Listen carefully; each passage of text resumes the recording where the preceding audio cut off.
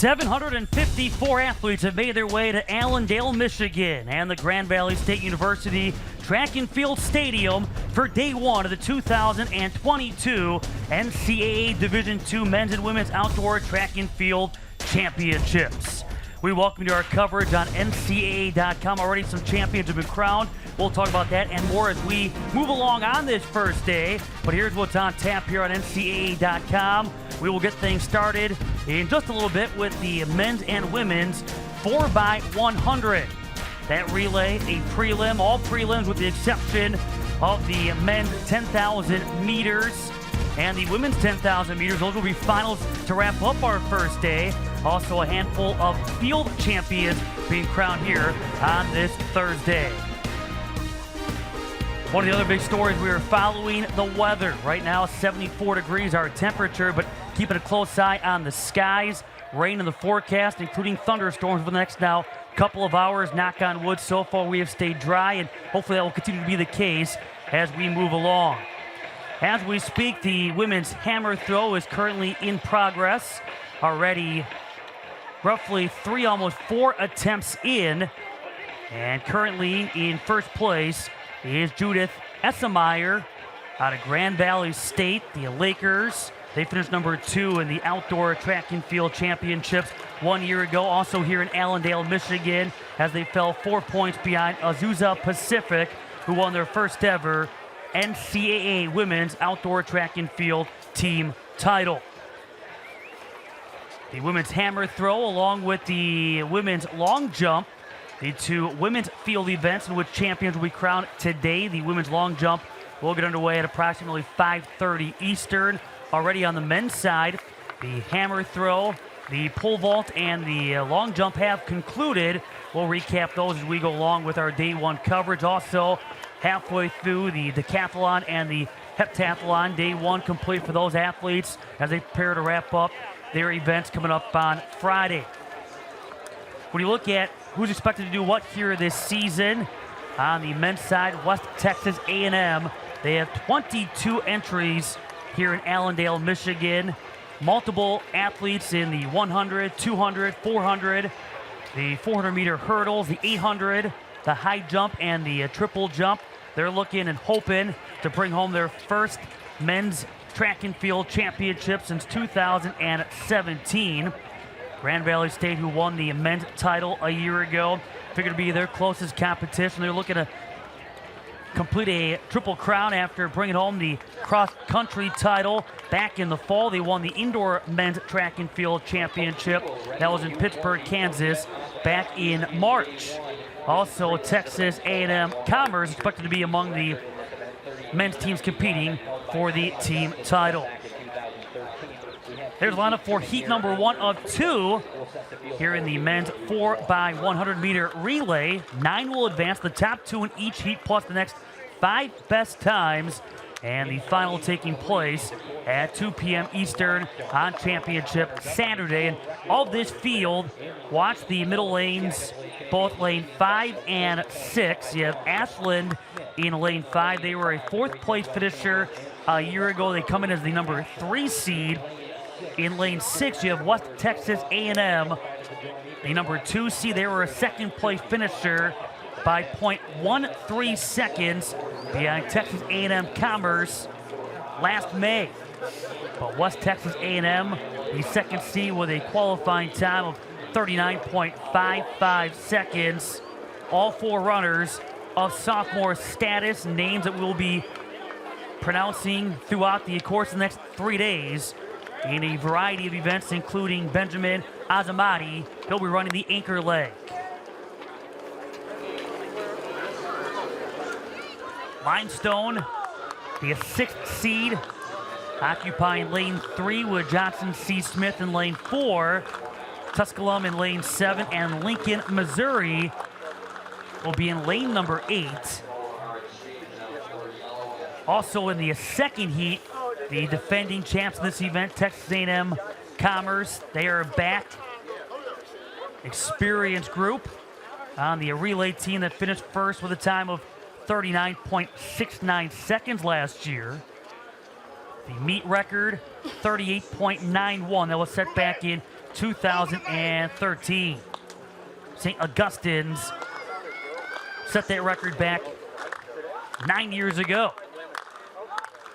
On the men's side, there are 12 returning champions from last year here in Allendale, Michigan, including the aforementioned Texas A&M University Commerce Relay team. So we'll see if they are able to work their way into the final come Saturday.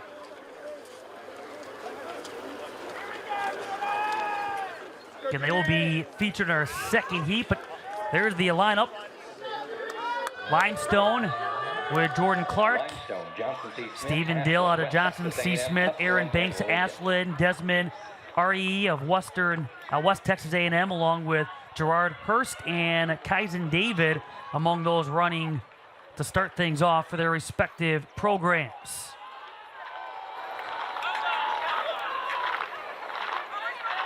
Happy to have you with us here at NCAA.com. This is the now fourth time in which Grand Valley State University has hosted the Division II Outdoor Track and Field Championships, now back-to-back years after also doing so in 2014 and 15.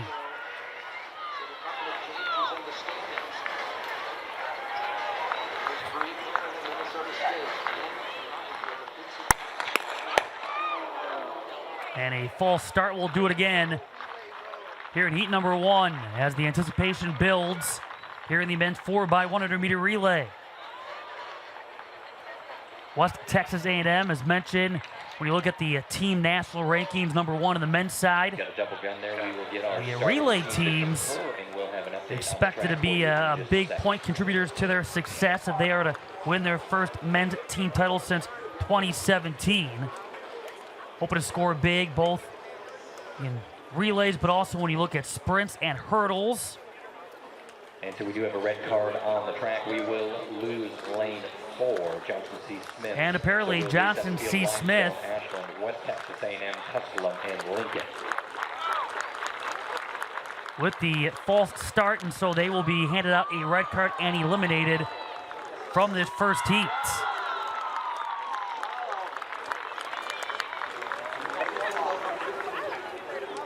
So down to 5 schools here at heat number 1. Once again, keeping a close eye on lanes 5 and 6, middle of your screen.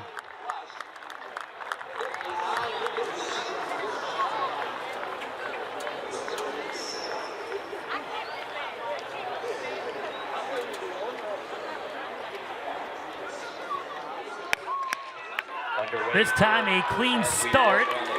Lincoln, Missouri, top of your screen, followed by Tusculum. West Texas A&M quickly gaining off the exchange for right now in 3rd place, trying to move up to 2nd.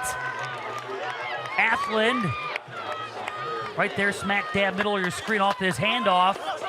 Right now, Lincoln, Missouri, still the leaders, 24 seconds on in. Ashland, though, gaining. Looking for a clean exchange. Also right there with Limestone. But look at Ashland pull away. And not far behind, West Texas A&M. Again, the top 2 in this heat moving on. And then having to wait, will the rest of the schools to see what takes place in heat number 2 to see if they're among the next 5 to advance. And a reminder there, Ashland and West Texas A&M both are moving on automatically based on the 1-2 finishes in this first heat. And again, now Lincoln, Limestone, and Tusculum will have to wait and see how the second heat pans out. So no surprise, but Ashland, Keyshawn Jones running anchor with Channing Phillips. Clean exchange, allowing Jones, as he was down the home stretch, able to come through with that separation and the Heat 1 win. As mentioned, currently in progress and winding down, we have the women's hammer throw. By the time all said and done on this Thursday, we will crown 2 women's field champions, 3 men's field champions. And again, on the track side, The only finals on this Thursday, the men's and women's 10,000 meters.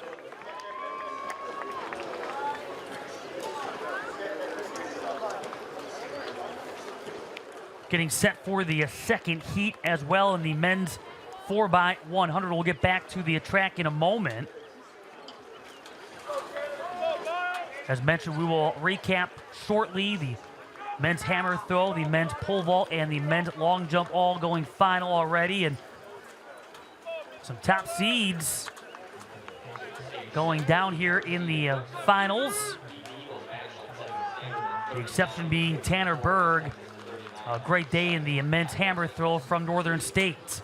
Here is heat number 2 of the 4x100. And again, watching lane 2, the defending champs, Texas A&M Commerce. Cameron Macon along with J.T. Smith, Andre Norman, and Delon Edwin. The 4 running for Texas A&M Commerce, who came in with the top seed, 39.40 seconds. Grand Valley State did not have a qualifier in these events a year ago, even despite bringing home the men's team title. They are in lane 3. Lenore Ryan, Pittsburgh State, Fort Hays State, Southern Connecticut State, and Carson Newman. The rest of the lane assignments. But again, it starts with Texas A&M Commerce. Cameron Macon, he's also part of the 110-meter hurdles. J.T. Smith, also part of the 100 and the 200. And Delon Edwin also will be running both in the 100 and 200 over the next few days.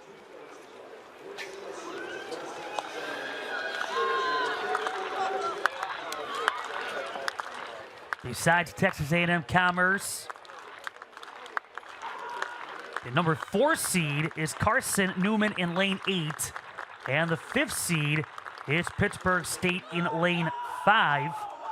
They were a 9th place finisher a year ago. Lenore Ryan, they finished in 5th a year ago. And it is a relay team that has a couple of newcomers, a couple of freshmen now running among the 4.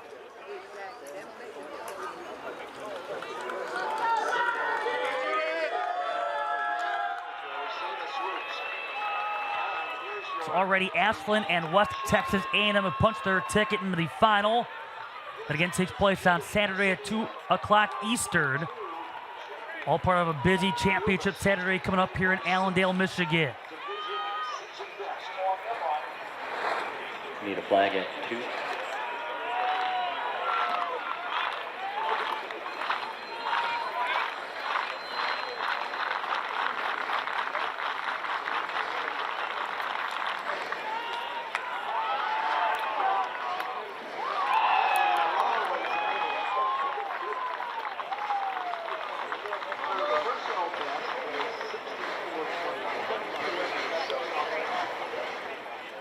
Ashland with a time of 39.54 in that first heat to set the pace.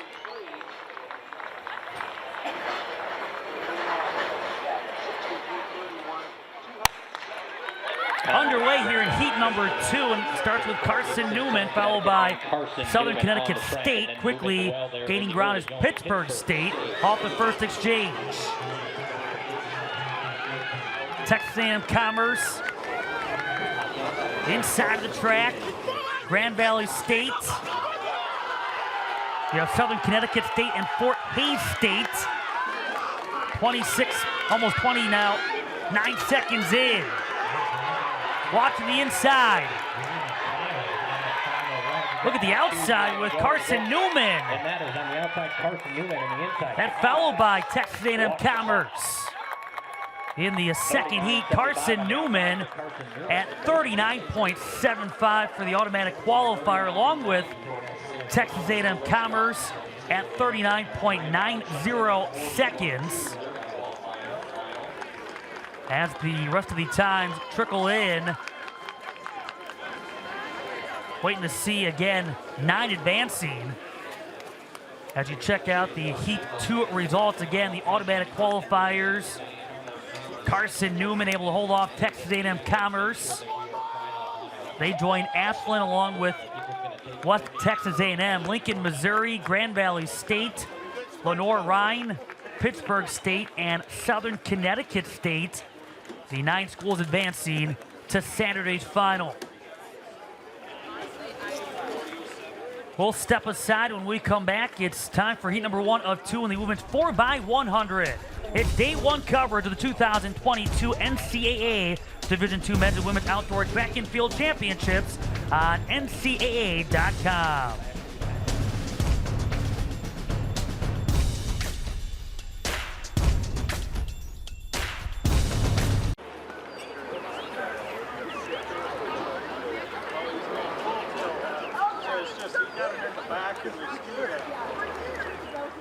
Getting set for heat number 1 of the women's 4x100 meter relay as the track portion of day 1 of the 2022 NCAA Division II Men's and Women's Outdoor Track and Field Championships underway here from Allendale, Michigan. Fresno Pacific, Alabama Huntsville, Pittsburgh State, Colorado Mesa, Minnesota State, Texas A&M Commerce, and Azusa Pacific. Lanes 2 through 8. Keeping an eye on lane 6, Minnesota State, number 1 seed at 44.65 seconds. They finished in 2nd place a year ago. Great start though so far. Left side of your screen with Minnesota State, along with Texas A&M Commerce and Azusa Pacific. All about that exchange though, and trying to avoid the fumble. Azusa Pacific, number 5 seed last year, 7th in the prelims, although did not advance to the final, did not finish at least. And Minnesota State with a sizable advantage. Now right now a battle for a second in the top 2 in each heat advancing, plus the next 5 best times from these 2 heats. And Minnesota State, the 2nd place finisher 1 year ago to Grand Valley State, who do not have a team in the 4x100 this time around, finishing tops in this first heat. 44.47 seconds. The time for Minnesota State, followed by Fresno Pacific. They finished in 2nd after being a 6th place finisher last May. Azusa Pacific, Pittsburgh State, Colorado Mesa, Texas A&M Commerce, Alabama Huntsville will await heat number 2. A lot of experience though in that first heat in this event from that of last May. Minnesota State though, Michaela Jackson, Tanisha Cartwright, some names that will become household names before this weekend is all said and done. Jassie Simmons along with Rose Kramer make up the 4 for Minnesota State. You see the heat 2 lineup. West Texas A&M is in lane number 8. Number 2 seed at 44.71 seconds. A 3rd place finisher last year. A couple of juniors and a couple of sophomores running for West Texas A&M. Academy of Arts, that's a team that is ranked 7th right now, team-wise, the women's national rankings. Seeded 3rd in this event, finished in 7th last May. So keep an eye, lanes 3, lane 8, here in this 2nd heat. Colorado Springs hoping to advance. They did not advance beyond the prelims last year. They're in lane 4.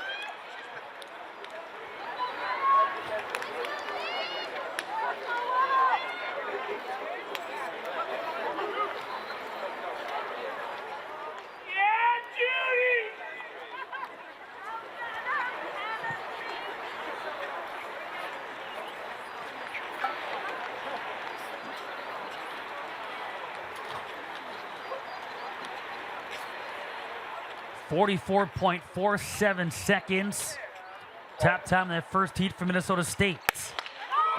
Underway here in heat number 2. 4x1 relay. Nice clean quick start for West Texas A&M on the outside, left side of your screen. Favorites here in this 2nd heat. Some good competition for West Alabama and Seattle Pacific. On the inside you have Lincoln, Missouri. Good handoff there for West Texas A&M. You have Leah Belfield along with Alana Wilson, Jordana Scott, and Deandra Green running for West Texas A&M. They will take this 2nd heat to battle for second on the inside with Academy of Arts. Looking to hang on to that second place finish, and they will here in heat number 2. 44-46 West Texas A&M Academy of Arts.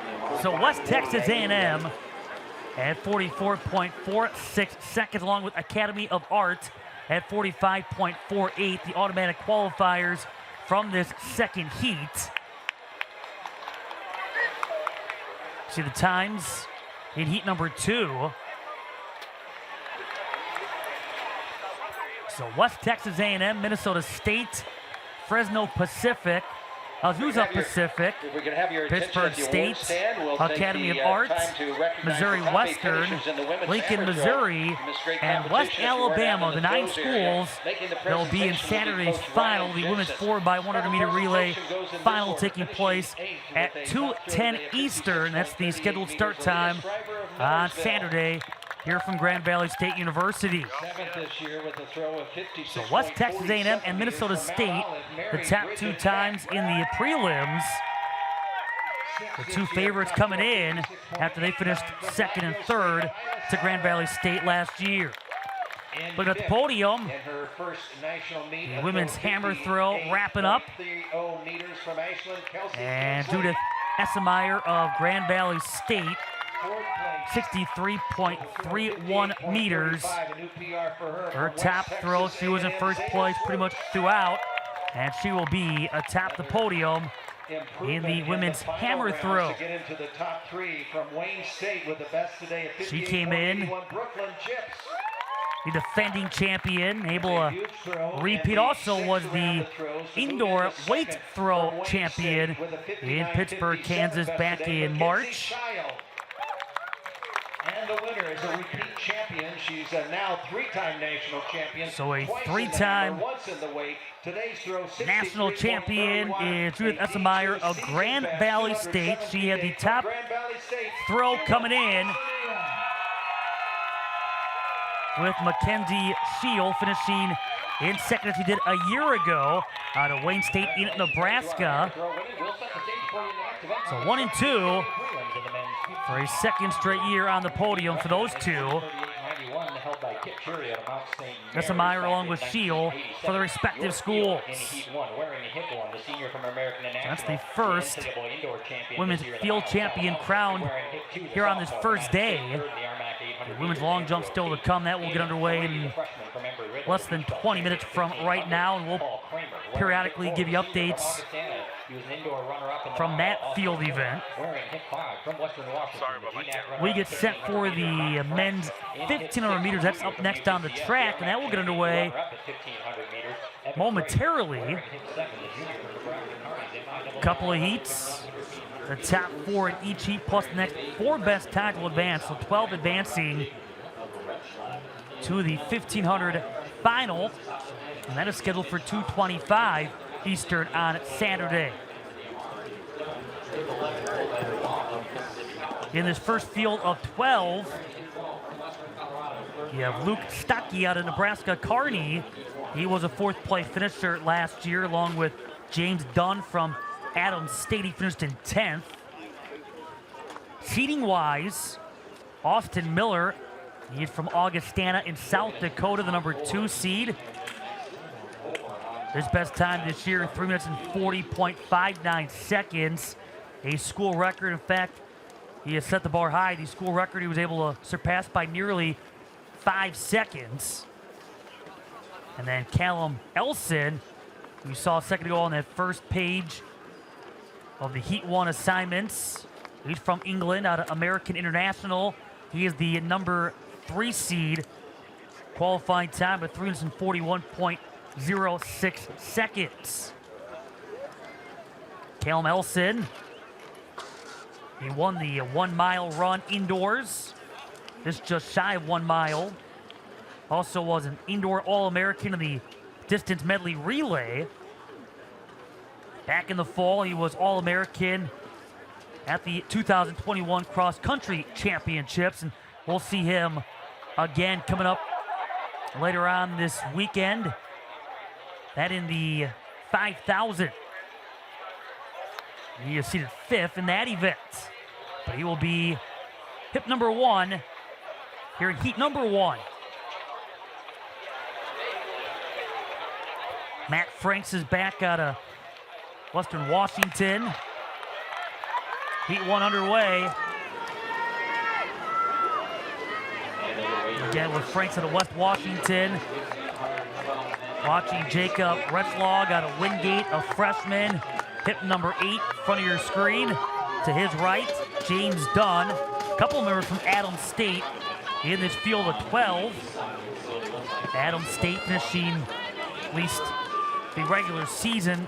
The men's team ranked 5th nationally. They have 15 entries over 9 events.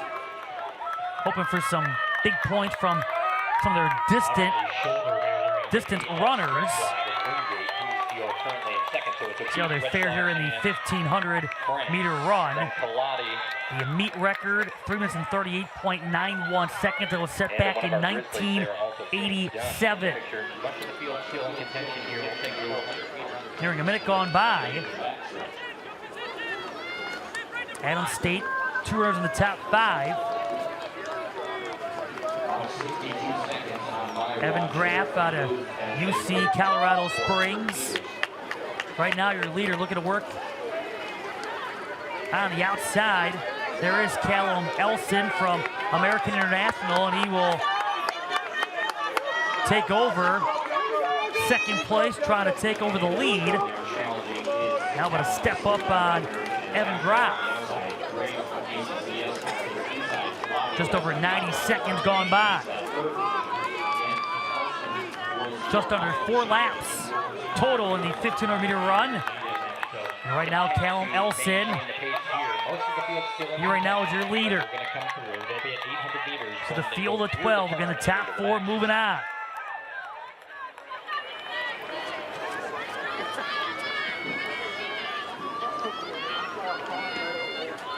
Elson trying to create a little more separation from here along with Evan Graff.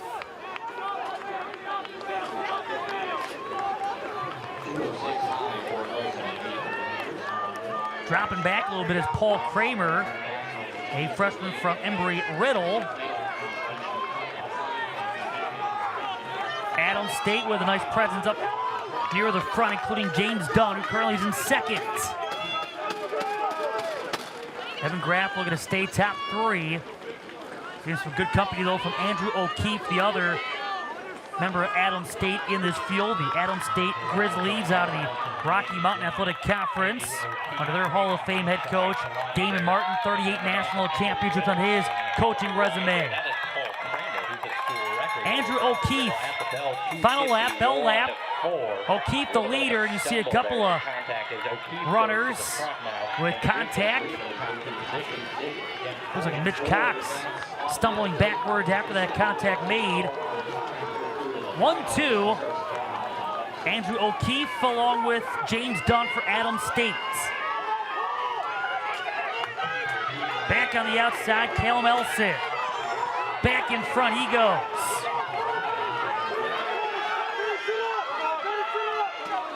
Final turn coming. Elson, you see falling back is Andrew O'Keefe. Still in second, James Dunn. Elson on the inside. Here comes Austin Miller from Augustana, saving the best for last. Elson and Miller 1 and 2. And I believe Benoit, the 4th man across. Callum Elson, 346.60 seconds. Austin Miller with a heck of a finish. 346.84 seconds. James Dunn from Adams State, he finishes 3rd. And from Embry-Riddle, it's Paul Kramer finishing 4th. The top 4 advancing from this first heat. Elson was near the front, if not at the front of the pack for a good majority.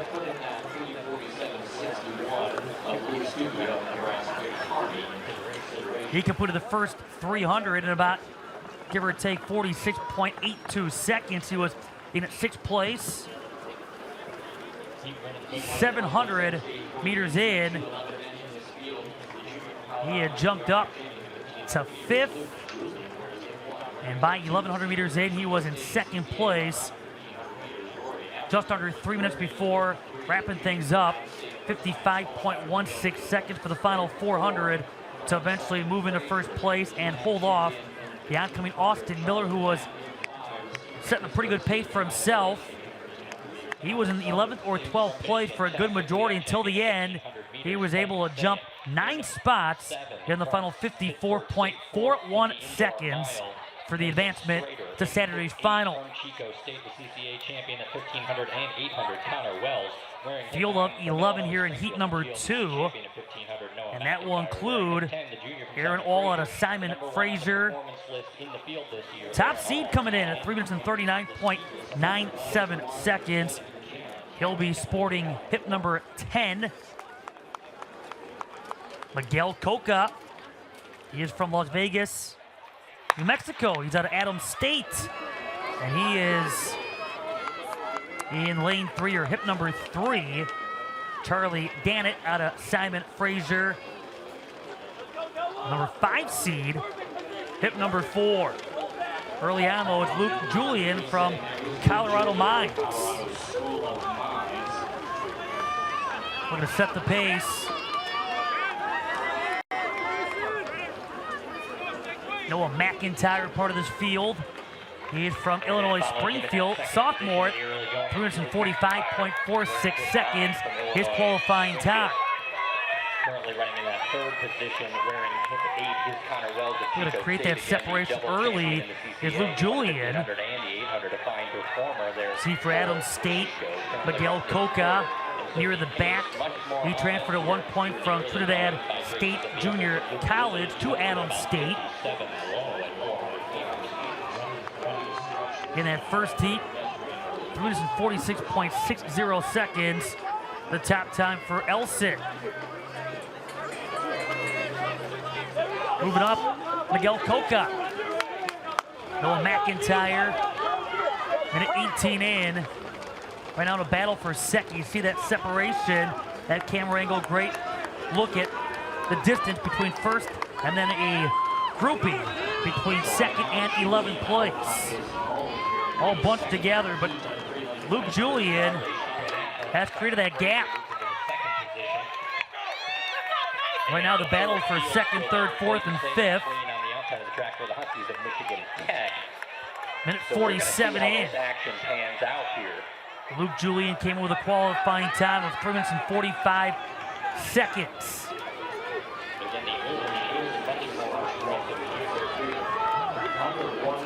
He right now is number 1.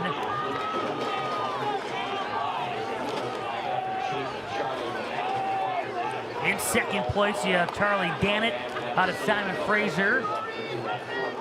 Miguel Coca into the top 3. A couple of members from Chico State in this field with Rory Aberton, along with Connor Wells. They found themselves in the top 5, and all of a sudden what was a sizable lead has dwindled. Slowing down is Julian, and taking over the lead, Charlie Dannett. In fact, Luke Julian, bell lap, he has dropped to 10th. 10th out of 11 in this second heat. Yeah, Charlie Dannett, he was in 4th place through the first 300, 2nd place the first 700, and he has catapulted his way to 1st. As mentioned, Luke Julian has dropped 8 spots, currently 9th, at least through the first 1,100 meters. You can see slightly Charlie Dannett looking over that right shoulder to see just how close second place is. That's his teammate Aaron All, who's in second. And the teammates going to finish first and second here in this second heat. The teammate from Simon Fraser trying to hang on. And again, they will knuckle 5 one another as they cross the finish line 1 and 2 respectively to take this second heat in the men's 1,500 meter run. Strong finish for Charlie Dannett, but then also Aaron All from Simon Fraser, the top seed coming in. And that time, and for Dannett, 3 minutes 42.78 seconds, along with All to advance to Saturday's final. So it's going to be Dannett, All, the third best time in the 2 heats, belonging to Connor Southard of Pittsburgh State. Miguel Coca, Mason Strader also out of Pittsburgh State. Callahan Warren from Western Washington. Clayton Sayin of Michigan Tech. And Rory Aberton. Callum Elson, Austin Miller.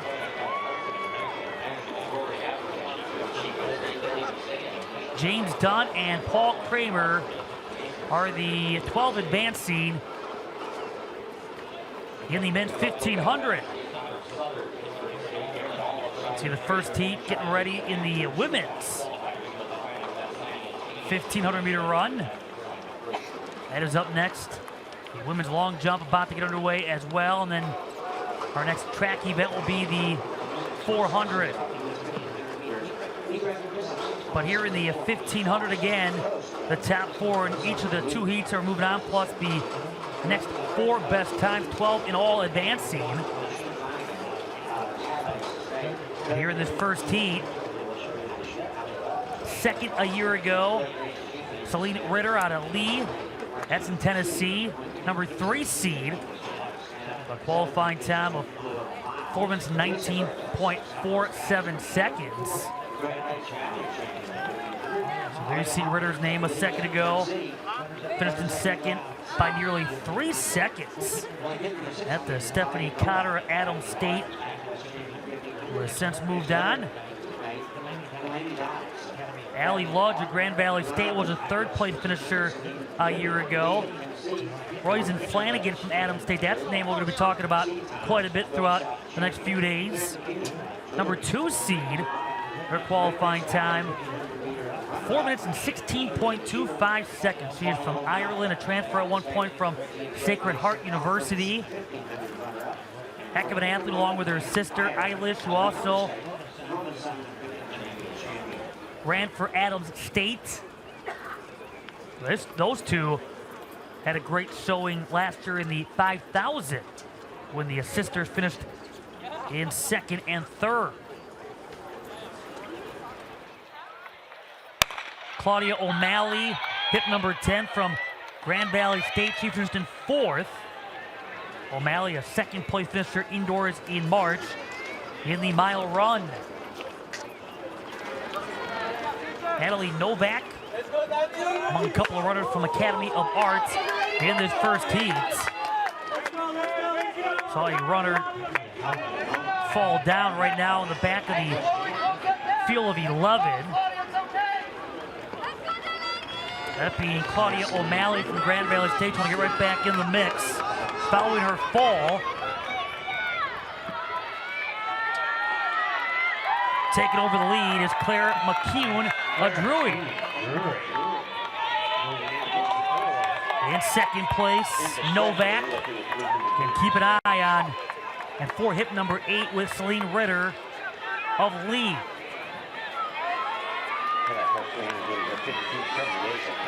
Maybe moving to 3rd as we speak. Out there, though, you have Ritter, indeed, in fact, about to move into 2nd place. Novak dropping to 3rd. You see Claudia O'Malley in the back, still trying to make her way up despite that fall. Trying to gain some ground. Perhaps in a little bit of pain following the fall, but trying to power through. McCune. Allie Ludge currently in 2nd. Celine Ritter, top 3 right now. Flanagan from Adams State, right now in the top 4, minute 45 in.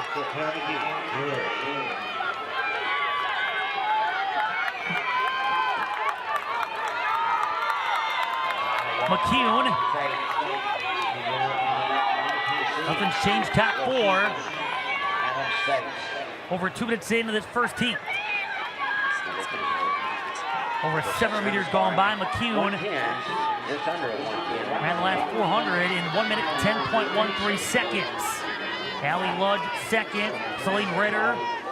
Flanagan, top 4. Natalia Novak in the top 5, looking to gain some ground. PJ English.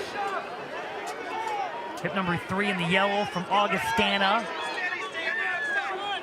Ritter going to make a move on the outside.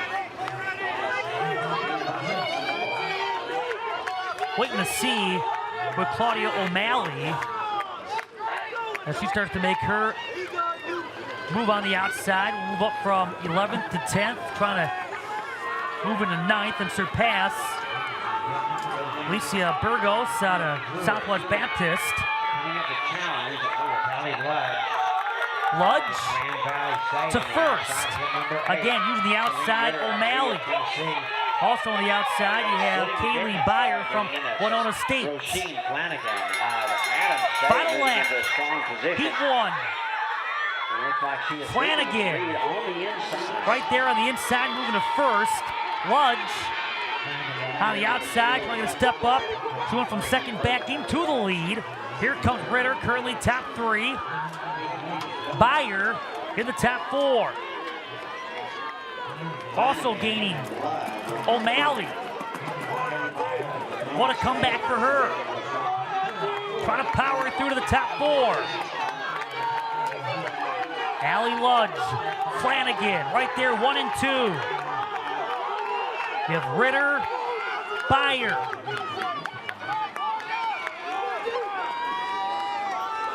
To the home stretch we go. Flanagan trying to hold off Ludge. Byer trying to use the outside. Ritter, top 3. Flanagan has Novak. Novak with a strong push at the end. Using the outside.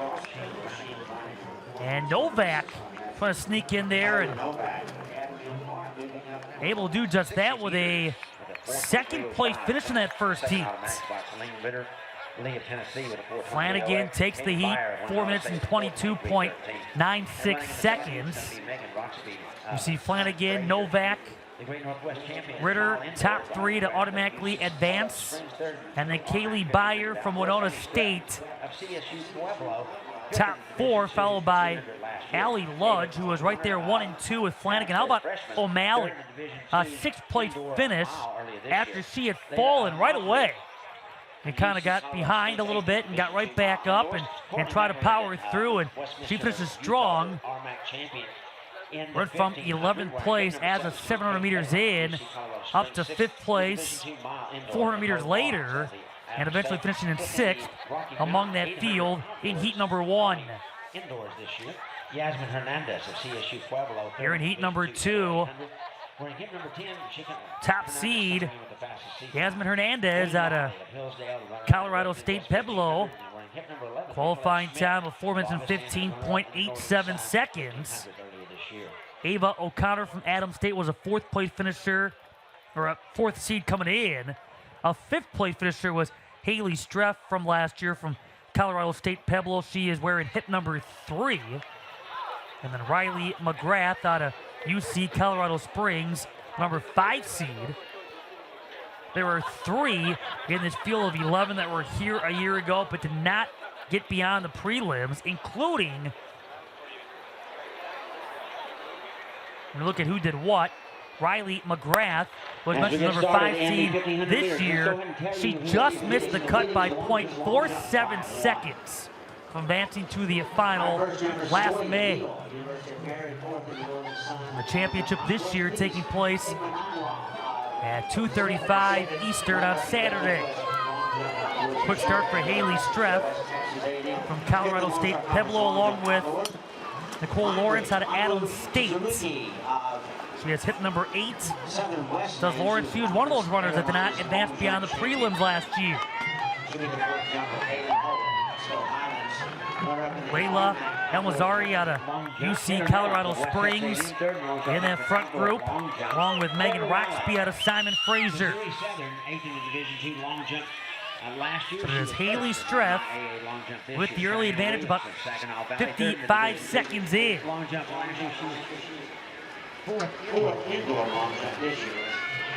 Ava O'Connor was a third-place finisher in March in the 1 mile run at the Indoor Championships. Indoor Championships on the women's side won by Minnesota State, their first indoor team title after being a runner-up to Grand Valley State in 2021. Grand Valley State, they finished as a runner-up by 7 points, this time to Minnesota State. Haley Streff still in front.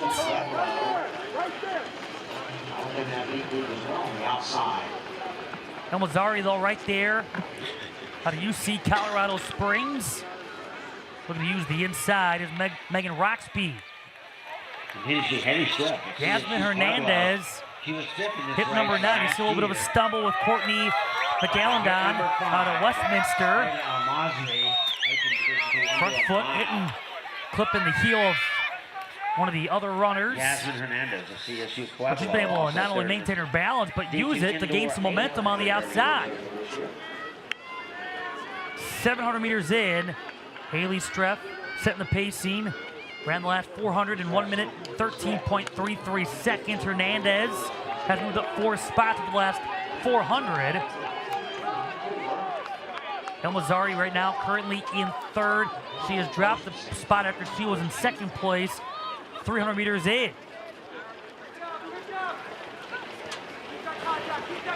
Colorado State Pueblo, first and second. Hernandez with her teammate Streff.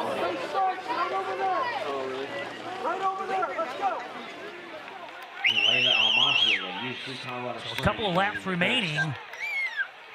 Not even now as we are 3 minutes in. Bell lap coming up. Elmazari right there, top 3. Riley McGrath, hit number 2 out of UC Colorado Springs, is moving up, and she found herself in 4th. In top 6 right now. 110, moving into the lead. Come back a little bit from Adams State is Ava O'Connor, along with Nicole Lawrence. Now you see more separation between the top 5. Jasmine Hernandez, the leader. She has been in front since, give or take, about 1,100 meters in. After she had been in 6th place to start, moved up to 2nd, stayed in 2nd, now has overtaken her teammate Haley Streff. Couple of teammates, 1 and 2. Final turn. Top 4 automatically advance.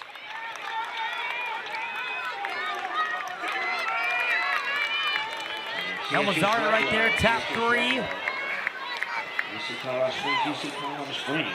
But again from Haley Streff along with Jasmine Hernandez, a couple of teammates from Pueblo. Haley Streff at a 4:23.89. Able to finish 4:76 for Layla Almazri. 4:25.7. Top 2 spots in that second heat. Jasmine Hernandez, the top seed, looking to try to get it into the time. runs a time of 4 minutes and 23.80 seconds. And that top spot for the last 400. Haley Streff. Elmazari from UC Colorado Springs. Riley McGrath, the top 4 to advance from that second heat. See Hernandez's time of 1 minute, 7.50 seconds, 0.01 quicker than her Colorado State Pueblo teammate. As all the times trickle on in, we can tell you that the top 12 that are moving on, you have Flanagan, Novak, Ritter, Byer, Ludge, Hernandez, Streff, Elmazari, O'Malley. So O'Malley, despite her stumble, top 12, along with McGrath, English, and Kate Hedlund of UC Colorado Springs. The top 12 moving on in the women's 1500. As you see on your screen, the women's long jump underway, just underway as of a few minutes ago. That's the final women's field event of the day. First attempts through. About to see Taylor Nellums of West Texas A&M with her first attempt.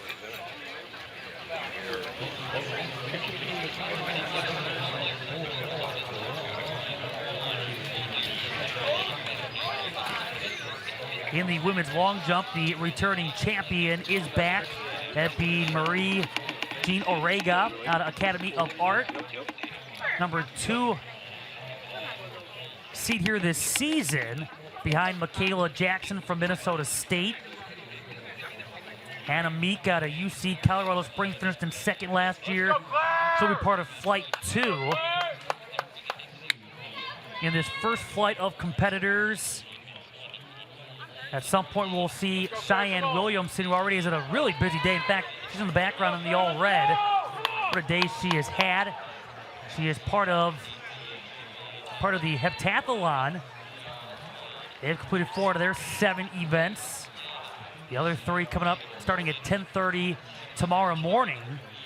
And right now, Williamson, the leader, through 4 events, the defending champ. You look at her success in the heptathlon team as number 3 seed. But right now, she is the leader by 309 points entering Friday. So, boy, you think 4 events for the hep, that's enough. Williamson adding the long jump to her busy schedule here in Allendale, Michigan. And she's about to attempt her first attempt here in the women's long jump.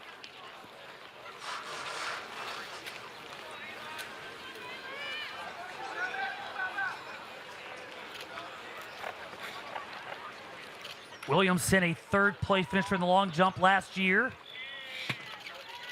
And there's her first attempt with the women's long jump underway, and we'll continue to give you some updates as we move along. But Cheyenne Williamson out of Saginaw Valley, her first attempt, and with that jump, she had moved into first place here in the first number of attempts. And you see the lineup here as we move along on the track side of the men's 400 meter. The dash involving 3 heats. The top 2 in each advancing next 3 best times, 9 in all. We'll move on to the 400 meter dash championship. The final 3:05 on Saturday.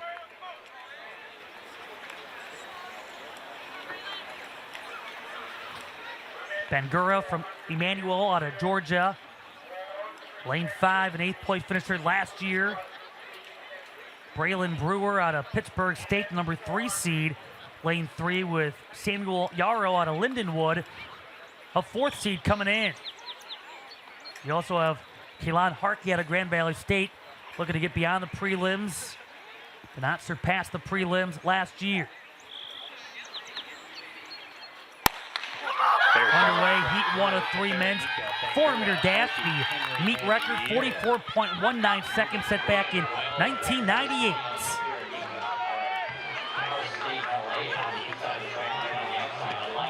And right now with Yarrow from Lindenwood, along with Southern Connecticut State, Elijah Henry. And now first and second.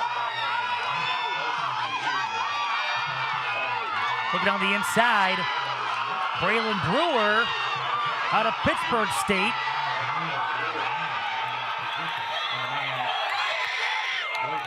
Looking to end strong here, 45 seconds plus in. Brewer is going to book a ticket to the final. 46-2. And in the men's 400, it is Braylon Brewer at 46.20 seconds with the top time, followed by Lindenwood's Sam Yarrow at 46.59, the top 2 automatically advancing.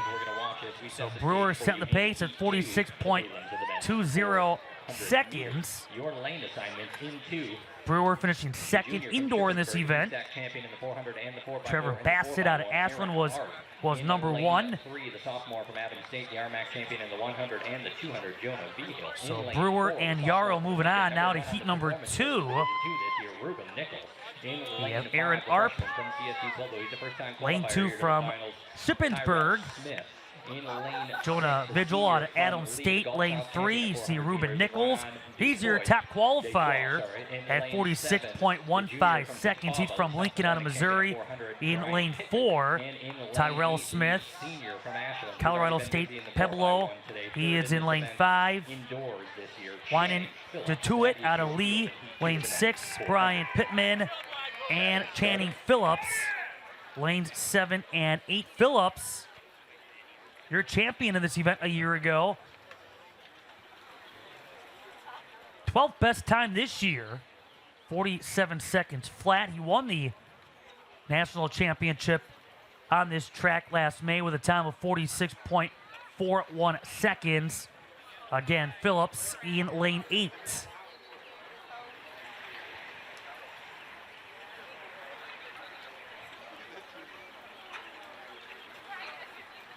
Phillips out of Ashland. Ashland a good showing as a team on the men's side. They finished tied for 4th in the team standings last year. Tied with Pittsburgh State, both with 37. Ashland program that won the men's title back in 2019 after they finished as runners-up both in 2018 and before that back in 2013.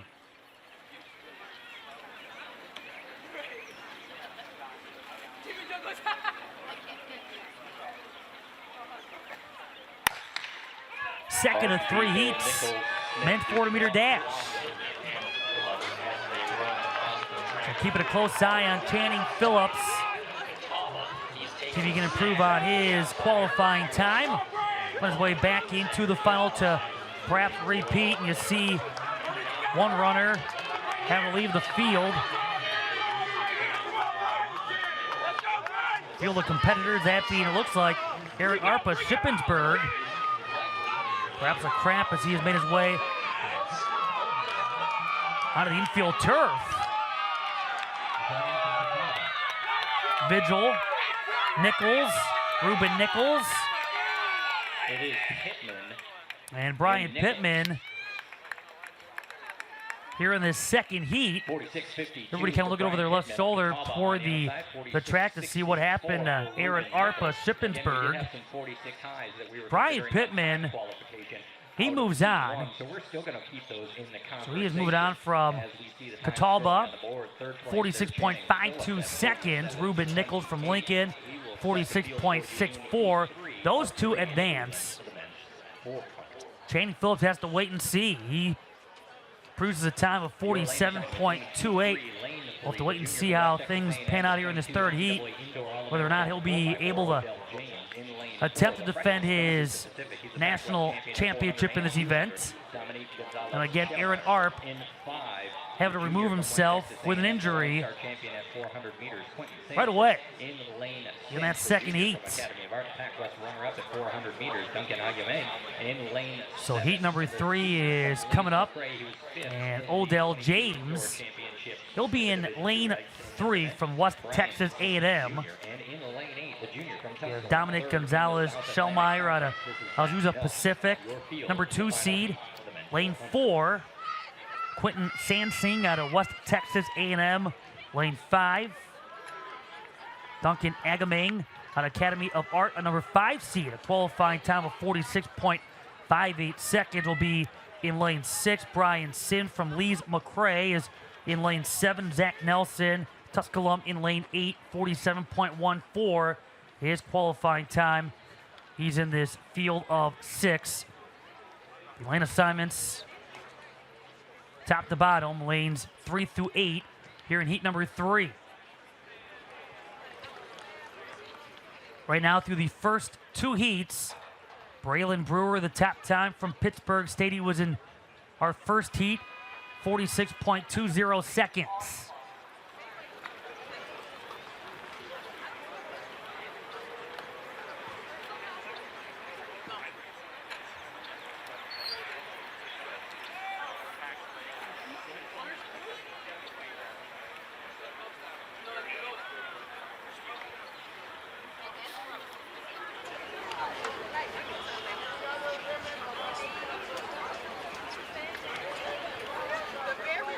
In fact, as you look out there, Zach Nelson, a scratch.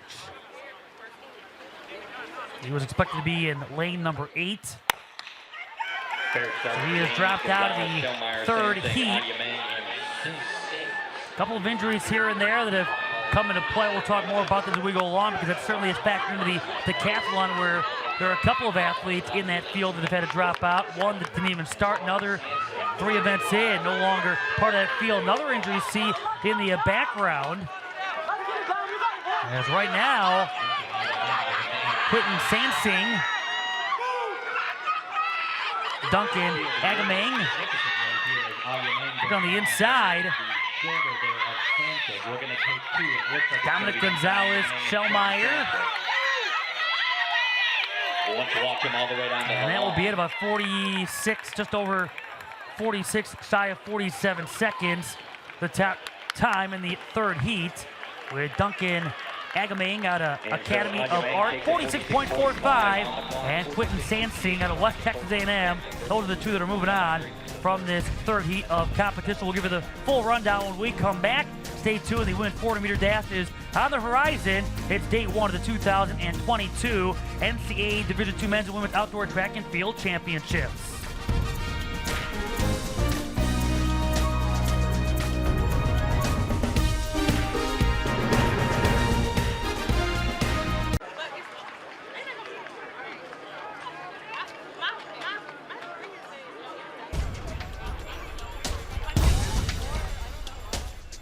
Back in Allendale, Michigan, day 1 of the 2022 NCAA Division II Outdoor Track and Field Championships. And already among the field events that have been completed, the men's hammer throw. And John Wojcik of Mount Olive, a senior, competing among the field of 20. He came in 63.37 meters. You had Peyton Barton of Missouri Southern finishing in 4th place. Wojcik 5th. From Ashland, Brent Fairbanks, 63.84. His best for a 3rd place finish. Brent Fairbanks won the indoor weight throw. Austin Combs, he came in out of Findlay. Combs coming in, the number 2 seed, won this event a year ago. In fact, he set a meet record last year at 71.99 meters. That was here at Grand Valley State University. And Austin Combs, the senior from Findlay, 67.91 his best. He finishes in 2nd, but the day belongs to Tanner Berg of Northern State, 69.61. That for Berg. He was the number 1 seed coming in, does not disappoint. Yeah, 69.61 for Berg from Northern State. Your 2022 men's hammer throw champion, as he stands number 1 on the podium.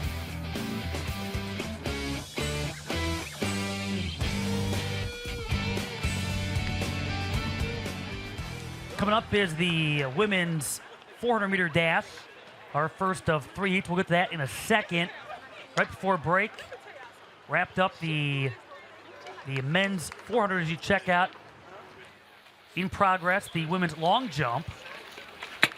But for those with us for the men's 400, the 9 that are advancing to the final on Saturday, you have Brewer, Agamang, Pittman, Yarrow, Nichols, Bangura, Sansing, Tefanaika, along with Gonzalez, Shellmeyer, 1 through 9 from those 3 heats that are advancing to the final at 3:05 Eastern on Saturday. Right now in progress, as mentioned, as you watch the women's long jump. It is the first flight of competitors, and currently in first place through a couple of attempts is Cheyenne Williamson of Saginaw Valley. This is Taylor Nellums of West Texas A&M, currently in 5th place, moved up a couple of spots from attempts 1 and 2, and now this being her 3rd jump. Samoya Neal out of University of Mary is currently in 2nd place. That last jump you saw from Nellums 5.49 keeps her, at least in this flight, in 5th place. Next up is Claire Lawlin of Missouri Southern, currently in 4th place. Her top jump so far at 5.85 or 19 feet, 2.5 inches.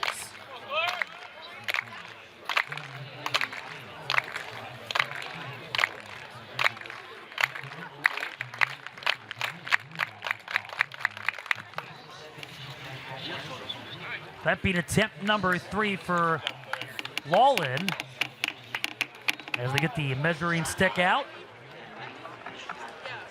You check out the first heat of 3 in the women's 400-meter dash. That jump, by the way, 5.87 for Claire Lawlin. Keeps her right now, that's her best jump, but keeps her right now in 4th place. So we'll keep you posted on the women's long jump. Again, currently in progress with the first flight. Currently competing. But here in the women's 400, number 3 seed is Danny Manabog out of Fresno Pacific. Trying to get past the prelims this year. And then Madison Flores out of Fresno Pacific, number 4 seed, is in lane number 3. Fresno Pacific with a couple of competitors in this first heat. Again, 9 advancing, the top 2 in each heat, plus the next 3 best times.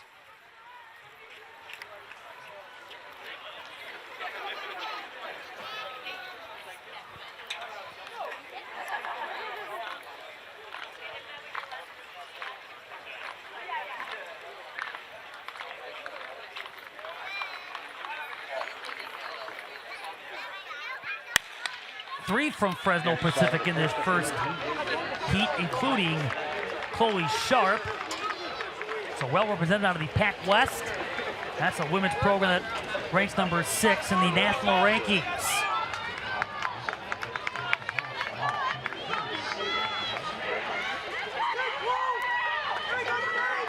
So heat number 1, Carissa Hall out of Lee in Tennessee.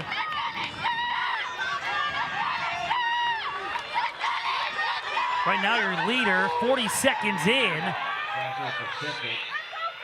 Top 2 going in automatically. And Manabog trying to take this first heat. And will do just that. I'll mention, again, Fresno Pacific, well represented. The Sunbirds out of the Pac-West under head coach Ray Winter, hired back in the spring of 2014. And they have 2 qualifiers to the final on Saturday at 3:15 Eastern. Manabog, Flores, 1 and 2. Chloe Sharp has to wait and see, but she finished in 4th in that field of 6 in the first heat. But there's your winner, Danny Manabog, 54.04 seconds. After again being eliminated out of the prelims last May, has a date on Saturday in the final.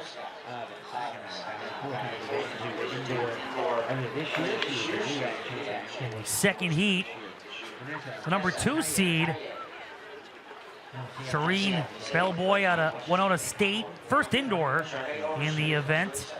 53.37 seconds here outdoors, her best time this season for a number 2 seed. Lana Werner out of Azusa Pacific, listed as a freshman, number 5 seed. Lana Olszewska out of Saginaw Valley, finished 6th in this event last season. Talk so far about on the men's side, we look at who's expected to do what. West Texas A&M, Grand Valley State, Texas A&M Commerce is expected to be among the men's teams competing for the team title. On the women's side, Azusa Pacific, after they won their first title last year, holding off Grand Valley State. They have 23 entries, 16 events. 16 of the entries are in the top 10 of their respective events. They're expected to be right there battling for that women's title, trying to defend their team championship. West Texas A&M along with Grand Valley State expected to be in the top 3. Those 3 schools well represented. West Texas A&M has 19 entries over 10 events, and host Grand Valley State 22 entries over 12 of those 22 among the top 10 of their respective events here over these next couple of days. So an opportunity to make some noise again. That with Grand Valley State.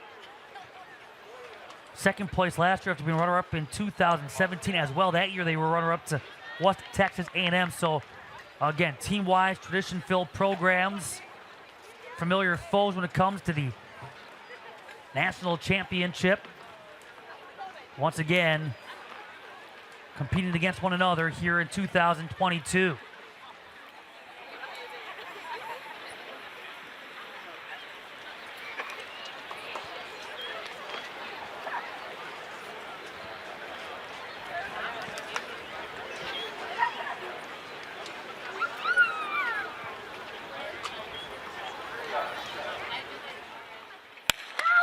Heat number 2 underway. Watching Charday Overstreet. Top of your screen. And quickly gaining Olszewska from Saginaw Valley. Because she has an experience competing on this track in this environment a year ago. Nice run here by Vanessa Anadai from Seattle Pacific.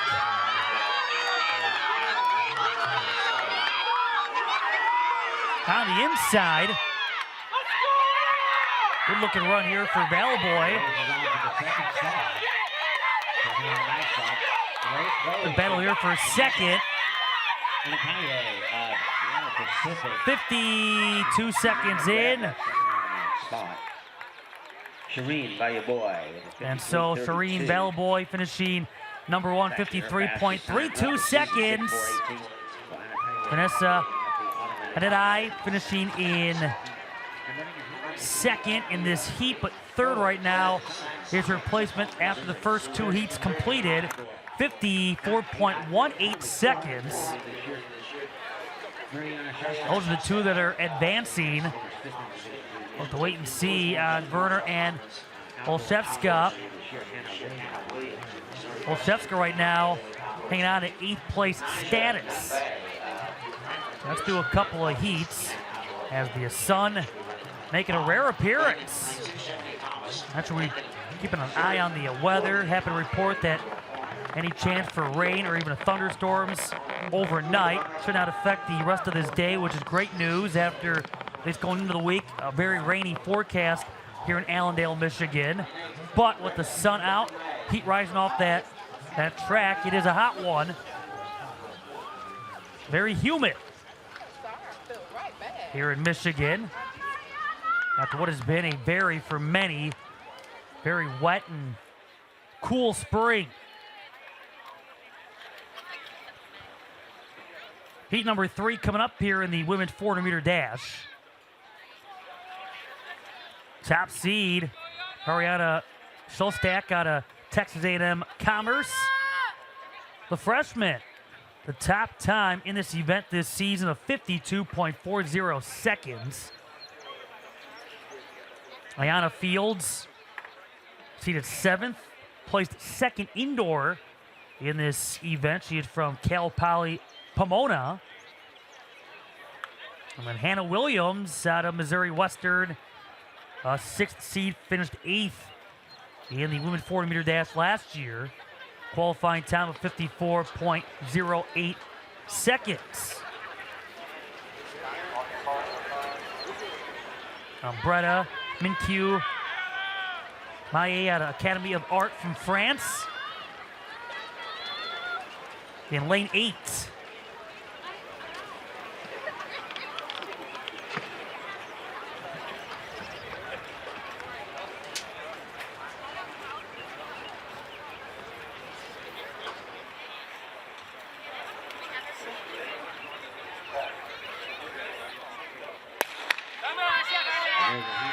Top time so far for the first couple of heats, 53.32 seconds.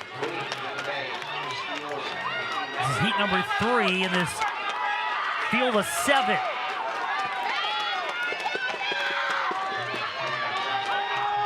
Mcintyre, all red there for Academy of Arts. Bottom of your picture, Diana Fields from Cal Poly Pomona, right now in second place. Look at the inside. Hannah Williams, along with Mariana Solstak. Here in the finish line, 53 seconds, 53.74 in that third heat. And in the third heat, it is Solstak, 53.75, Williams at 54.24. We'll come back, give you the full rundown of the 9, moving on to the final on Saturday. Plenty more to come here on this first day. It's the 2022 NCAA Division II Outdoor Track and Field Championships on NCAA.com.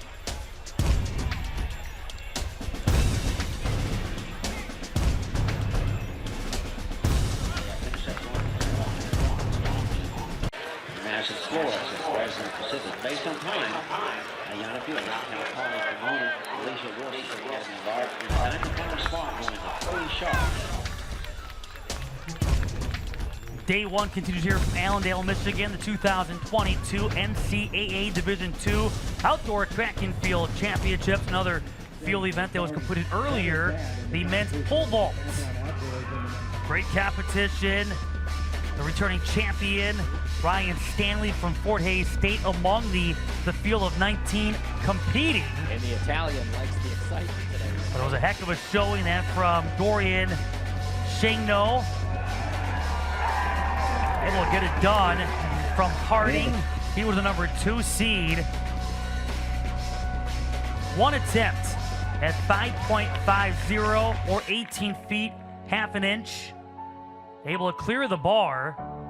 Tied for the 7th best in NCAA Division II history. Able to hold off Vincent Hobby of Central Missouri. He had 3 attempts at 5.45.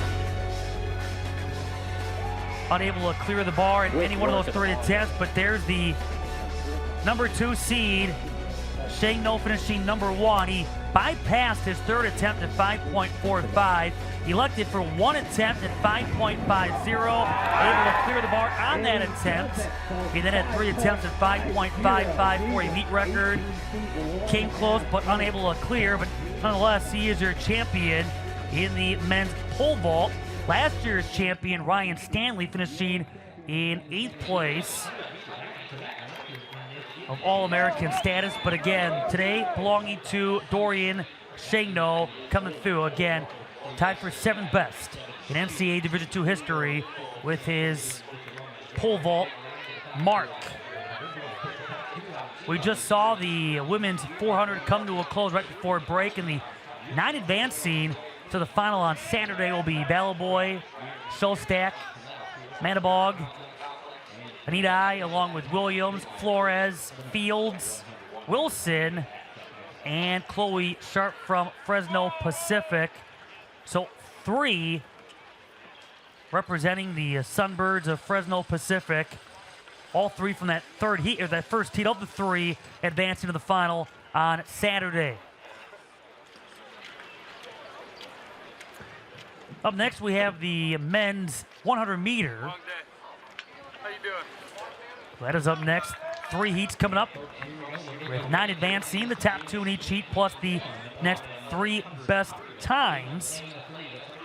In this first heat, Antonio Lay from Central Missouri, number 2 seed, made some great strides here this school year after he was eliminated out of prelims last year at Nationals. But his qualifying time, 10.10 seconds.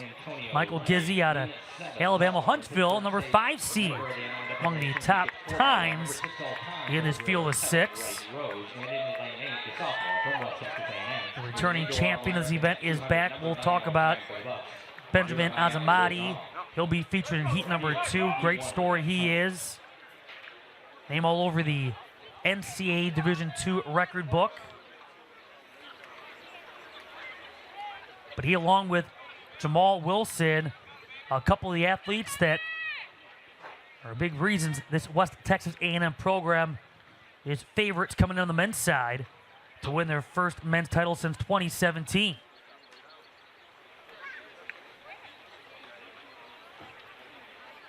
Jeremiah Louzon out of West Texas A&M. He's in this field, this heat, lane 8.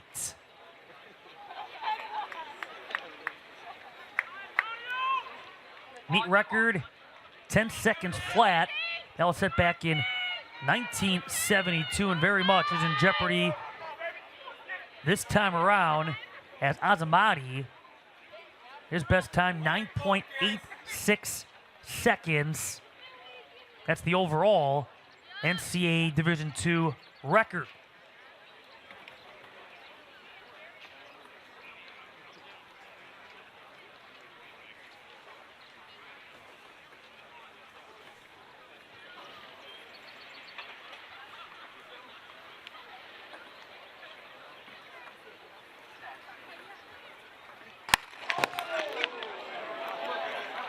And we'll do it again.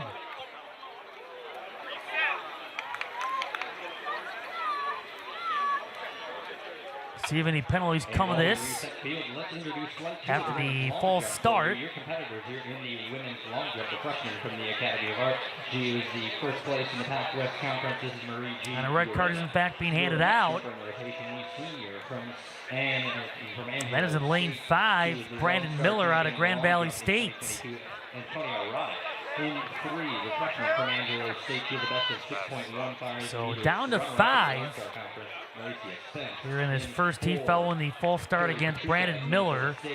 Third in the NSIC. In the 5, Miss Stewart of Fayetteville State in the 6 jumper in the rotation. Came in with a qualifying time of 10.25 seconds. Yes, your 8th jumper, Carissa Hall of Lee. Your 9th jumper, Caitlin Hill. So a big blow here for the Lakers. His qualifying time, 8th fastest among this field of 19.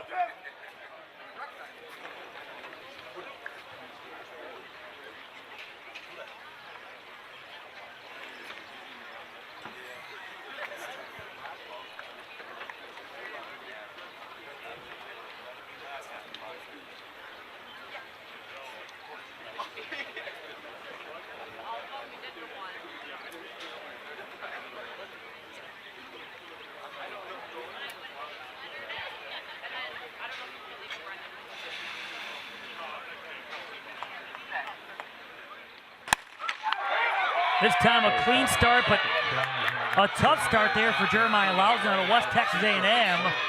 Trying to recover. That is Michael Giddy out of Huntsville. But in the middle, it's Antonio Lay out of Central Missouri. We'll wait for the time on the board, and it is 10:22. And Antonio Lay, 10.22 seconds. Along with Michael Gizzi out of Alabama Huntsville at 10.27 seconds. The top 2 in that first heat. Looked like at first Jeremiah Louzon made a tweet, perhaps a hammy. He was able to quickly recover. But he didn't look comfortable at the beginning, and he finishes in 5th of the 5 at 10.67 seconds.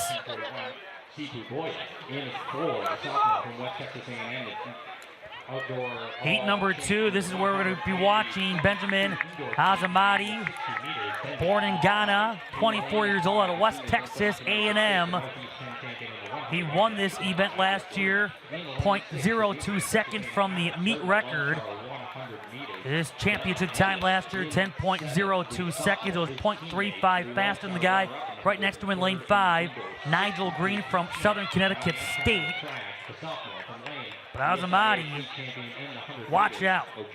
Mentioned 9.86 seconds. That's his best time, his seed time. That is an NCAA Division II record. He also owns the NCAA Division II record in the 200.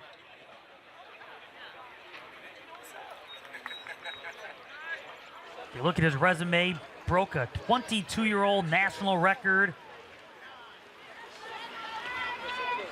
That was on March 26, 2021 in this event.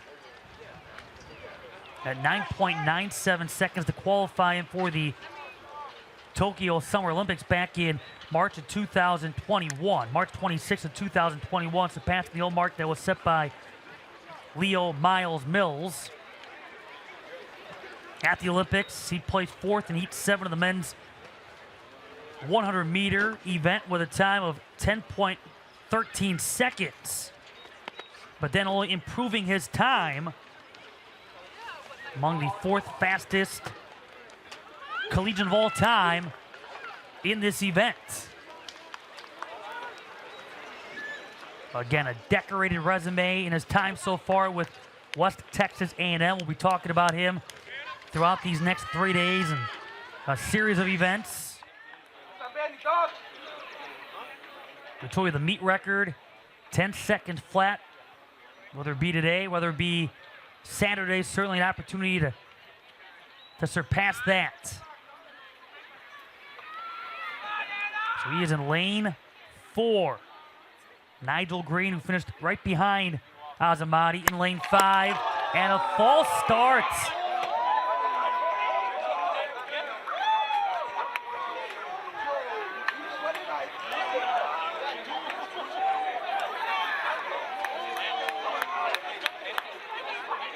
Oh my. Oh my. And you see that is a red card in lane 4. That was given to Benjamin Azamati.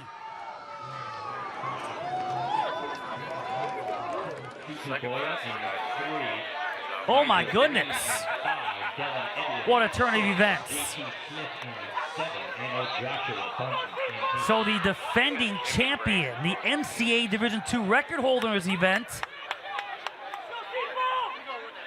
a false start against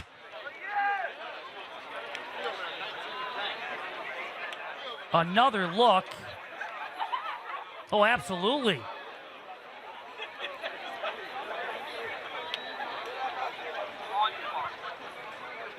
Looking around the stadium here in Allendale, Michigan, number of athletes right now in complete disbelief, shock.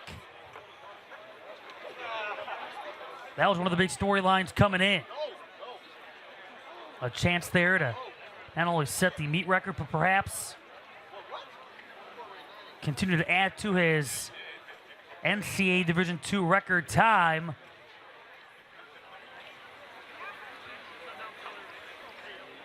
But a full start here in heat number 2, and now watch lane 5 with Nigel Green. With a clean start this time, second go around. Delon Edwin out of Texas A&M Commerce. And a hard close there from the man from Southern Connecticut. And here in heat number 2, it's JT Smith who takes the heat out of Texas A&M Commerce. He was a 5th place finisher last year. His teammate Edwin, second at 10.34 seconds. So Smith and Edwin are moving on. But wow, what a turn of events here in heat number 2. And there it is on your screen right there with the false start against Azamati.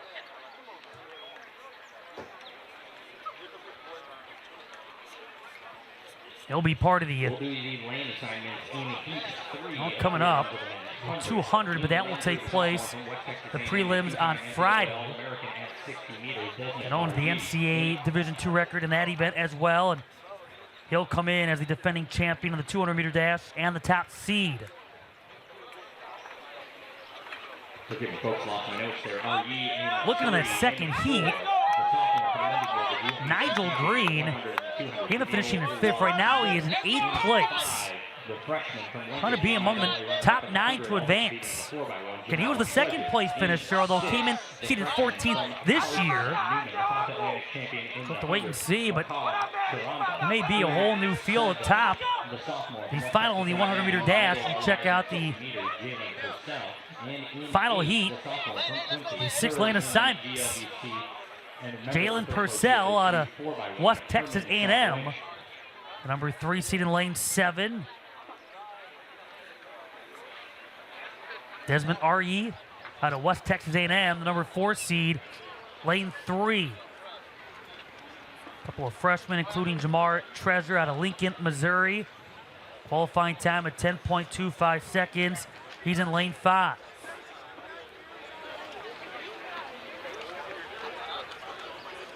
Right now, do not see Jalen Purcell out there. Number 3 seed. This is quickly becoming a very interesting men's 100-meter dash. Antonio Lay, who was the number 2 seed coming in, has already advanced, or has the top time. He does advance based on having the top time in that first heat. But seeds 1 and 3 won a false start. Seed 3, Jalen Purcell, as you see, lane 7 is empty. Underway here in heat 3 on the inside with Desmond R.E. Wow, look at the run though from Stramba. Chiramba's going to take it. And Stramba from Carson Newman will take heat number 3. Also moves 3. Treasure at 10:45 might be in the conversation. 10.34 seconds. Jamil Walks Miller out of Lindenwood, second at 10.43.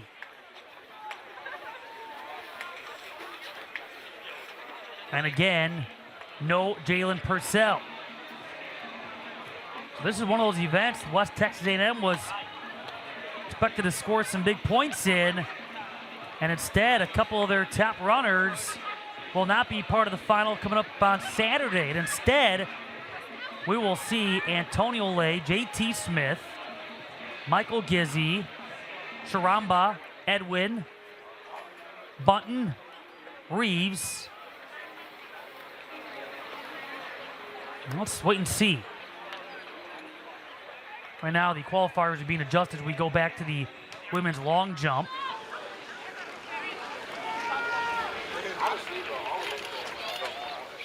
Okay, right now, waiting to see on the status of Nigel Green, who was in that second heat, a 5th place finisher, and doesn't look like he's going to make the cut.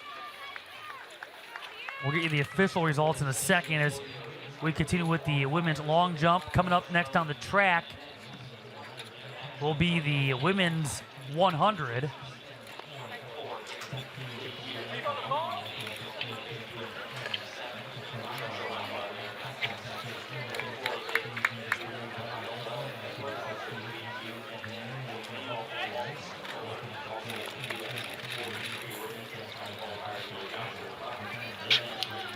Yeah, but we're going to have Lay, Gizzi, Reeves, Smith, Edwin, Bunton, Boya, Charamba, and Walks Miller are the 9 advancing in the men's 100-meter dash, so no Green either. So quite the, again, turn of events in those 3 heats in the men's 100-meter dash. Go fig. Women's 100-meter dash. Again, 9 advancing, top 2 in each heat, plus the next 3 best times. And we'll get you set with the first heat in a little bit. And the long jump, that's Hannah Meek out of UC Colorado Springs. That being her 2nd attempt. And she right now is in 4th. With that jump of 6.07 meters. All right, so the women's 100-meter first heat. Yeah, Michaela Jackson out of Azusa Pacific. Returning champion, lane 9, number 2 seed this year. Last year she won the 100-meter dash with a time of 11.67 seconds. Tanisha Cartwright out of Minnesota State already with a busy day, and that will continue. She is in lane 8. The 5th seed, finished 8th last year. And Lyric Holman out of Fort Hays State in lane 7 just missed the cut. Was in the prelims last May.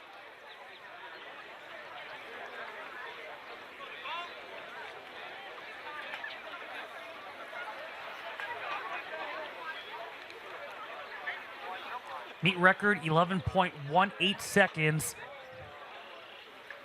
Accomplished back in 2009.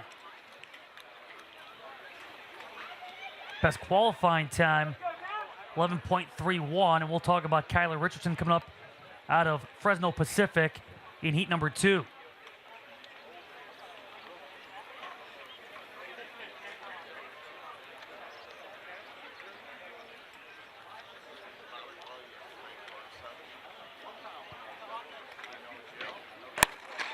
It's going to be fun to watch lanes 8 and 9.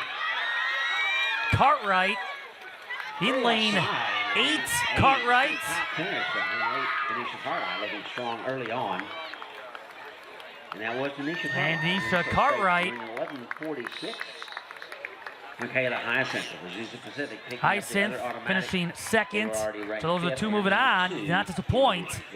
Tanisha Cartwright 11.46 seconds. And Michaela Hyacinth at 11.51 seconds. Moving on from that first heat.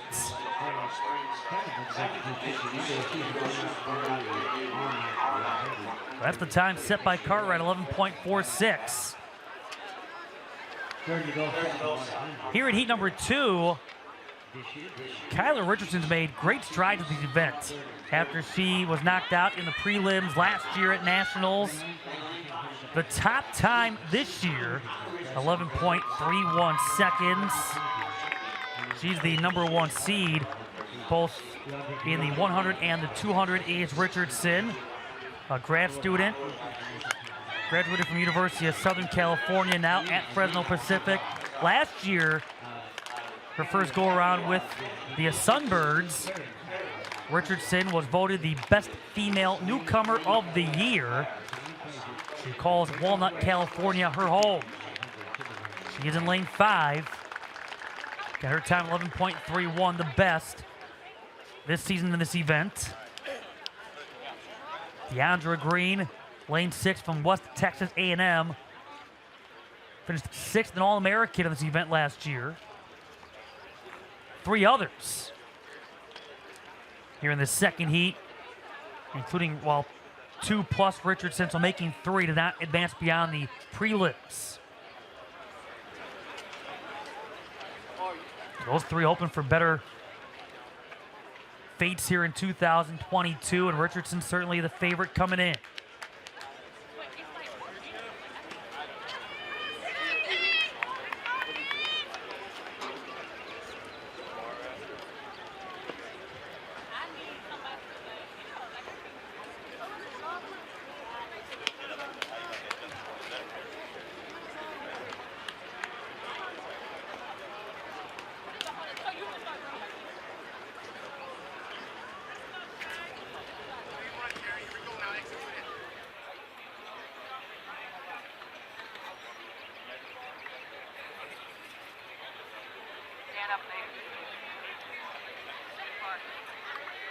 Now you look at the competition though, and we've talked a lot about Fresno Pacific already. They have been well represented. They have a total of 12 entries on the women's side.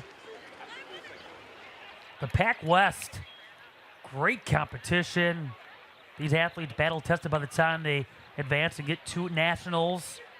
Azusa Pacific, along with Academy of Art, among 3 schools that are, again, well represented here at nationals, but again, they battle each other on a weekly basis. Various meets throughout the course of the regular season. 23 entries here at nationals for Azusa Pacific. 12 apiece for Fresno Pacific and Academy of Arts.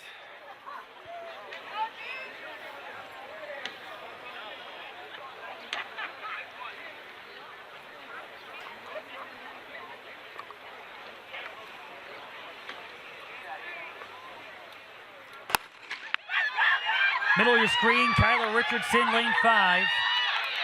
But to her right, it is Deandra Green. Green and Richardson. And again, you look at Richardson and hobbling a little bit as she crossed that finish line.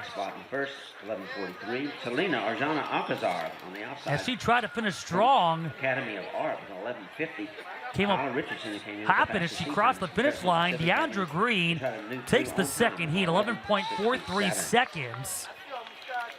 And running in heat number 3 of 3. Selena Arjona Alcazar at Academy of Art finishing second, 11.50. Then comes Richardson, 11.67. But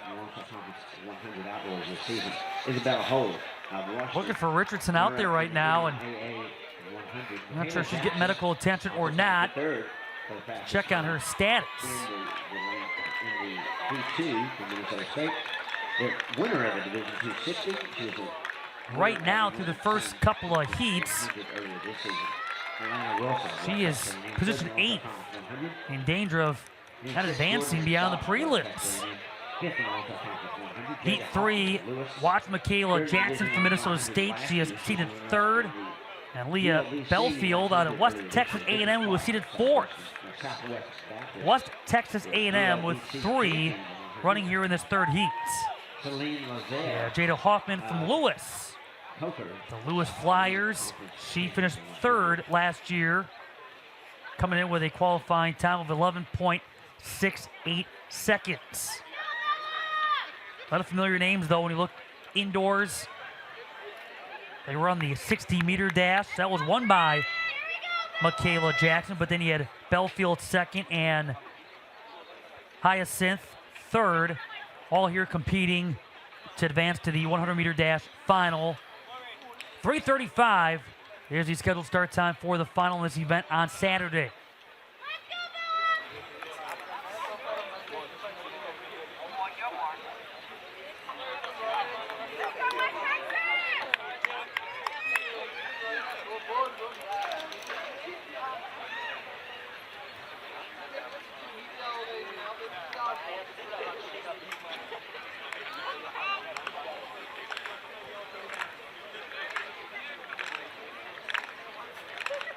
And looking right now at the compiled results of the first couple heats, Richardson's not going to make the cut. So the top seed did not advance beyond the prelims last year. It looks like will not advance beyond the prelims this year either. Michaela Jackson from Minnesota State off to a great start. And Jackson. Look out though. Lazar put off some quickness out of Coker. 11.51 was her qualifying time. And in the 3rd heat, it is Jackson and Belfield, followed by Lazar and Wilson. So that makes Jackson, Green, Belfield, Cartwright, Arjona, Alcazar, Hyacinth, Lazar, and Holman, along with Michaela Sumrall out of Wayne State, but not advancing to the final on Saturday. More to come here from Allendale, Michigan. It's day 1 of Division II Outdoor Track and Field Championships on NCAA.com.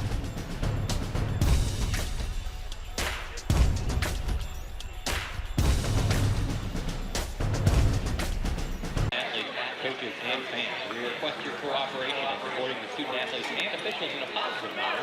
Profanity, derogatory comments, or other intimidating actions directed at athletes, officials, team representatives, or other fans. Day 1 continues here from the Grand Valley State University Track and Field Stadium in Allendale, Michigan. The women's long jump just completed their 2nd flight. The men's long jump completed earlier in the day, and some great competition.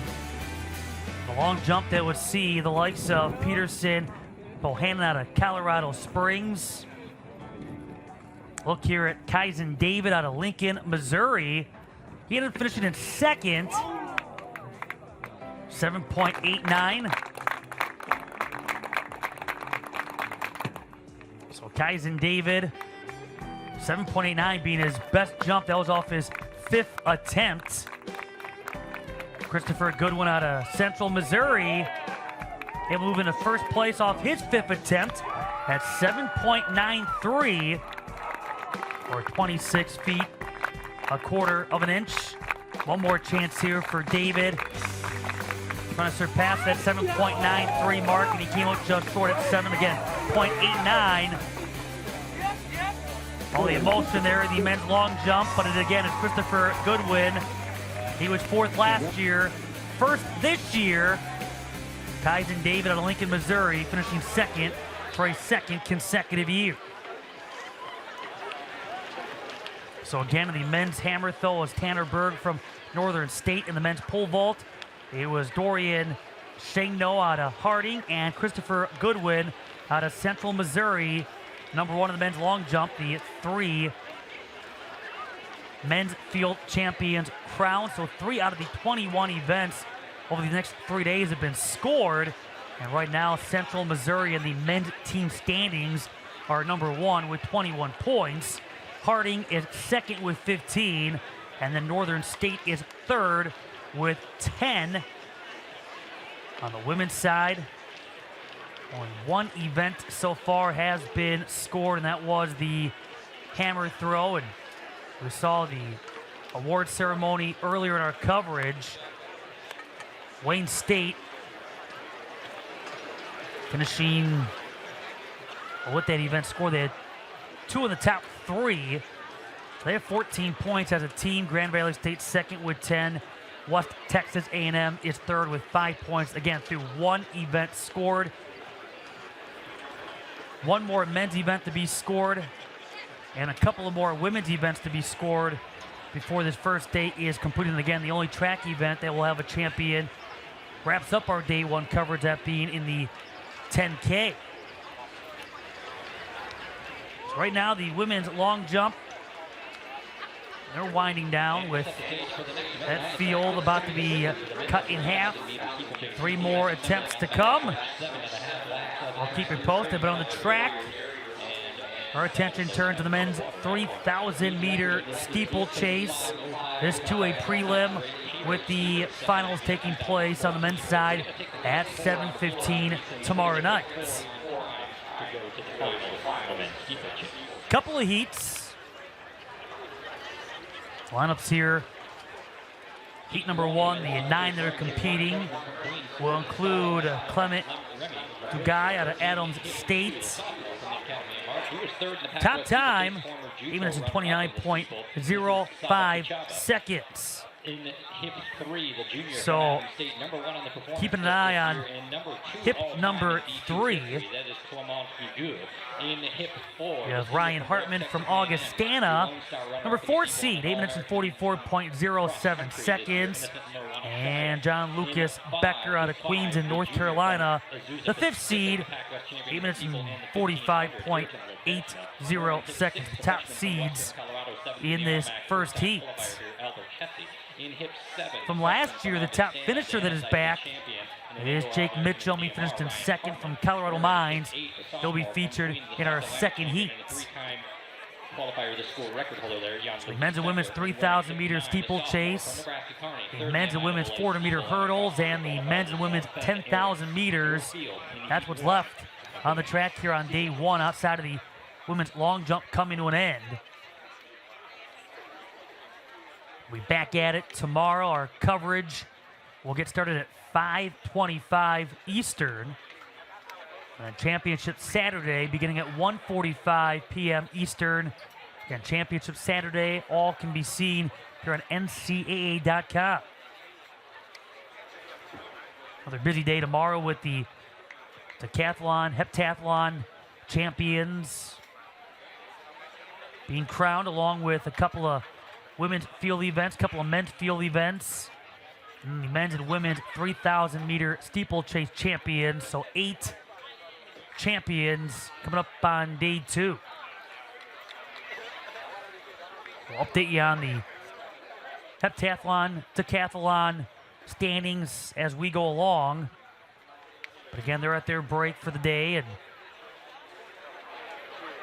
things are certainly getting interesting on the decathlon with a couple of competitors having to drop out. That field of 15 down to 13.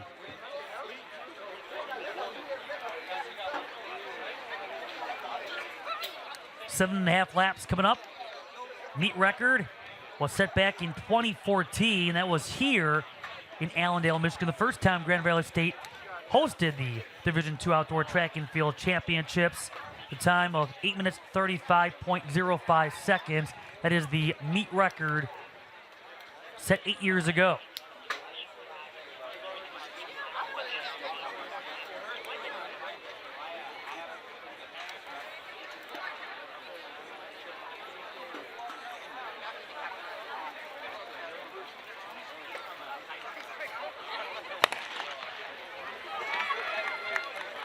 Heat number 1, off and running. I'm going to set the pace early. Gonna sit for Anashi out of West Texas A&M. The 9 men in the first section here of the men's steeplechase, and they are out for a jog through the first 100 meters. John Lucas Becker out of Queens in North Carolina in front. I'm just trying to take it easy early. Lucas Becker there, the German from Queens on the point position. Hartman, the man in second. As right now, just trying to set that pace. Top time third, Albert in this grouping, 8 minutes 29.05 seconds.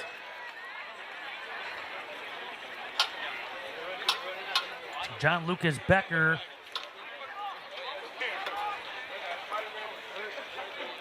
here right now in first place. 39.46 for the first 200. Ryan Hartman from Augustana. Hip number 7, number 4 seed. Right now in second, he ran the first 239.68 seconds. Of course, with the water jump here in the 3,000 meter steeplechase, is always an obstacle and an adventure. And so many that stumble out of that water jump, and it ends up costing them some significant time. Nobody seemed all that affected the first time through. We'll see, though, as those legs start to get a little bit heavier. Right now, John Lucas Becker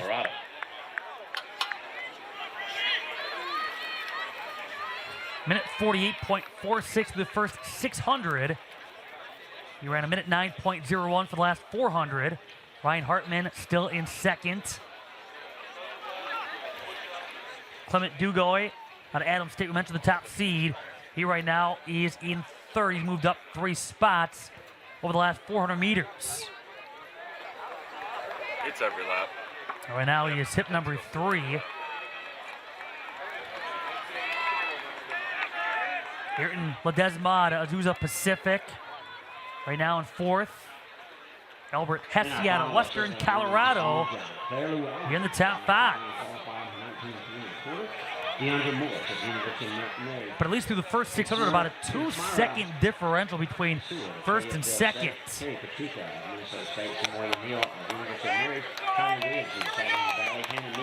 Dugoy right now in second. Dropping back Ryan Hartman. Just over 3 minutes gone by.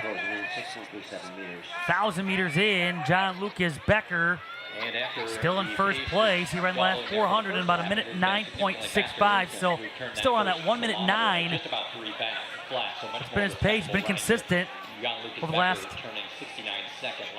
400 meter breakdowns. So right now in the 9-minute range, that is within the range of all those competitors so far. But right now, and as mentioned, Clement Dugoy out of Adams State right now in second. Up there is Ledesma. He currently is in third. Hartman's dropped to 5th. Lost about a second, almost a full second between 600 and 1,000 meters to drop him 3 spots.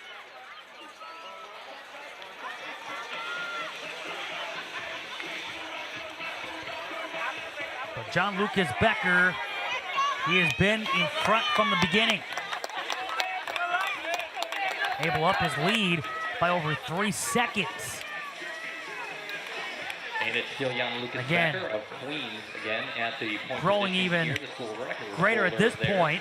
for Queens University of Charlotte. Has lead now He is at content 4+ to run by his seconds standard comfortable pace here on over the track. Clement And Dugoy then out of Adam in State. second is Minute actually 10.19. the She's slowing down a fastest little performer bit in the history of between the event here. 1,000 and the 1,400 meter mark, but running with some savvy experience there. only dropping by maybe half a second. His pacing, his lead though is growing. From the rest of the field. So we're going to see a Hartman little bit of a up to battle brew third, for so that we've moved up a short couple of position spots. of Ledesma in fourth, Hesse in fifth. It's as if he heard me, but Ben Kuchava Aaron out of moved Academy right of into Art. that The top over the six. Here's your leader in John Lucas Becker, number 5 seed. His best time this season, 8 minutes 45.80 seconds.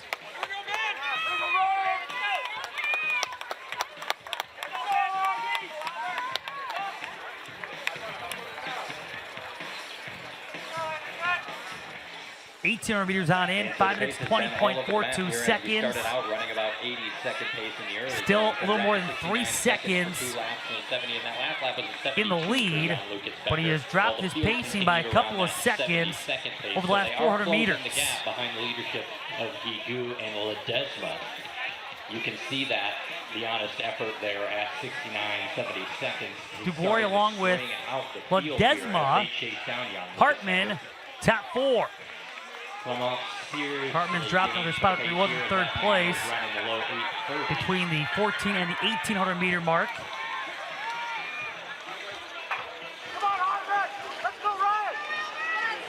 John Lucas Becker. 6:15 in. Dubois looking over that shoulder to see just how close Ledesma is. He's out of Azusa Pacific. And the field now closing down quickly on John Lucas Becker. That is Clement Gigu and Ayrton John Lucas Ledesma. Becker. Third, Ryan Hartman of Augustana in fourth, and then Ben Aaron. What was about a 3-second advantage, Meters to go quickly dwindling. 3 right now with the second and third place. Legit shot at catching John Lucas Becker, dropping back in fourth. Ryan Hartman. John Lucas Becker, 6 minutes 32.62 seconds. 2,200 meters in. His pace is still about a minute 12.20 seconds. Grew right now in second place, but only about a second, not even, of a difference. Able to close that gap as he's actually gone a little bit faster in his pacing over the last 400 meters here in this event.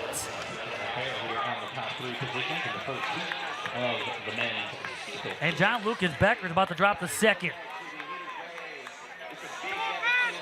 So Clement DeGrew right now is your leader. Now moving into second place is Ayrton Ledesma. Ledesma in the hat and the black over black moves into second position there for Azusa Pacific as we're going to take 7:45 in. 7:44 The top 40 each plus the next 4 best times advancing to tomorrow's final. Delicate there as Gigu checks his shoulder and runs onto the rail, but he's corrected himself there. Again, this man has run DeGrew, minute 10.95 the last 400. In the history of the event here. Ledesma He's got staying in Ledesma on second. his shoulder, looking comfortable. John Lucas Becker right now in third, but gaining is Ben Aarons out of Nebraska Kearney. He's in the top 5. He has really picked it up after he was between 7th and 8th for a good majority. Been around 110, 111 for his pacing. Ledesma goes stride to stride over the barrier. It's going to be a battle. DeGrew trying to hang on, looks over that left shoulder. That's where Ledesma is. Here comes John Lucas Becker, moving into second, now looking moving to first. Man, a couple of times now, look at that. Clement DeGrew look over that right shoulder a couple of times, maybe slowing him down a little bit as he was looking to see where his closest competition was. looked almost bothered and perhaps distracted by the incoming Lucas Becker, but also trying to hold off. You had Ledesma, Hartman, and Aarons with a strong finish. Waiting to see how that all shakes out. Tight at the finish line there, so we want to check for sure those 4 positions, as those are auto to the final. You see Ledesma come through at 8:52.4. He gets a big cue. DeGrew at 8 minutes 52.27 seconds, his qualifying time. John Lucas Becker, 8 minutes 52.37 seconds. Then came Ledesma, 8 minutes and 52.40.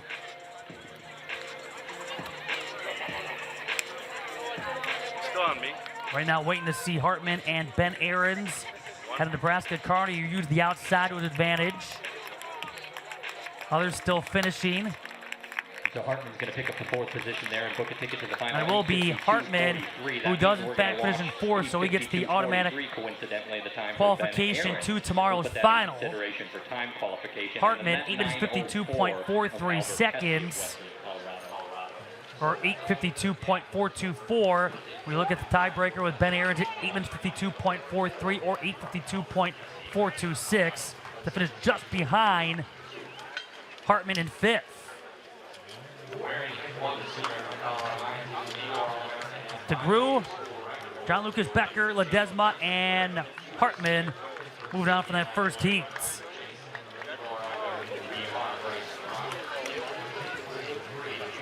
There's the next 10 here in heat number 2. Hit number 1, Jake Mitchum, Colorado Mines. 3rd place finisher in this event last year, number 2 seed. His best time here this season has been 8 minutes 37.87 seconds.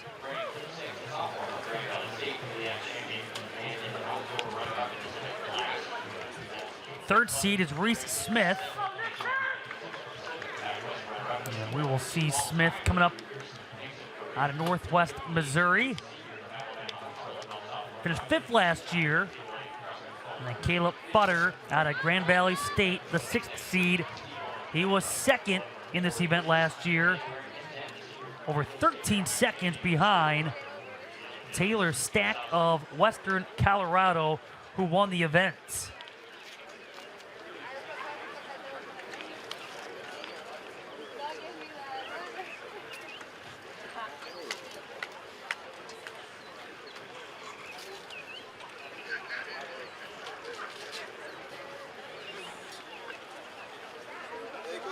So the entire first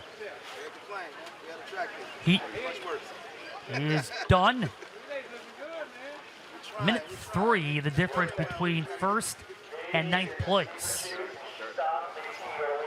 And again, the lineup for the 2nd heat, mentioned Jake Mitchum, hit number 1. In this field of 10, there are 5 that finished between 2nd and 10th place in last year's final. A lot of experience. Early start here for Rhys Smith, the number 3 seed. And Smith out of Northwest Missouri, sophomore status. 36.41 is time for the first 200.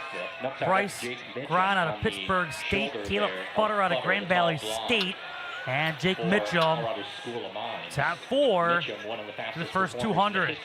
Number 10 all time in this event. So this year, so watching the pacing, to ever run the steeplechase here. Smith, Clement Guigou in the first heat. Mitchum also in Bryce Grahn here as he currently moves into 2nd position. Mitchum trying to use the outsider's advantage, and he moves into 2nd place. Rhys Smith Out of Colorado Mines, the senior, finished 3rd. He was behind Futter, who finished 2nd last year in last year's final. Colorado School of the Mines, men's team ranked 9th in the latest national rankings. Keith Ozowski out of Black Hills State in the top 3. Caleb Futter He's in fourth for Grand Valley State. And number 16, his best time this season, 8 minutes and 49.16 seconds. We'll get to split here in a second as Rhys Smith at 70. So running it on 600 meters in. Rhys Smith, minute 47.05. Jake Mitchum is 0.26 seconds behind. And Keith Ozowski, minute 47.55, moving up a couple of spots from fifth, where he was for the first 200.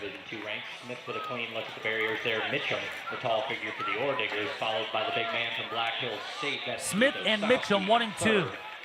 Followed by Ozowski, all on the inside of the track. Champion Michael was the runner-up in that race. And a nice arc of the athletes over the water pit. We'll get another split check here at the home. See Smith.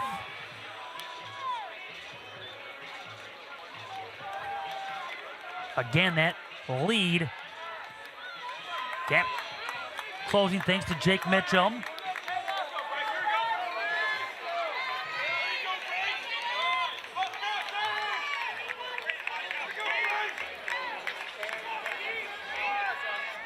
Latest split, 1,000 meters in. Rhys Smith, 256.53 his time. Still about a minute 9.49. He's about not quite a full second.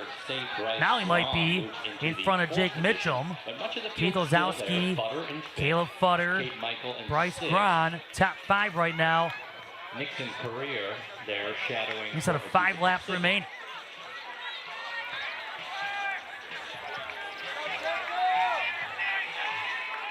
Three minutes and 35 seconds in.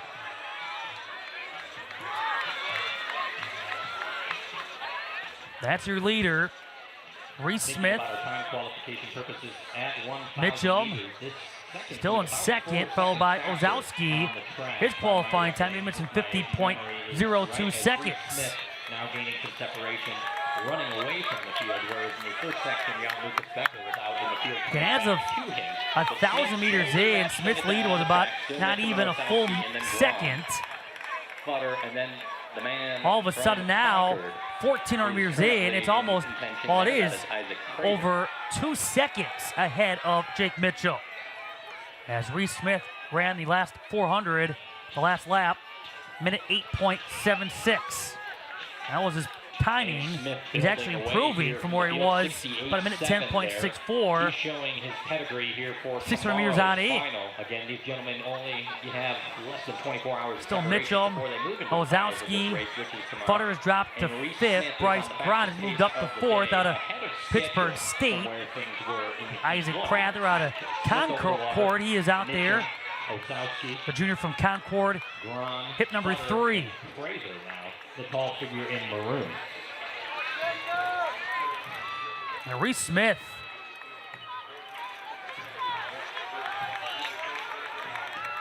Look at that separation.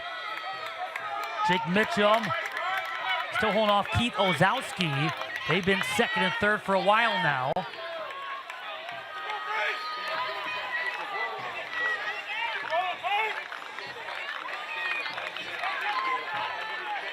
So about 3 laps to go. Rhys Smith, 5 minutes 14.12 through the first 1,800.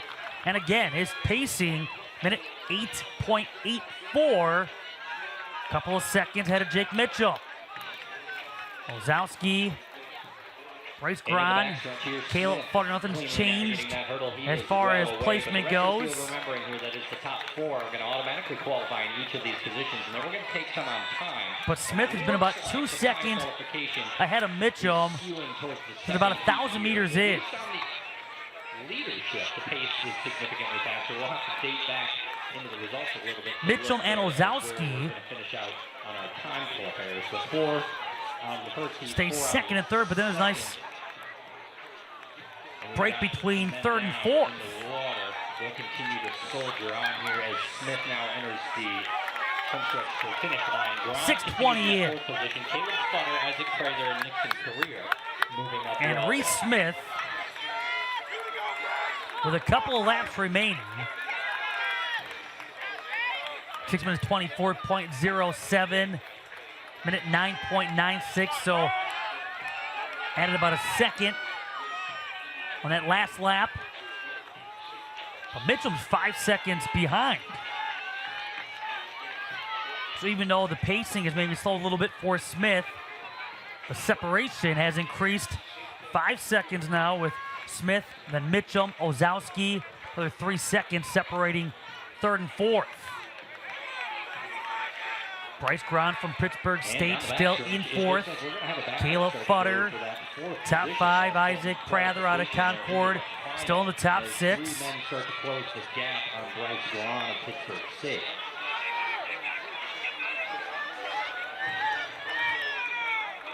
Waiting to see if Ozowski is able to jump into second. He has been right there behind Mitchum throughout, but not been able to move into second. Mitchum there about 5 seconds ahead. Bell lap here for Rhys Smith.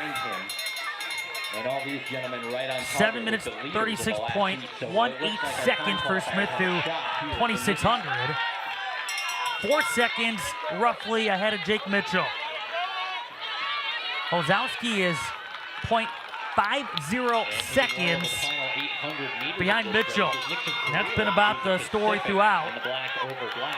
It's been that close between second and third, but it has been Mitchell who so far has been able to hold off Ozowski. All of a sudden, though, some movement. Nixon Core out of Azusa Pacific. He is moving up, and he finds himself in fourth. He was up to fifth, up a couple of spots through 2,600. Smith looks over that right shoulder. He knows he'll take the top time of the seat, but here comes that push from Ozowski. He's just been there, just keeping pace with Mitchum. Now overtakes Mitchum for second. Mitchum third. Bringing him home here, and we'll watch the clock as Rhys Smith takes it 8:48. So Rhys Smith, 8 minutes 48.38 seconds. Keith Ozowski, 8 minutes and 49.62. Jake Mitchum third. Caleb Futter with a nice finish. He finishes fourth to move on. Nixon Core finishing fifth. Looking at Rhys Smith all along from the beginning in first place, and he finishes in first place. 8:48.38 is his time, and that for Smith, who came as the number 3 seed, but 9 seconds off his season best. Speculatively, it seems like it's going to take under 9 minutes to make the final. Here we will. So again, right now, through the first couple of heats, 12 advancing. Right now, that will be Rhys Smith, Keith Ozowski, Jake Mitchum, Caleb Futter, Nixon Core, along with Clement DeGue, along with Bryce Gahn, John Lucas Becker. Long jump, Marie Jane Orega. Also out there with Ledesma, Hartman, Aarons, Prather among the 12 that are advancing to tomorrow's final. Long jump is back underway.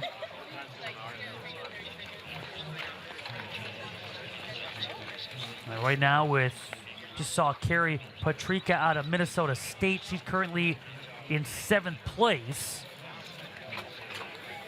Now it's going to be Samoya Neal out of University of Mary. Her 5th attempt. Fouled her last attempt.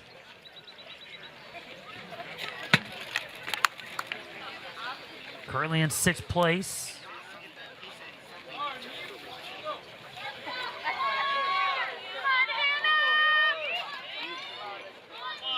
That last jump for Neal, 5.57, keeping her in 6th. Her best jump was her first attempt at 6.00 or 19 feet 8 1/4 inches. This is Hannah Meek of UC Colorado Springs. Look at the crowd behind her. Right now is in 4th place. her 5th attempt.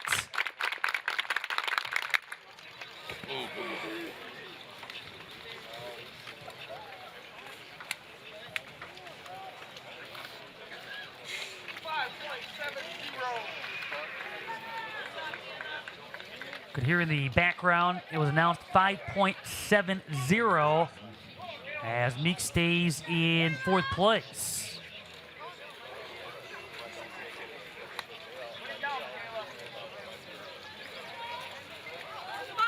Next up, Michaela Jackson out of Minnesota State. Currently in 3rd. Right now, Jean Orega out of Academy of Art. Hanging on to 1st place at 6.37.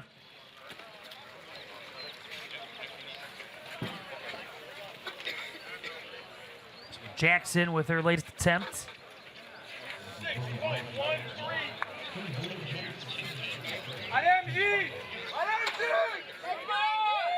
And right now, looking at the leaderboard, it looks like Cheyenne Williamson is happy at 6.15. That has her in 5th place. She was in 2nd the last time she had an attempt, her 1 attempt. Been a busy day for her. We've talked about Williamson, who currently is the leader in the heptathlon following their 4 events. They have 3 more tomorrow among these 7 in 2 days. Hoping to repeat in that event or series of events.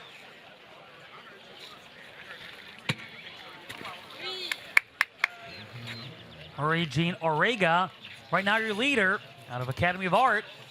Her 5th attempt trying to improve on her best attempt of 6.37. That one goes at 6.25.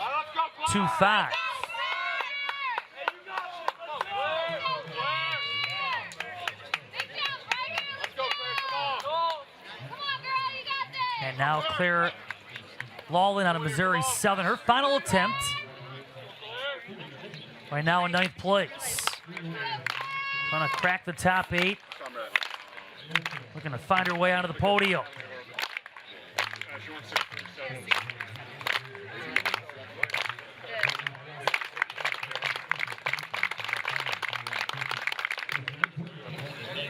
There you go, Claire. Her best jump at 5.87.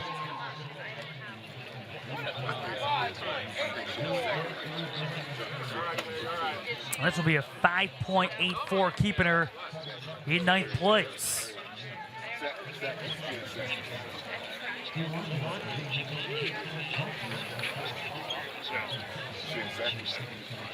No, this is the 7th. Next up, Deandra Morris out of University of Mary. A foul her last attempt. Right now is in 8th place. Her best jump, 5.92. Let's go, Shay! So Deandra Morris, her final attempt, 5.93. That's her best of the day, but it keeps her right now in 8th place. So things are quickly winding down to the women's long jump. Meanwhile, the women's 3,000 meter steeplechase is up next. First of a couple of heats, and there's the lineup for heat number 1. The heat record is 9 minutes and 47.72 seconds. That was set in 2018. Alexa Leppelmeyer out of Walsh, number 2 seed. Hip number 9. Finished 5th in this event last year. Best time this year, 10 minutes and 13.21 seconds. Number 3 seed, Hannah Becker from Grand Valley State. And Sarah Wills out of Adams State. 6th seed, finished 7th last year. Their best time this school year, 10 minutes, 28.16 seconds.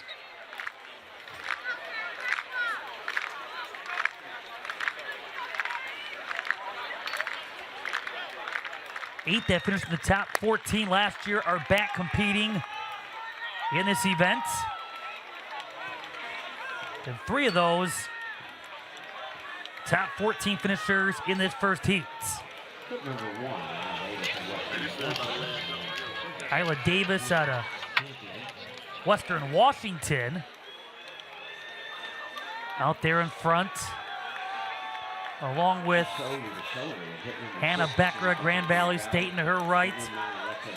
You have Leppelmeyer out of Walsh. Sarah Wills at Adams State behind those three. You also have Rachel Sweeney out of Cedarville. Adams State on the women's side, ranked 5th nationally. They have 13 entries and 6 events. And their big focus is on distance events, as they have multiple athletes in the 1500, in the 5,000, and the 10K. We've already seen Royce Flanagan. She is out there along with Brianna Robles competing in the 5,000 and 10,000 here in Allendale, Michigan, hoping to score some big points for Adams State. Adams State, a 4th place team finisher. They had 46 points last May, all coming from track events.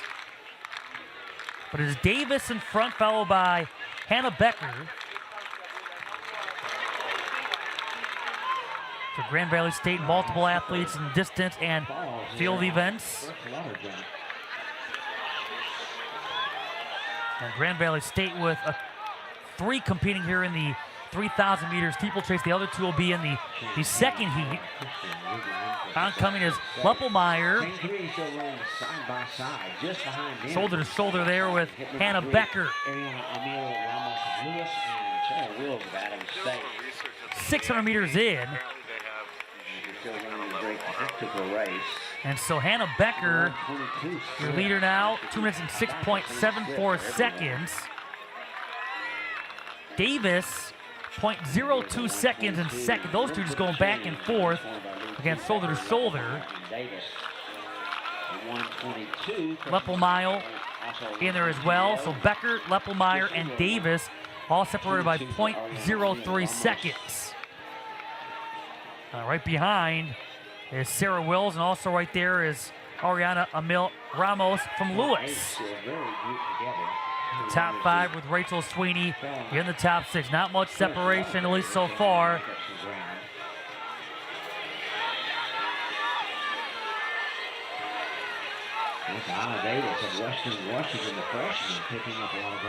As these athletes around this turn approaching 1,000 meters in. There's still Davis along with Leppelmeyer.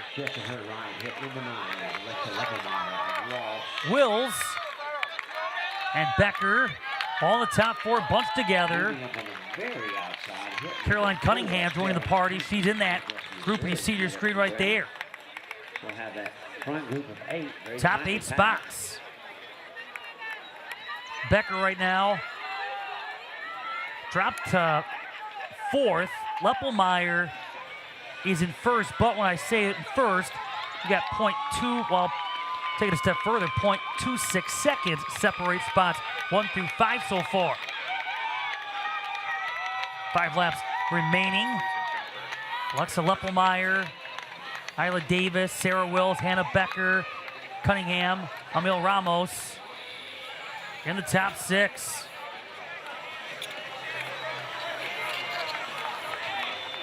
There's Cunningham in front from Northwest Missouri. Davis, though, on the inside, back in front. Becker currently in second.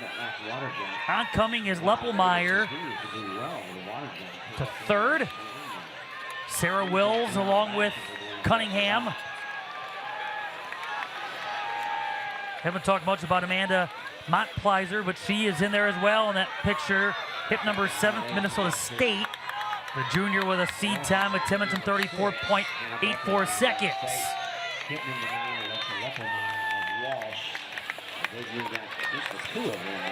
1,400 meters gone by.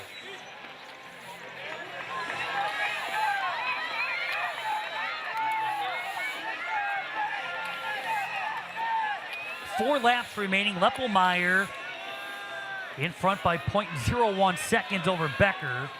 You have Wills Davis, Cunningham. All separated by about 0.52 seconds. Last year, the national meet. And the front two runners running in virtual lockstep, and just behind them, Sarah Wills and Adam State. Becker right there with Leppelmeyer. It's Becker who's got the lead. 5:40 in. Wills from Adams State in third. Been between third and fourth pretty much throughout. Davis dropping back a little bit in fourth. Mount Plizer gaining some ground. Trying to move into fourth, but Davis right now with a slight lead. Rachel Sweeney in the top six. See Becker looking over the right shoulder to see who's right there on her heels. That would be Sarah Wills. But still Becker off his jump with the lead. Leppelmeyer. And followed by Wills. 3 laps to go. Pleasure, Minnesota State in that 4th spot right now. Look at the latest splits. Hannah Becker, 0.03 above Leppelmeyer. Then you have Wills, who is 0.22 behind Leppelmeyer. And Mount Placer, top 4. So Becker, that water jump. Leppelmeyer staying right there.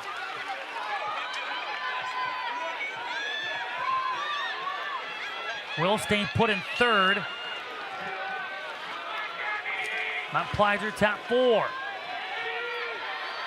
It's Becker and Leppelmeyer. Number 9, Leppelmeyer on wall. With her inside Becker. Been those 3 for a while now. But back and forth first and second with Becker and Leppelmeyer.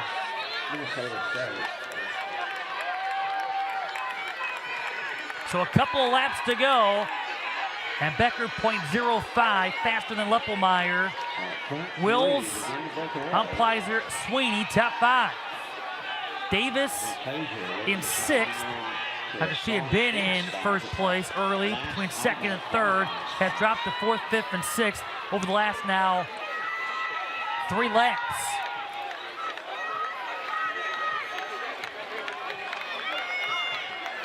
$8:15 gone by.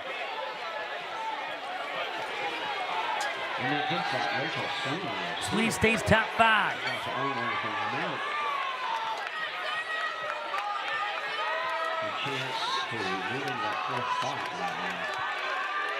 Off that water jump again, Becker around this turn.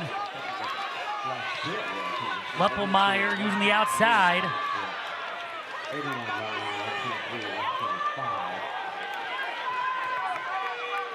Leppelmeyer jumps to the lead, but Becker comes right back.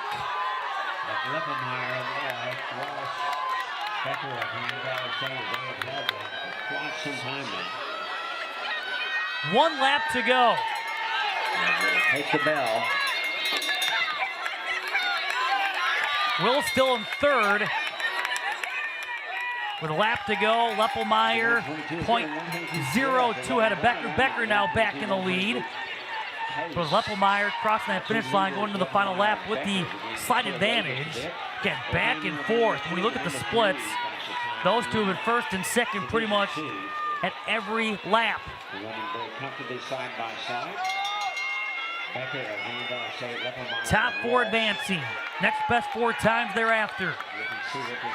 In each heat. The top 4 will advance plus the next 4 best times between the 2 heats to the final tomorrow at 7:30 Eastern.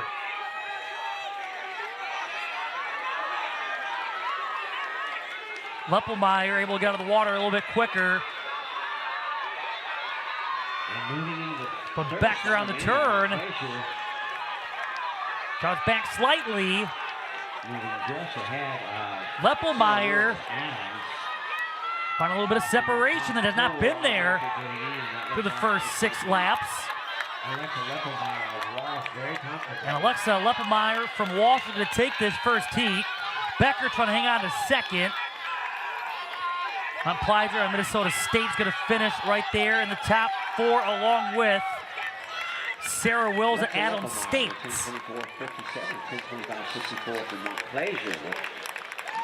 Mount Pleasure is going to be number 2, Becker 3rd, Wills 4th after Leppemeyer takes the first heat.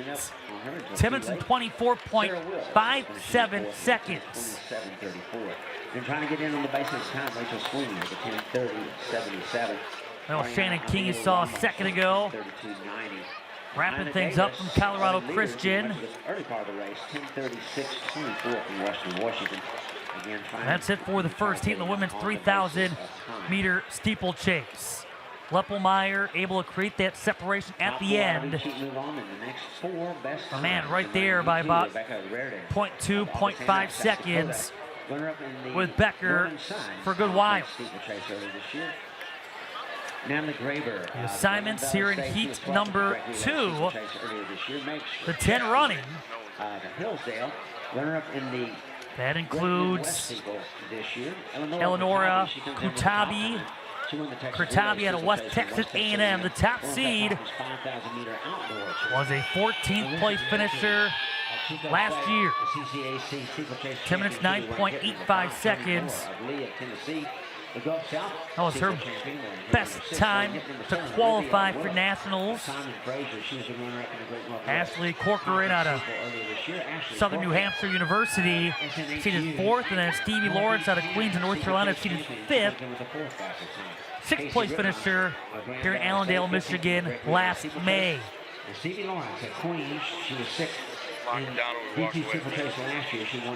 Lawrence 10 minutes and 24.28 seconds. That was her season best.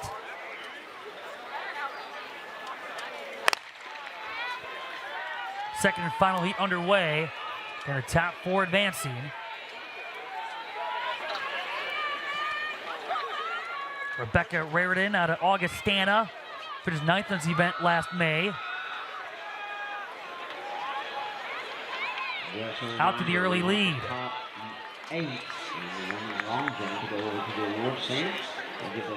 Marissa Diatri out of Chico State in 2nd. And also right there is Stevie Lawrence from Queens of North Carolina. Runner-up just a few weeks back. So a lap not even. 200 meters in, and Raridan. Kurtabi used the outside move into 2nd. Diatri and Lawrence, the top 4 so far.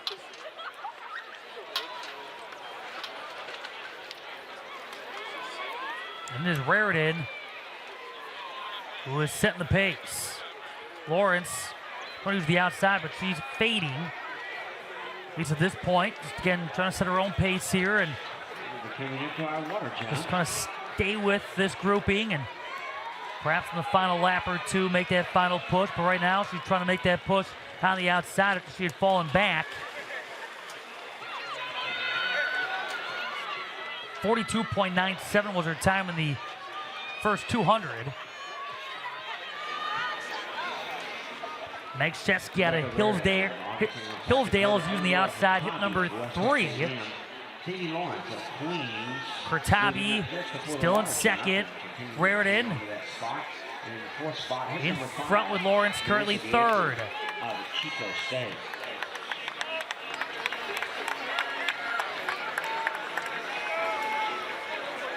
So with 6 laps to go, 600 in Raridan with a 0.09 second lead over Kurtabi. It was actually faster than the 2 leaders, and this is the entry of Chico State with 122 flat on the 121.80. Augustana. SNHU. Good representation on both the men's and women's side. Very tight. A good start here for Raridan. Stevie Lawrence, Kurtabi. West Texas A&M expected to be right there and all said and done battling for that women's team title. 19 entries, 10 events. Eleonora Kurtabi coming in as the top seed in this event.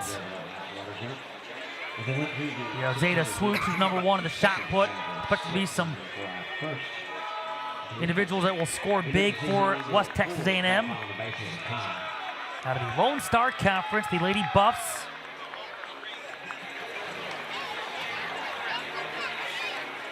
They haven't won a women's team title since 2017 under head coach now Matt Stewart.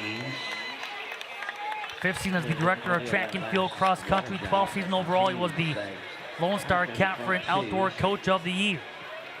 Heck of an athlete at Texas Tech. 3-time national meet qualifier, a 2003 NCAA Division I All-American. Kurtabi. Eleonora Kurtabi of West Texas A&M. With Lawrence. See, Raritan has dropped back.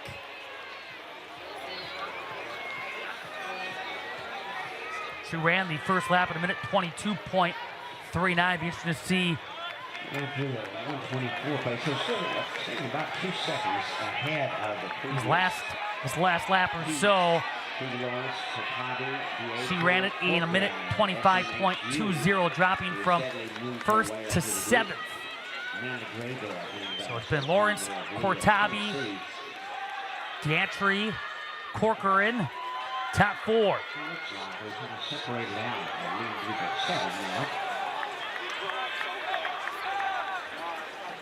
Stevie Lawrence. Gantry currently in 3rd. Ashley Corcoran from Southern New Hampshire University in the top 4 with now 4 laps to go. Nearing 5 minutes gone by on the clock. Stevie Lawrence, that last lap, minute 23.30. Not quite a second faster from the previous. Kurtabi, 0.08 seconds behind. Gantry in 3rd. Corcoran top 4.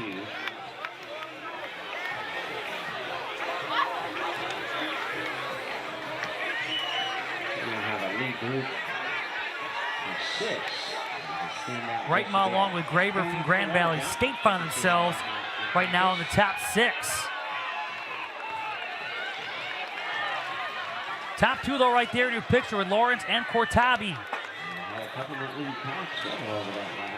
Corcoran still in 3rd, but has company.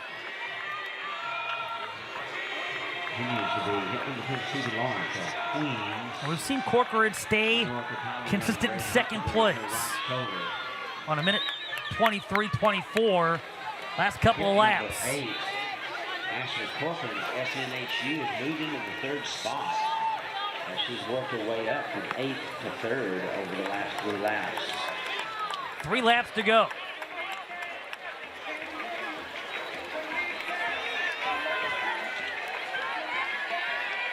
That last lap, minute 23.54 for Lawrence.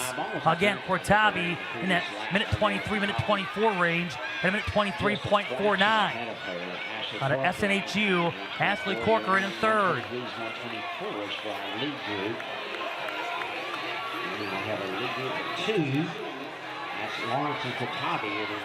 Stevie Lawrence.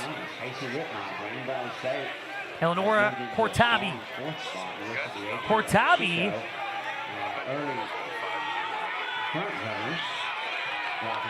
still in 2nd after it looked like for a minute there she was going to maybe had a slight 1st place lead, but Lawrence back in front. Quick turnaround for these athletes. Again, those that advance will be competing in the final tomorrow night around 7:30 Eastern. Lawrence and Kurtabi. So that battle for 3rd and 4th as well. 7:40 on the clock. Couple of laps remaining. Lawrence, Cortabi,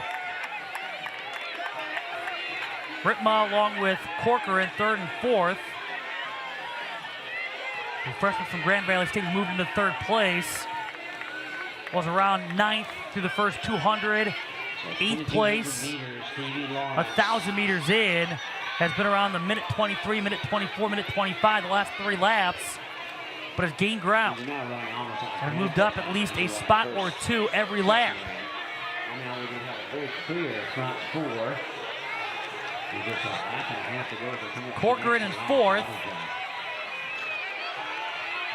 Deandra still in the top 5, but dropped a couple of spots. A couple of laps ago and has been just kind of hanging around that 4th, 5th place status.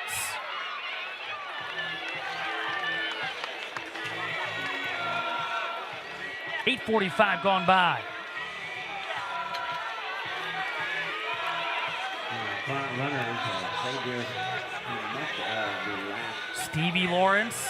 2/3 of this race. Stevie Lawrence. Cortabi still in second. West Texas A&M, Casey Ritma in a strong 3rd position. Ritma, top 3, final lap. The bell.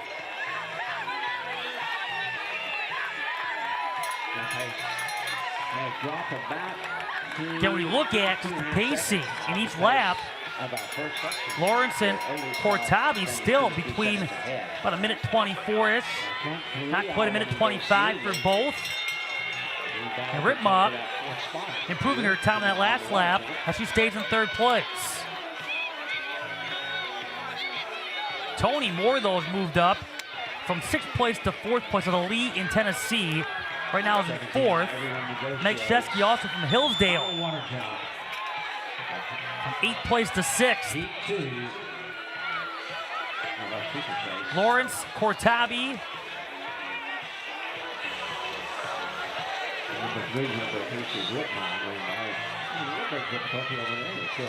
Around this final turn, is Cortabi going to make a move, or she can place to stay at 2nd?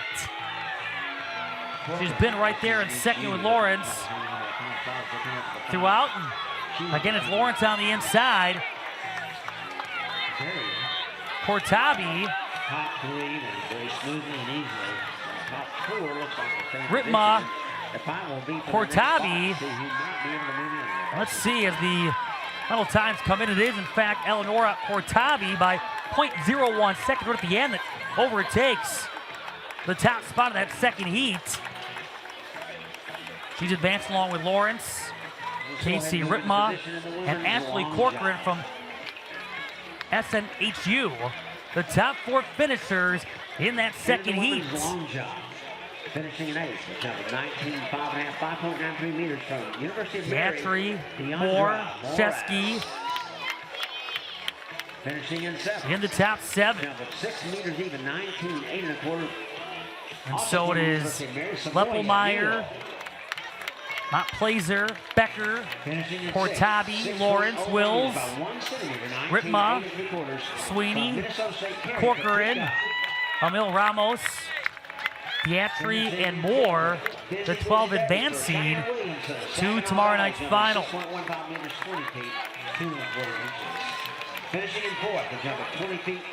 Right now, the women's long jump awards are being handed out. Probably some of the action throughout.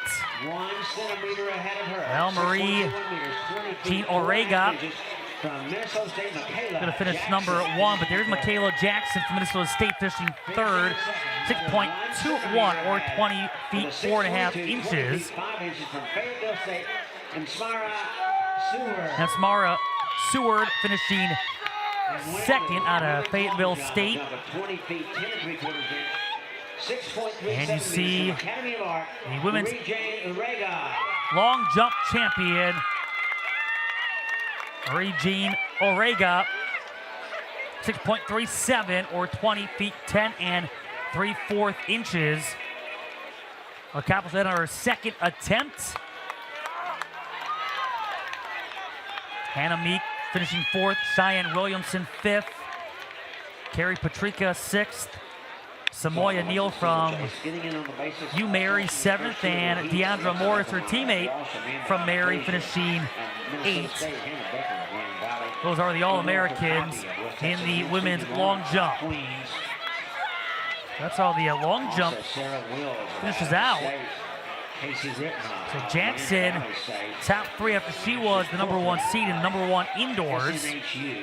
Orega, the champion last year, repeats. After she came as the #2 seed and was 2nd indoor in the long jump back in March in Pittsburgh, Kansas.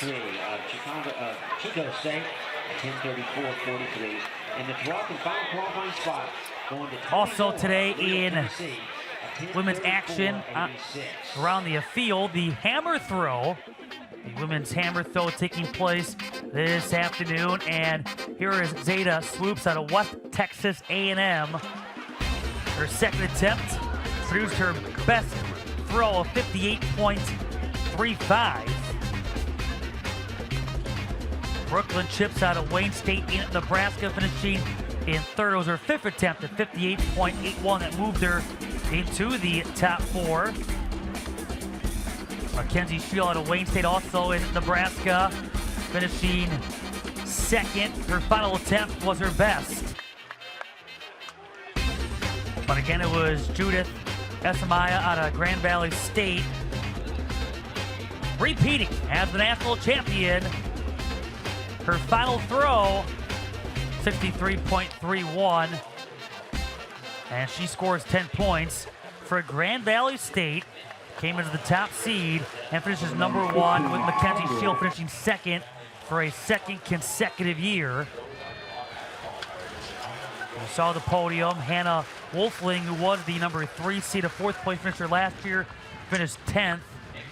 Also of note, Sarah Ramos at Angelo State. She was #3 finisher last year, finishes 18th in the women's hammer throw. Starting to rain here in Allendale, Michigan. As the first, you see some ominous looking clouds overhead in that camera shot, but as this first day winds down, we still have the 400-meter hurdles and the 10K to come on the track. The field events are complete. And things don't pick up again until tomorrow, at least in field finals, with the men's discus throw at 2 p.m. Eastern. And we'll recap all the field events during our day 2 coverage. Again, we'll get underway at approximately 5:25.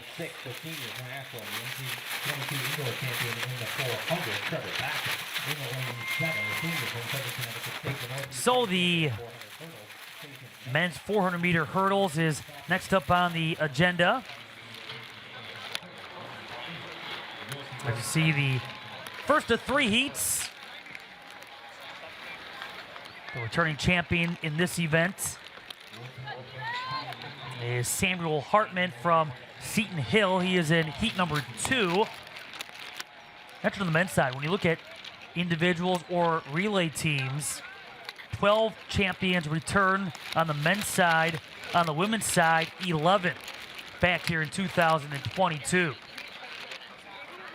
And some already have had success in repeating, others not been so fortunate.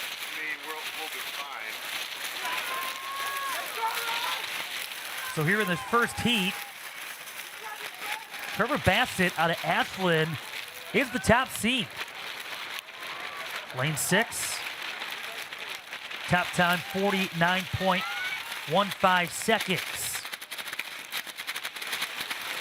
Also Ryan Field from Cal Poly Pomona, the 6th seed in lane 8. Top 2 in each heat, plus the next 3 best times, 9 in all advancing to the final, which will take place at 4:10 Eastern. 4:10 Eastern in a couple of days.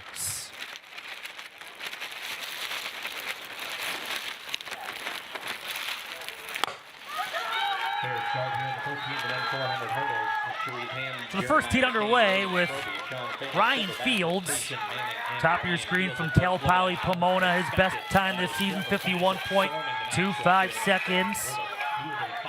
Jackson Manning and Trevor Bassett. Top three. And battling the elements. Bassett from Ashland.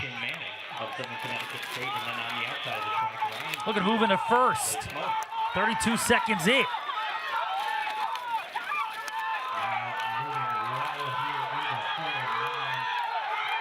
And indeed it's going to be Trevor Bassett to his left.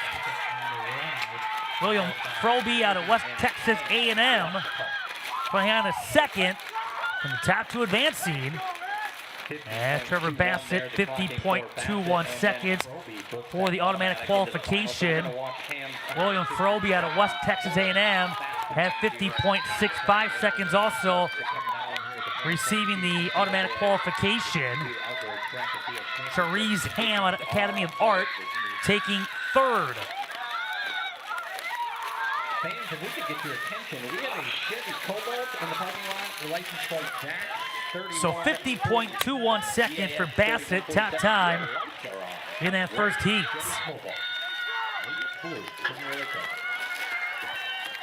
To heat number 2, and yeah, again, Samuel Hartman, again you see the first heat results trickle across your screen. Hartman will be in lane 5 in this second heat. Seeded 9th coming in this year after he won the national championship in this event a year ago at a time of 50.50 seconds. And the outdoor champion in this event, A junior from Seton Hill.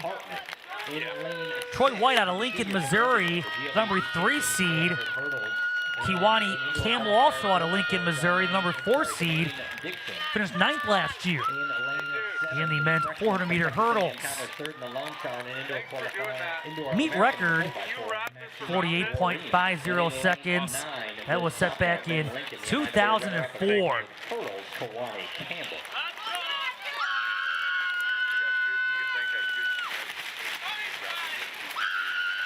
It was coming down pretty good right now, raining pretty good, wind picking up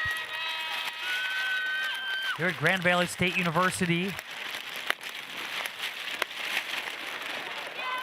Looking like we were gonna maybe get through this first day relatively dry, but again with a little bit of that sun peeking out, heat. Some showers have popped up. Hoping it's gonna rain a little bit again tomorrow, but may see some sun by championship Saturday after, again, initially when the week began, looking like it was gonna be a very wet 3 days. Thanks, dude.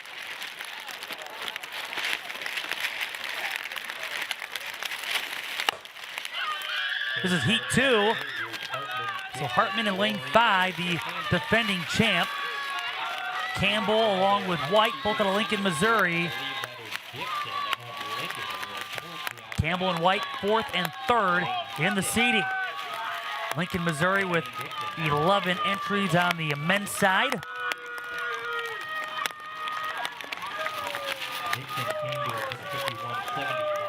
And a good run here, 30 seconds on in. Lincoln, Missouri ranked 7th in the national rankings on the men's side. Campbell right in the middle there with Damon Dixon out of Lindenwood. But Campbell, also you have Troy White. And that's the way things pan out in heat number 2. The Lincoln, Missouri teammates, a couple of sophomores, Troy White and Kiwani Campbell, finishing 1 and 2 to move on to Saturday's final. White at 51.31, Campbell at 51.51 seconds. Hartman taking 4th in that second heat.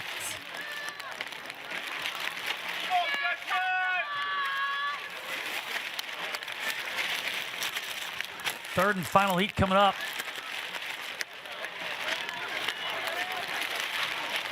As we go to that third heat, we're going to Basim Hamida out of West Texas A&M, the number 2 seed. 49.80 seconds, his season best. Number 2 finisher last year. We look at, okay, so it's Hartman number 1, 0.25 seconds behind him was Jackson Blanchard from Grand Valley State. He comes as number 5 seed this year, listed as a junior, 51.18 seconds. Even despite some of the heavy rains, Jackson's teammates from Grand Valley State very much in the stands, trying to cheer him on.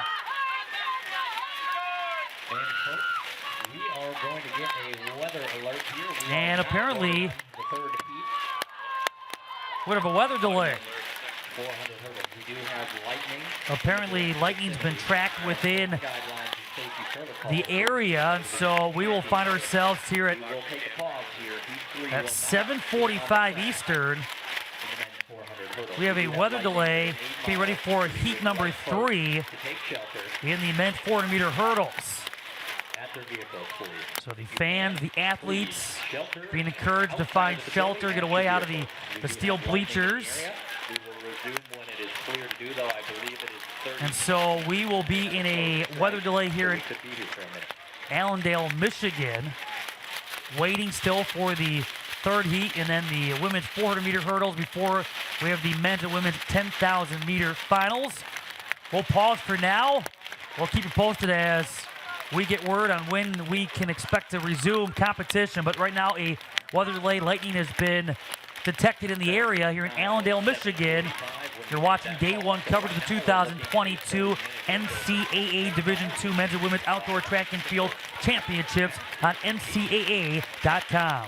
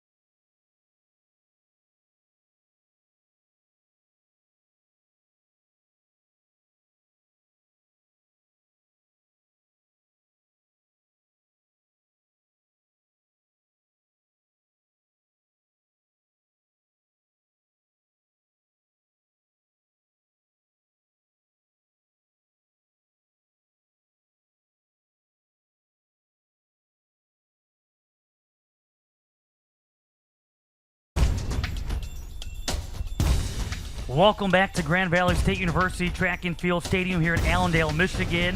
Thanks to lightning in the area, a weather delay began around 7:45 Eastern. Now we're hoping to resume action around 8:40 Eastern with the third and final heat of the men's 400-meter hurdles, followed by the women's 400-meter hurdles, and then our two finals in the men's and women's 10,000 meters. Already today, when the weather cooperated, we had both the decathlon and heptathlon get their events started. The decathlon, 5 of their 10 events underway. A field of 15 down to 13 due to a couple of injuries, including Trey Mooney, who was second last year, the number 4 seed out of Pittsburgh State, never even started. You had Trey Miller out of Central Missouri. He was knocked out after 3 events. But the 100 meters, the long jump that was won by Lincoln Krog, Azusa Pacific, the shot put, high jump, the 400 meters among the events that were completed. Nolan Churchman of Fort Hays State won the 100 meters. Here's the shot put that was won by Elvis Krakoff of Angelo State. 14.01 meters is how he brought home the shot put title in the decathlon.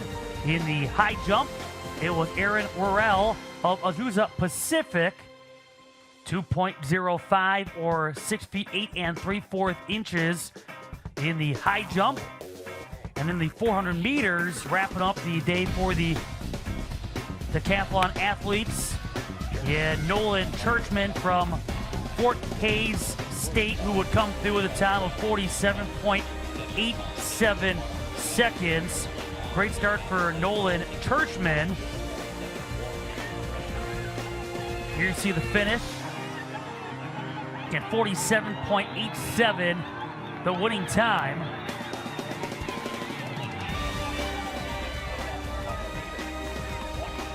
Nolan Churchman will show you the standings a little bit, but for the decathlon, he is your leader. In the heptathlon, they had 4 out of their 7 events for the 16 athletes. In the 100-meter hurdles, it was Cheyenne Williamson of Saginaw Valley State, 13.62 seconds. She also brought home the high jump title in the heptathlon at 1.75. In the shot put, Mauricia Spence of Angelo State, 13.16 or 43 feet 2 1/4 inches. After the shot put came the 200 meters, the final event for the heptathlon here in day 1. And Cheyenne Williamson, a personal record, 23.70 seconds. Blakely Wynn out of Pittsburgh State finishing in second at 24.14. But what a day for Cheyenne Williamson. Great start. She won the heptathlon a year ago and in a great spot to repeat here in 2022. Right now in the decathlon, Nolan Churchman, Fort Hays State, a 12-point lead over Elvis Krakoff of Angelo State.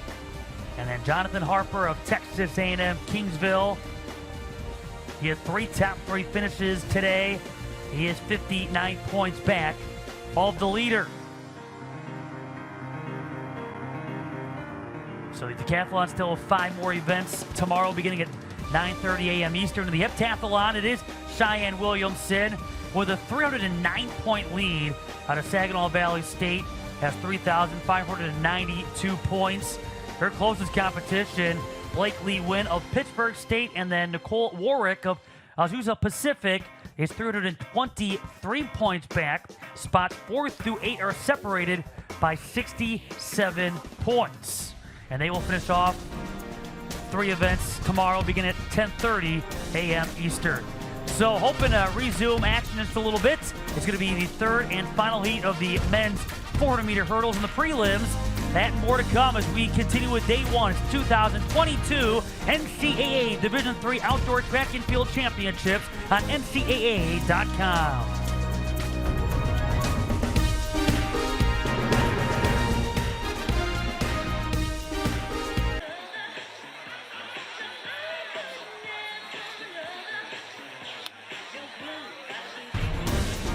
We are back here in Allendale, Michigan. As you can see on the graphic, they have pushed the continuation time back an extra 10 minutes as they try to get some of the standing water off the track. Yeah, there was lightning off of the distance, too close for comfort, causing the initial weather delay, but then the heavy rains came, and boy, did it rain.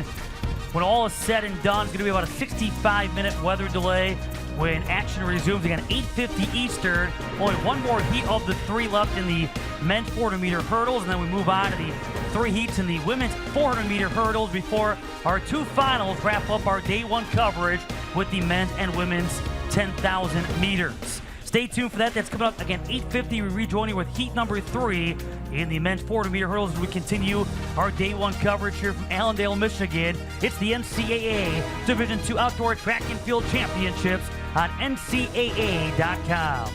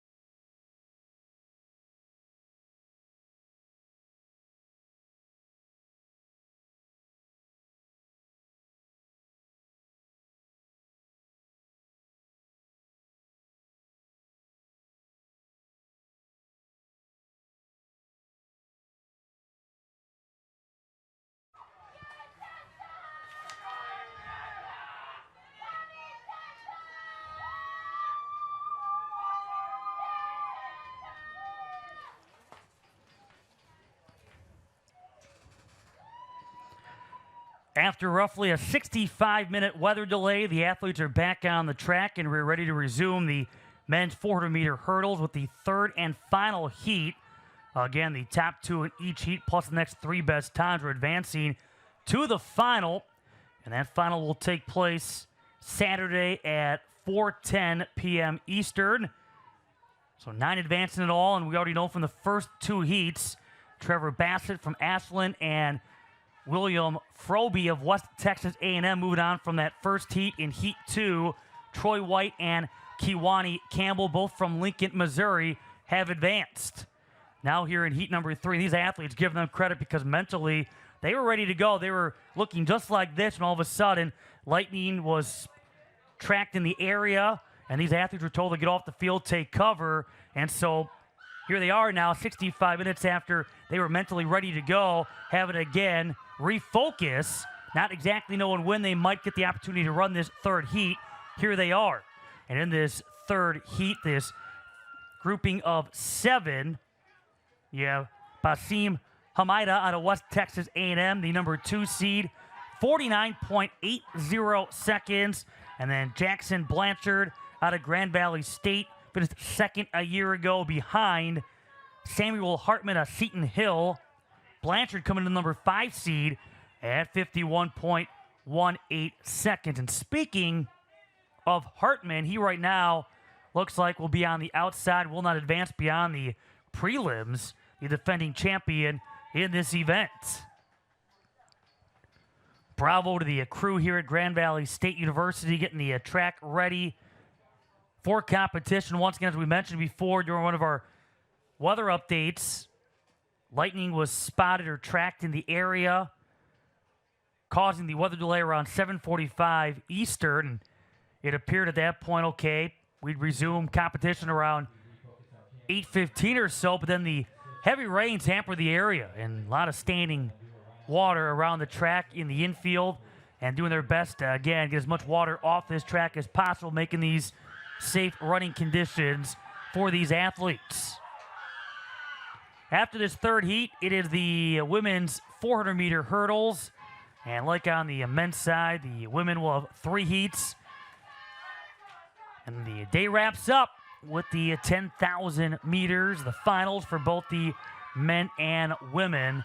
Again, so far on the men's side, 3 events have been scored, 3 field events, and Central Missouri has scored 21 points. Harding has scored 15. Northern State with 10. On the women's side, 2 of 21 events have been scored. Wayne State, Nebraska, number 1 with 14. Academy of Art, second with 10 points. Grand Valley State tied for second with 10 points. Minnesota State currently in 4th place. They have scored 9. And we talk about these athletes having to refocus mentally after the weather delay. How about the athletes that are kind of waiting around from heats 1 and 2, waiting to see if they've advanced to the final on Saturday? Some anxious moments. And again, well over an hour now as the weather delay starts to wrap up. A look at the Heat 3 assignments, lanes 2 through 8 being occupied. We're watching closely lanes 5 and 8 among the top times in this field.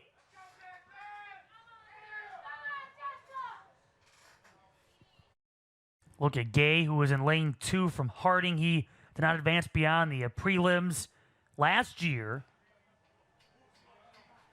And Nicholas Sulkis out of Harding, he finished in 7th. His best time this year, 51.99 seconds.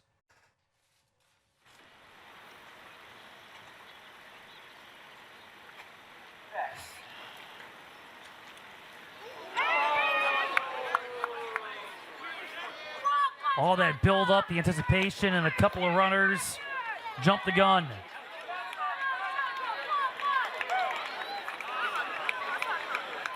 Waiting to see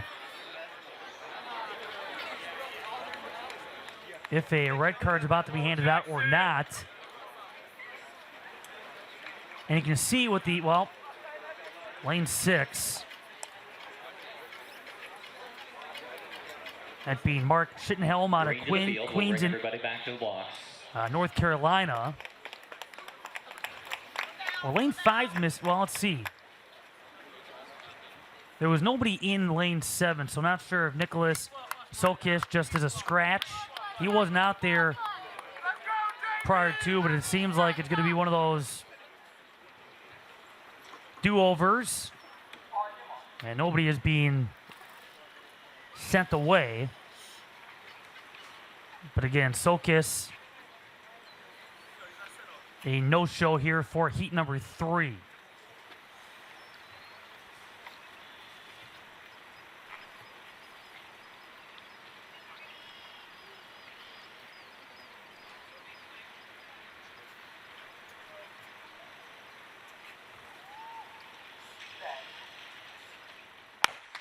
Officially, a 1 hour and 8-minute weather delay has come to a close, and heat number 3 finally is underway here in the men's 400-meter hurdles. Nice start here for Blanchard. He is in lane number 8 on the left side as you look at your screen. Blanchard from Grand Valley State. And then Hamida out of West Texas A&M. Figures to be right there as well, but it's so far Jackson Blanchard. Roughly 30 seconds in here in heat number 3. Top 2 automatically advance to the final on Saturday. Again, traction. Wet track. Doing their best. Some of the hurdles get knocked down in the process. As you see, Bassam Kimida out of West Texas A&M. Follow Gay, number 2. So those are 2 advancing. Hamida, 50.68 seconds. Gay at 51.29. The 2 that are moving on. And as far as the top 9 in the 3 heats that took over an hour to complete, it's going to be Bassett, Froby, Hamida, Ham, Gay, White, Sean Fagan, Hillsdale, Campbell, and Dixon. Moving on. Officials and all of the volunteers here at Grand Valley State University. Again, these meets don't happen without the That will move us now to the women's 400-meter hurdle. Same thing, we talk about athletes having to be mentally strong. So many athletes, creatures of habit, they have routines, thinking that maybe they're going to go out there and compete at a certain time. And obviously you can't control weather or any other unplanned delays, and so now you got to again refocus and maybe tweak some of those routines, adjust. And now for these athletes in the women's 40-meter hurdles, they were hoping to be out there around 7:55. Here we are an hour later and getting ready for the first of 3 heats. Again with the top 2 in each heat plus the next 3 best times advancing, so 9 in all. The meet record was set back in 2017 of 55.42 seconds. The returning champion is in this event, that being Jayla Walker of Azusa Pacific, number 4 seed this year. She'll be featured in heat number 3.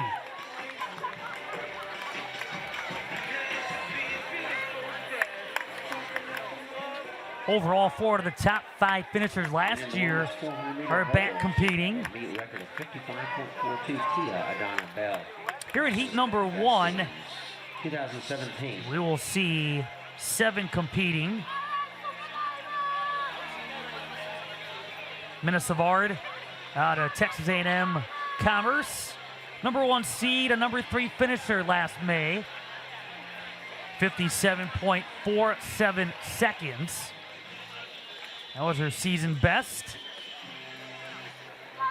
And you have Jonelle Thomas out of American International. She was and produced the 6th best time in this event in Division II this year at 59.19 seconds.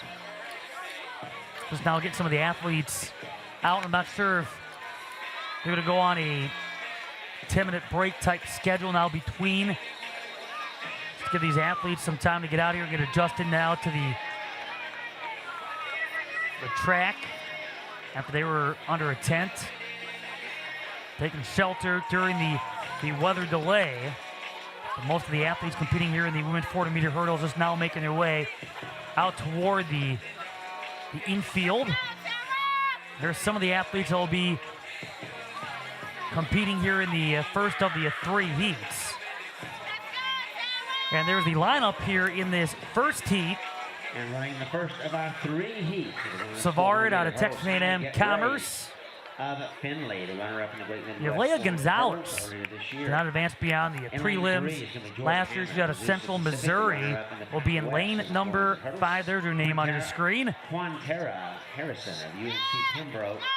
Be curious to see how the women's standings break down. Again, from what we've seen so far today, at least on the women's side, not a ton of surprises yet. Central Missouri, 4th in the women's team competition expected to be between the likes of Azusa Pacific, West Texas A&M, Grand Valley State. On the men's side, some surprises already, especially if you were with us earlier. The 100-meter dash, a couple of surprises there, which included the reigning champ, the NCAA Division II record holder, Benjamin Azamati. Got a red card, false start. He was knocked out of heat number 2, so he's out of the picture. Jalen Purcell, a number 3 seed, coming in also out of West Texas A&M. He did not advance. So all of a sudden, one of the events where West Texas A&M thought they would score big, that may not be the case.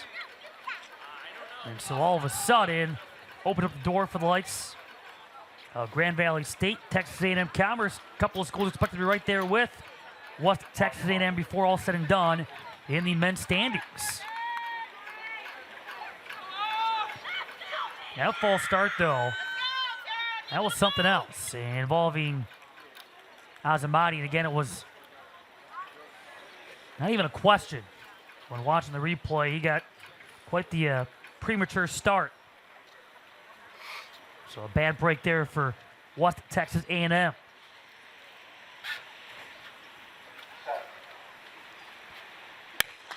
Here we go with heat number 1, women's 400-meter hurdles. Thomas, followed by Augustin and Savard. Moving out very quickly, Nina Spod, Commerce. And Savard, Texas A&M University Commerce. The 3rd place finisher a year ago has the lead. Augustin and Thomas. And Brittany Augustin out of Lees McRae in 2nd place. So Mina Savard, look at that lead. Thomas trying to get back into 2nd. And footing. Very, very well. Savard. Great focus. And she'll get to the finish line first here in heat number 1. Time of 57.75 seconds. To Janelle Thomas. That is .28 behind her quickest time this year. Janelle Thomas out of American International does in fact sneak into the number 2 spot. And running in the 2nd of 3 heats, Anuel Clarima. So Savard and Thomas moving on from heat number 1. Augustin, who was number 2 for a little bit there, finishes number 4 with Jordan Hammond out of Azusa Pacific, finishing number 3. Lindenwood, she was the GLVC, the Great Lakes Valley Conference 400 hurdle champion. Rachel Miller of Ashland. Just watching the athletes too, and the Great Midwest 400 hurdle champion. Not only focusing on timing their jumps perfectly to clear the hurdle, but also from a footing standpoint. 400 hurdles. Running lane 7, Maria Diamond of Lincoln. Heat number 2, though, of 3 will feature the number 2 seed, Mariah Diamond out of Lincoln, Missouri. 4th place finisher, Diamond bottom of your screen. Finished 4th last year. Her best time this year, 58 seconds flat. Olivia Alexandra out of Lindenwood, the 5th seed, 59.13 seconds. And Rachel Miller from Ashland in lane 5. She finished 5th last year. And then Anuel Clarima out of Harding not advanced beyond the prelims. 7 that competed in this event last year are back. 3 that did not advance beyond the prelims. And then, as mentioned, 4 of the top 5 finishers are back here competing.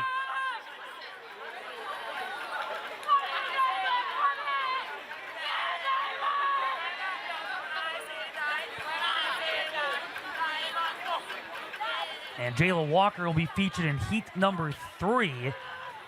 The reigning champion, again, the women's side, between individuals and relay teams. 11 returning champions. Well, not a single, surprisingly, when you look at relay teams, not a single relay champion back on the women's side in either the 4x100 or the 4x400. So it truly is 11 either field or track champions back, trying to successfully defend those titles. And you have Jayla Walker in the 400-meter hurdles out of Azusa Pacific. They have ultimately 3 individual champions that are back here, trying to successfully defend their individual titles on top of the team itself, trying to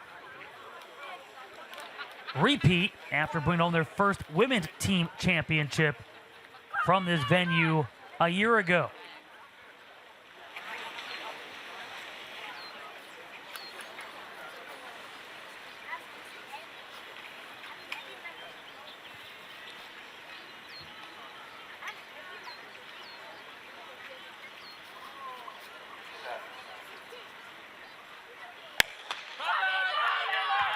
Underway here in heat number 2. Looks like Rachel Miller may be competing with an injury. You see by the way she started and how she is running. She's out there competing. But she is in the back. Right now it is Brooklyn Cervenka out of Winona State. This race last year. Now look at Diamond. Diamond, the number 2 seed, the 4th place finisher 1 year ago. Heck of a showing here. And she's going to take this second heat. So Diamond, no question about it, 58.13. Olivia Alexandre out of Lindenwood, finishing number 2 at a minute, .20 seconds. And Madison Burt, Clarima, Shivink, Butler. And right now, Rachel Miller's out there competing, but again, not sure she is fighting through some type of injury. That's the ovation here in the background. She just wanted to go out there and compete, wanted to finish, at least in the prelims, knowing that she probably wasn't going to advance. But give her credit, she got here, a senior from Ashland, and going out there and competing here at the national stage in that second heat. Third and final heat now. And Jayla Walker, Azusa Pacific, reigning champ, 57.29 seconds last year. Number 4 seed, her best time this year, 58.79 seconds. Maddie Rossi out of Fort Hays State, number 3 seed, did not advance beyond the prelims. Rossi, 58.54, her best time. And it's already been a busy day for Maddie Rossi. She is part of the 16 competing in the heptathlon.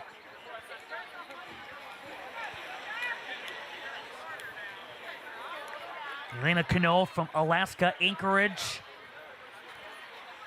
Mary McKay, Maya Johnson. And then Lane from Benedict in lane 8. The field here in heat number 3.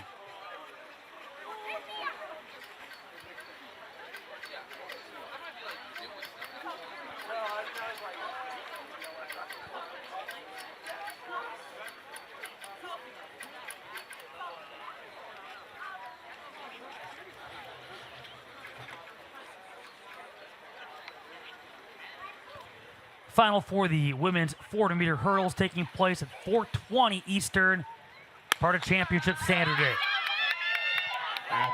Lane and Rossi and Walker. Whoa. Lane mishap with one of the hurdles. And Rossi, followed by Walker. And I believe Lane has taken herself out of the heat. Walker with the lead. Rossi in second. There's Maya Johnson from Fayetteville State in the top three.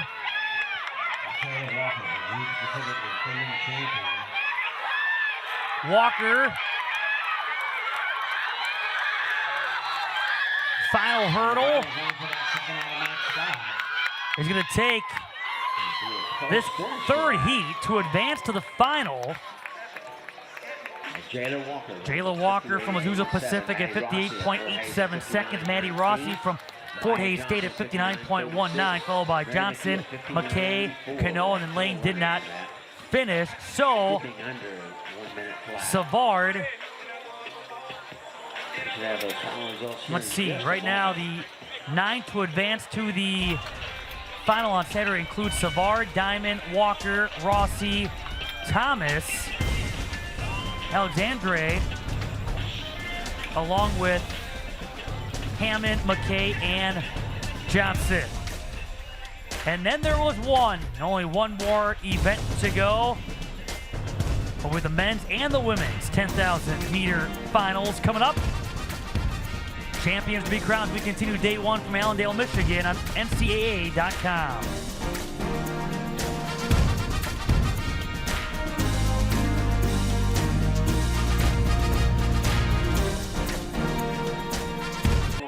For the 59.81 and the 9th and final qualifying spot going to Jordan Hammond of Azusa Pacific with a 59.93. Day one continued. The 2022 NCAA Division II Outdoor Track and Field Championships. Not a bad looking sunset. Blocked a little bit by the cloud cover, but we come to you from Allendale, Michigan. You check out the 10,000 meter run lineup of 23. 25 laps just around the corner. You have Isaac Harding from Grand Valley State. They're second in these events last year. His time was 29 minutes, 9.70 seconds. He finished .22 behind Ezra Mutai out of American International, who won this event. Grand Valley State, they have 3 competing. And 2 top 4 finishers from a year ago. Among those 3 Lakers. I want to mention real fast, too, we just had the women's 400 meter hurdles, and we saw in that last heat, Alika Lane did not finish that third heat, but I do want to pass along congratulations to her. She is a sophomore from Benedict College, and she was honored earlier in the day, standing by herself on top of the podium. She was named the Elite 90 winner, which is presented to the student athlete with the highest cumulative GPA, participating in the final site for each of the NCAA's championships. A 4.0 for the sport management majors. So congratulations to Lane, excelling both on and off the field of competition.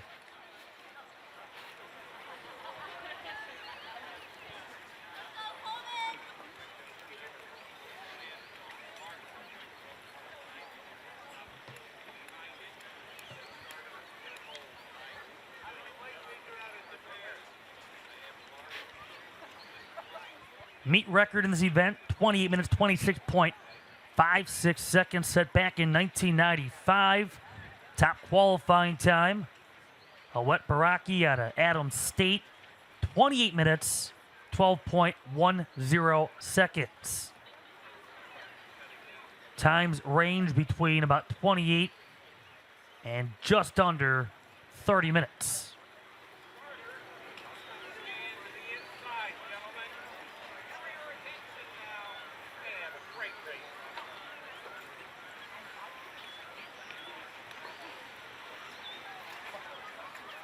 On your mark.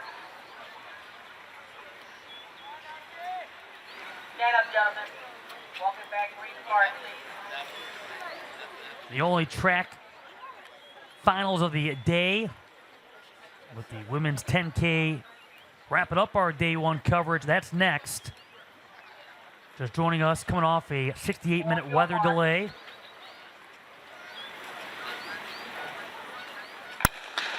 As we're underway with lap one of 25. Baraki, he is the top seed. Dylan Powell from Colorado Mines, the number 2 seed, at 28 minutes, 22.78 seconds. Plenty of Grand Valley State. You see the GV. That includes Tanner Chadada. He was a 4th place finisher a year ago, number 4 seed coming in. Talked about Isaac Harding, the number 2 finisher last May. The comfort of running on their own track here at Allendale, Michigan, now running under the lights on this Thursday night. Joshua Chipkesser out of UNC Pembroke setting the pace. Pacing is so important in an event like this, the 25 laps. Interesting to see how each approaches. Everybody has their own method of the madness. There are those that will tend to stay toward the back and then make that final push. Everybody else starts to tire at the end. Others want to get out to that quick start and try to create that separation and hope even with very little energy left, they have enough of a lead that they can push through. Ty Smith of Wingate now in front. Miles Baca, Nebraska Kearney right now in second.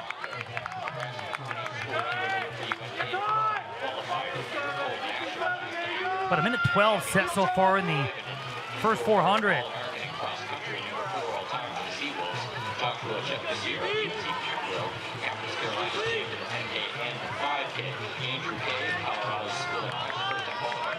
Try to keep you posted on some of the splits.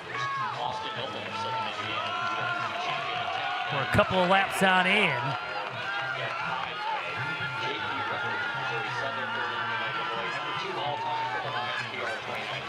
Right now for Ty Smith of Wingate, who's in front. He ran that last lap in 1 minute, 8.42 seconds. Moving from 5th place after the first lap up to 1st. Right now he's opened up about a 3-second lead over Miles Baca, Nebraska Kearney. He's a freshman. Right now he's in second, where it's all bunched together. 2 spots, 2 through 23 all grouped. The exception being Ty Smith, the senior from Wingate. Smith's best time, 29:23.05.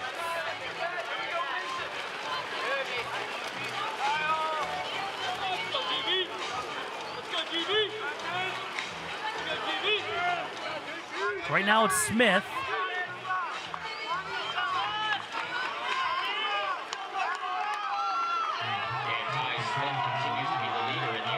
Right now Smith, 1,200 meters on in.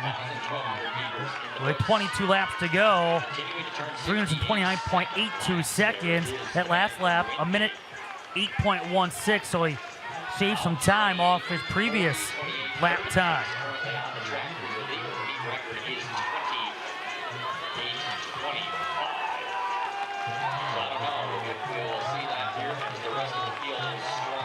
Right now, Ty Smith has opened up about a 5-second lead now. Dylan Powell from Colorado Mines moved into second. He was able to knock about a second off his time from his previous lap. About 3:34.57 in the first 3.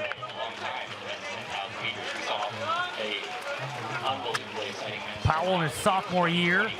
Back at Nebraska Kearney. Still in third, but again, you see all kind of bunched together. The exception being Ty Smith. In about a minute 8, just over a minute 8, his last couple of laps. So a good start here for the senior from Wingate. Slowed down about a couple of seconds, a minute 10:48 on that last lap, but still 4:40.30 is his time through 1,600 meters. Dylan Powell in second, Miles Bach in third. Carly Stimfel out of Saginaw Valley currently is in fourth. 21 laps to go.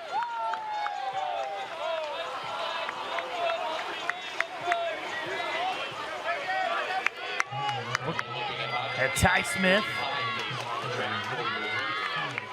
Dylan Powell. Look at his season best. Powell, again, 22.78 seconds. Second best qualifying time this season.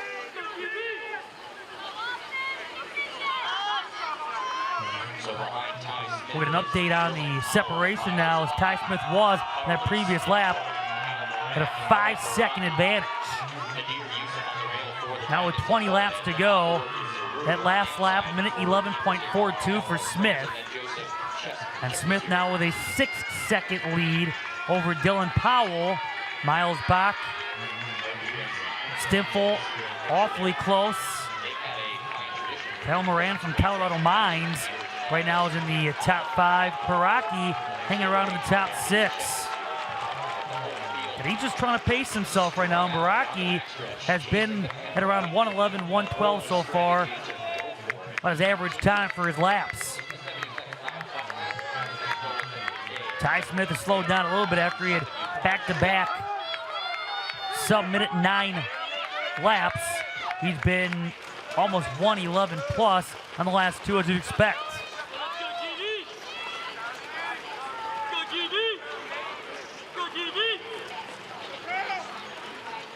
Ty Smith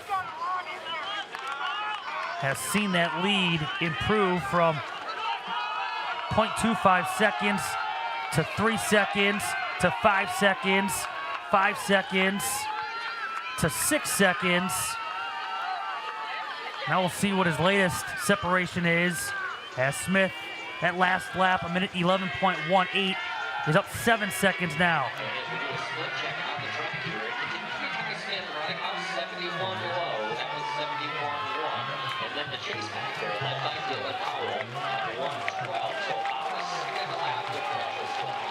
Dylan Powell second, Miles Bach third, Stimfel fourth. Not much change. We look at who is where. Still bunched together, but as far as who's positioned where, not a lot of change over the last now couple of laps.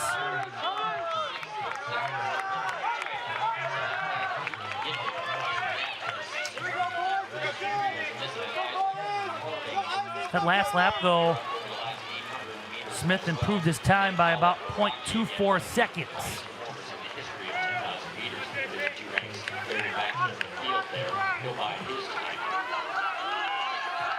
18 laps to go.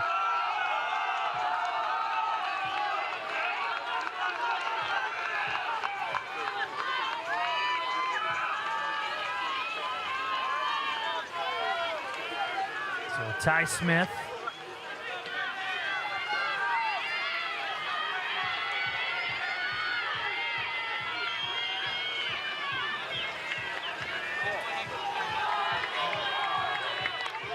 .38 in.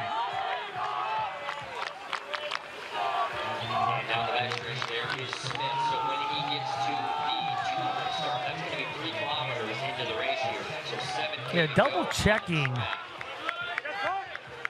Something when Bacher's on the live timing, they had put Joshua Joseph in first place. That will get corrected, but right now Ty Smith in the lead by about 8 seconds. Somehow that last lap, that for Joseph registered at 0.18 seconds. Oh man. I mean, Joseph, that wouldn't just be a national collegiate record, but probably a world record right there, but that's going to be adjusted. But Ty Smith, certainly your leader, as we are down to 17 laps remaining. Yeah, something that registered there. They're going to have to adjust that at some point, but he was Joseph in about 13th place prior to that timing error. Ty Smith is still in the lead, and by plenty. Last check, he was up 8 seconds. Right now, he is still up about 6. Stinful from Saginaw Valley has moved into second. Closed the gap a little bit. But still lots of time left. Dylan Powell, top 3. Zuru from UC Colorado Springs in 4th.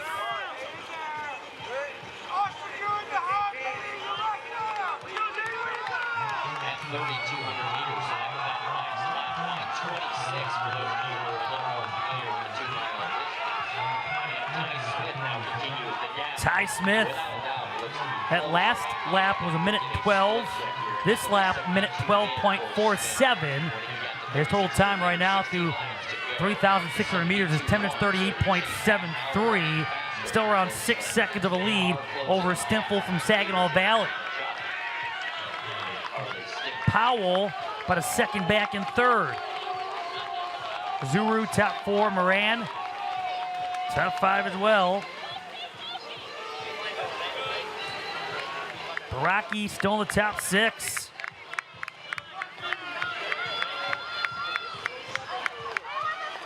Looking at his splits, he has been pretty consistent as of late, around 111, 112 each lap for the sophomore from Adams State.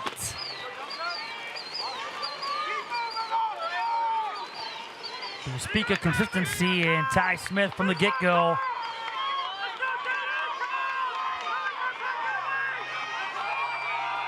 Second lap, able to take the lead. He's been in front ever since. About a 6-second lead the last couple of laps. He improved that last lap, minute 11.51, so almost a full second quicker than the previous lap. Zuru has moved up to second. He's 4 seconds back, but he's, again, closing the gap a little bit on Smith.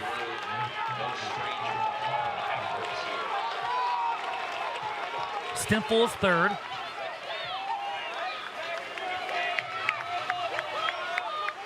Right now, Powell in 4th.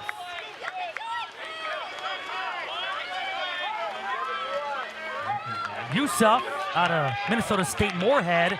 He's moved to the top 5. Baraki still top 6.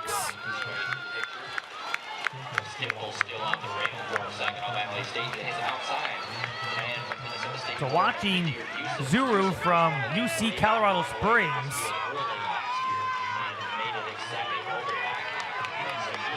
Now Smith continues to be the leader, but as mentioned, at least during that last lap, went from a 6-second lead down to 4. And down to 14 laps remaining.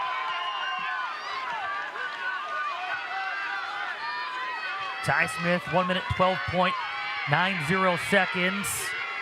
His lead is down to 2.05 seconds. Zuru and Powell. Powell now in 3rd. Baraki moves up to 4th. Talked about his best time this season to be the top seed in this event. One name we have not mentioned yet, Isaac Harding. He right now is 8th, Chada 9th. 2 from Grand Valley State that have had strong finishes in this event last year, finishing 2nd and 4th. Right now they're just pacing themselves. You can see them in your screen, right there in the middle of things. But look at this. Smith, who has had the lead for the first almost 12 laps, has just been passed. Zuru, he is now in front. Number 5 seed coming in. With 13 laps remaining. Also moving up, Dylan Powell from Colorado Mines. And Ty Smith, when you look at his numbers, he was about a minute 12.45, which has been somewhat consistent where he's been. But all of a sudden, Zuru, over the last 3 laps, has been a minute 10:30 or better, including a 1 minute 9.86 second lap when he hit 4,000 meters. Has moved him up from at 1.8 place to 6th to 4th to 2nd. Now he is in front.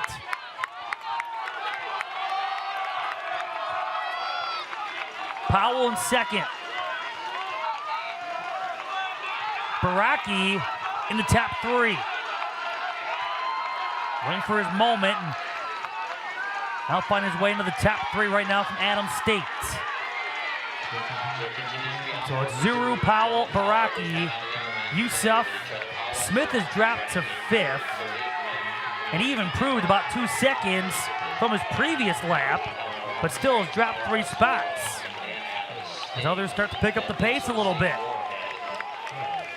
12 laps to go.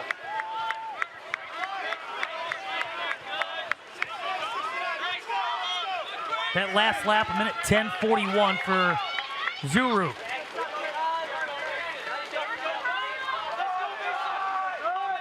That right now is about the norm for those that are in the front, about a minute 10. Here's where we're beyond the halfway point in the men's 10,000 meter run.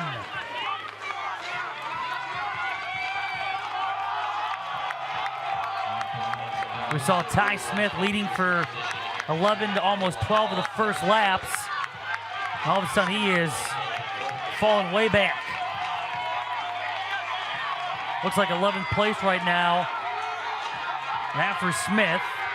Zuru, a minute 9 flat that last lap. And yet you have Powell right there behind him. Not even a full second in 2nd place. Just ran a 1 minute 8.98 second lap. Baraki, 1 minute 8.92 seconds. Some impressive times in that last lap for among the leaders.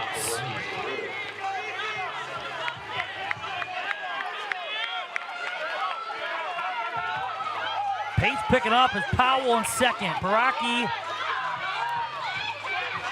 right now is 3rd, but Yusuf challenging Baraki for 3rd place.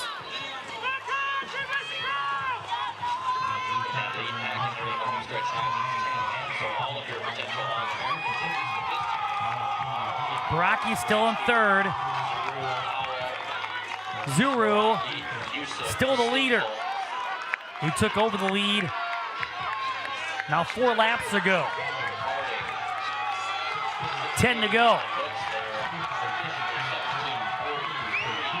Minute 9.04 seconds that last lap for Zuru. Powell in 2nd, Baraki in 3rd, 0.08 seconds behind Yusuf. Stimfel 5th, Isaac Harding moving up. He is now in 6th place. He's been in 6th place on the last couple laps, moving up a couple of spots. Chada also in the top 8. He's been 8th place last 2 laps, moving up from 9th. Baraki making his move on the outside. Right there was Zuru. Powell slightly back in 3rd. Now Baraki dropping back a little bit. Zuru still the leader. Powell still in 2nd. Yusuf trying to move into 3rd. Baraki dropping back a little bit. Still there in the top 4, now in 3rd. Sub 1:10 time for these latest lap for the leaders. Zuru, Powell, Baraki. Nadir Yusuf, Minnesota State Moorhead, minute 9.68 to stay in 4th place. Stimfel currently in 5th.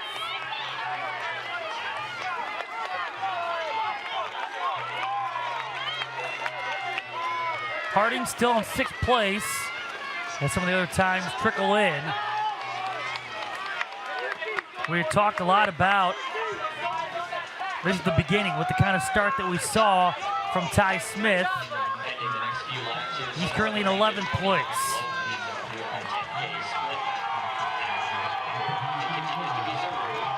Baraki again moves up. A little momentum here as he flies into second and overtakes the lead. Picking his moment with 8 laps to go. That was a strong finish to that last lap. That for Baraki. He's now starting to create some separation from Zuru. Powell in 3rd. That last lap was 1:08.39 seconds for Baraki. That, so far, has been his best lap in this event.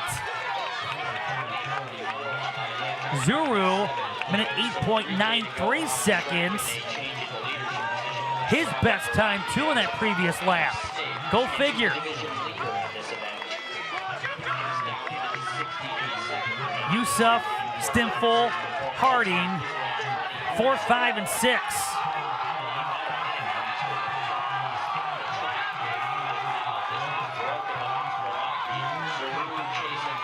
Baraki about the lap. The back of this field. 7 laps to go.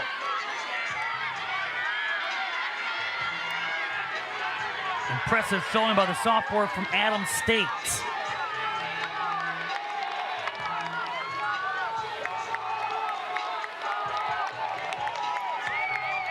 Yeah, Baraki looks like this is where it gets a little more confusing with those that are in the back versus those that are leading. But Baraki, Powell, looks like Zuru's dropped to 3rd. That last lap, 1:05.18. More than 3 seconds better than the previous lap for Baraki.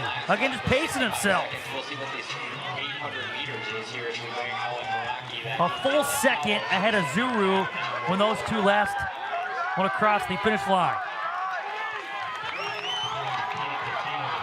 Here comes Powell. Powell right there with Baraki.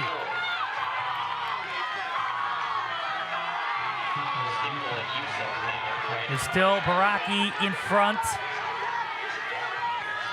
There's 1 and 2.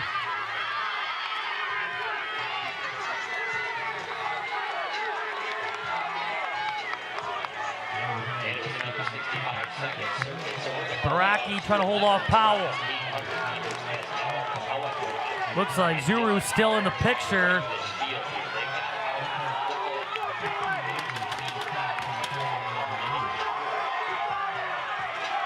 So Baraki, another 1:05.79. Powell in second. Harding is in 3rd now. He's made his move up a couple of spots. Zuru right now number 4. And you can see those two are battling for 3rd and 4th. Baraki trying to hang on to 1st, holding off Powell with 5 laps to go. 5 laps to go now as Baraki in front, Powell. Zuru. Harding. 1, 2, 3, and 4. About 2 seconds slower that last lap for Baraki, but still 1:07.21. Goodness. Powell on that last lap went 1:07.06. His best was the previous when he reached 7,600 meters when he ran 1:04.79. One of the faster lap times we've seen from any of these athletes here so far.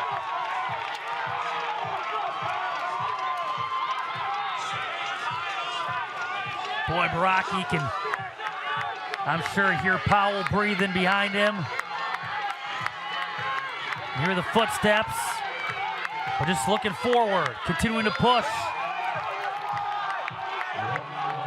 4 laps remaining. That time he did look over his left shoulder to see. Powell is right there.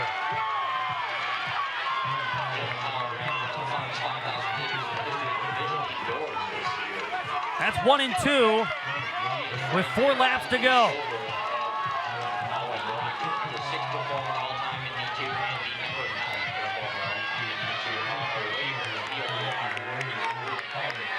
Zuru and Harding, 3rd and 4th. That's 1, 2, 3, and 4 in your picture. Right now, the last lap times have been around 1 minute 8 to 1 minute 9 seconds for the top 4. About 8 seconds of a difference between spots 4 and 5. Stinful out of Saginaw Valley right now in 5th. Powell now in front. Powell in front with 3 laps now remaining.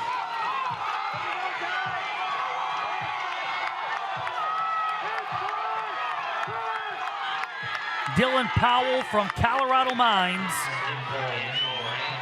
and Baraki. Top 2 seeds coming in, battling right now for spots 1 and 2.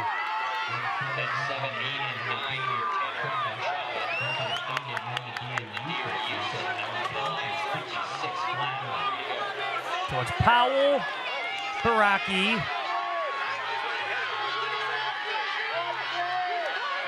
Zuru along with Harding.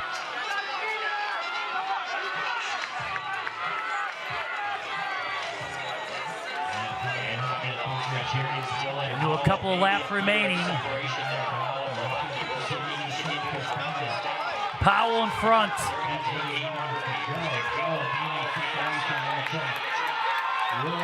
Baraki in second. Final 2 laps. What a display between these two right now. Powell starting to giddy up, digging down deep. That final push.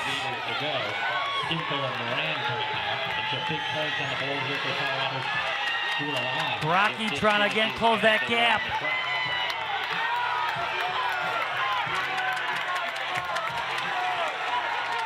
Powell.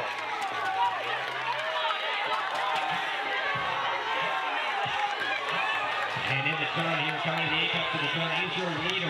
And Powell. Dylan Powell, Colorado, School of Mines. This is Sebastian with which you won an all-lap title here in the 10,000 meters. Will soon pulls out. And you see Baraki,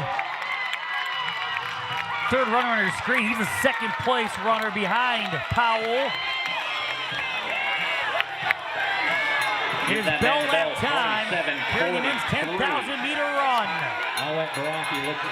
Dylan Powell of Colorado Mines. Pulling away here in this 25th and final lap.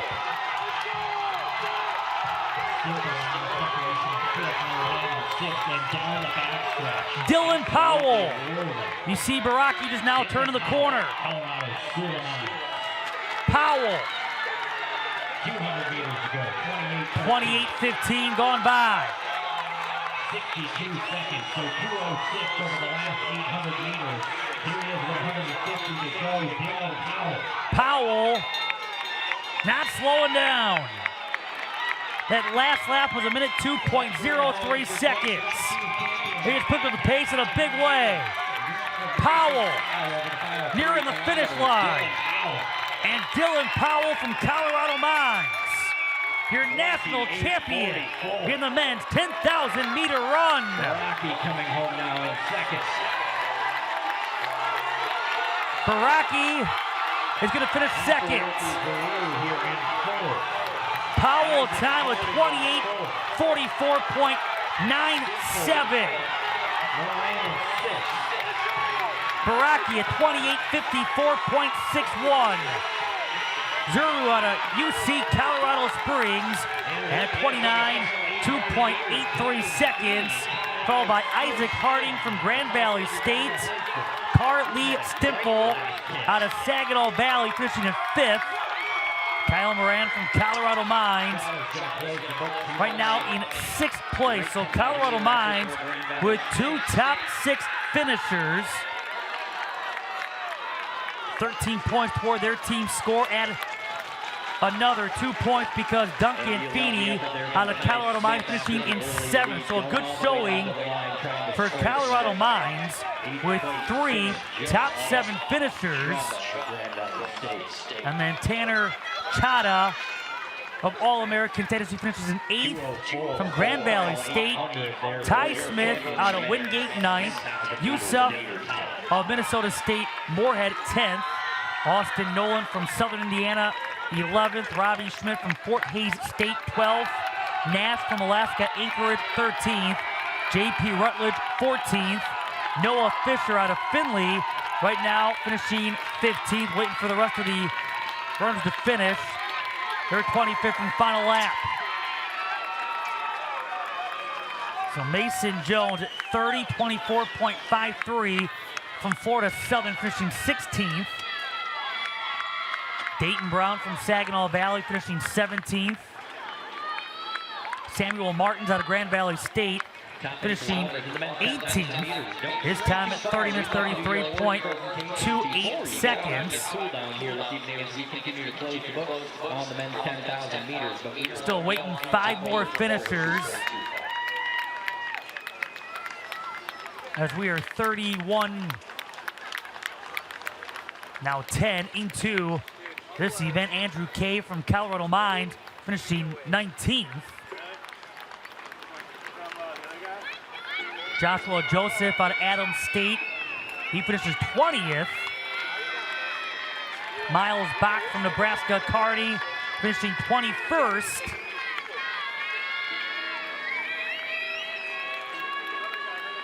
And now waiting for Braden McLaughlin out of Chico State, he'll finish 22nd.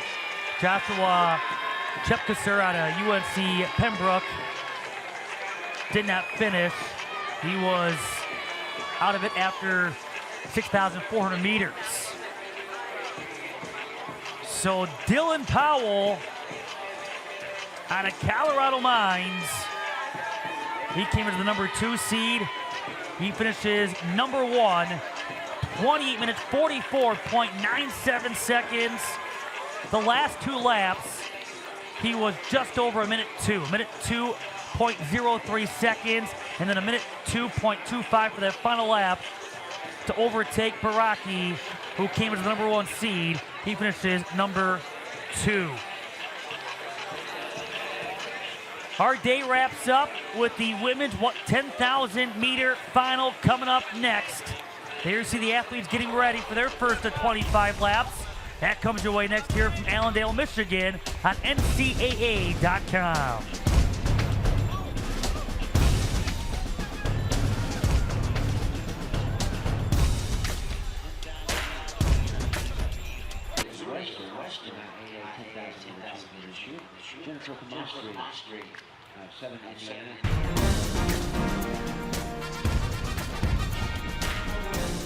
Nighttime here in Allendale, Michigan. A long day wrapping up. Almost 10 o'clock local time. About to wrap up a 12-hour day when day 1 began around 10:30 a.m. Eastern with the first decathlon event.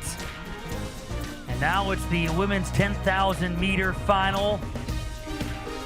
A field of 23, 25 laps to wrap up this first day of 3 from Grand Valley State University Track and Field Stadium. Day that also featured a 68-minute weather delay as you check out the field of 23, which includes the top seed Brianna Robles out of Adams State, a 5th place finisher last year. Her time of 32 minutes 50.06 seconds, the top qualifying time. And then you have Jennifer Sandoval out of Azusa Pacific, the runner-up in this event last year, number 2 seed this year at 33 minutes 10.74 seconds. A couple of the runners will be keeping an eye for. 45 minutes. Anywhere between about 32 and 35. The qualifying times in this field of 23. 25 laps. Finish up the evening. We're talking about the team titles on the women's side. Grand Valley State with multiple athletes in distance and field events. It's where they feel like they can score some points and contend for the team title. Azusa Pacific, same boat where they have a number of athletes, 16 that are in the top 10. And this is certainly one of those events they feel like they can score big. Certainly, when you look at Sandoval, looking at lay claim that second place finish is not better. With the reigning champion not back here in 2022, but these longer events, bowling well maybe too for the likes of an Adams State. We'll see a number of, at least a couple of Adams State runners among this field of 23. You've seen one of those runners from Adams State, the Grizzlies from the Rocky Mountain Athletic Conference. They're in the top 2.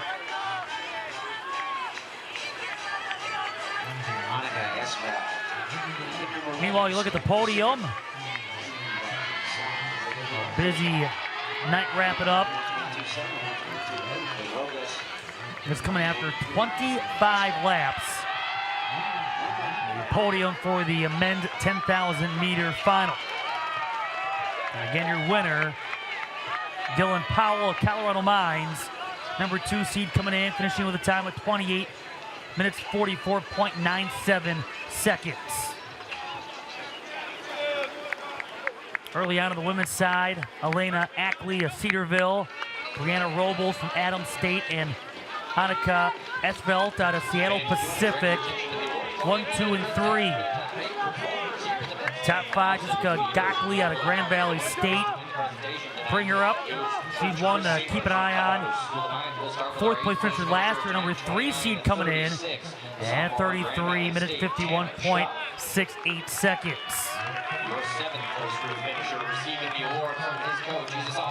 So right now, the award ceremony you see on your screen in the men's 10,000 meter. Your 6th place finisher today, 29-13 from Colorado School of Mines, Kyle Moran.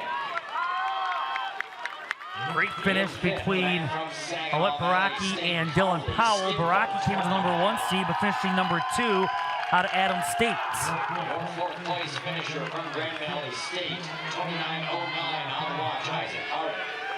See Harding from Grand Valley State among a couple of Lakers on the podium. Now of All-American status.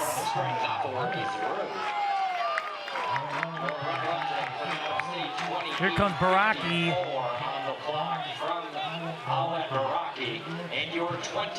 And Powell atop the podium as your national champion in the men's 10,000.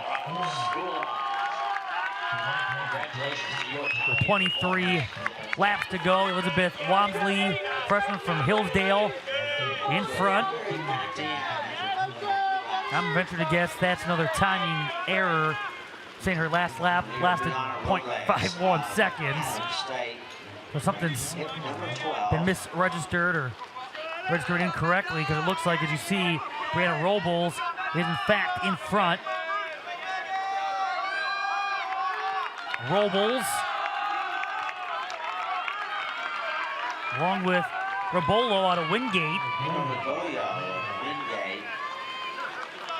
And also in the top 3.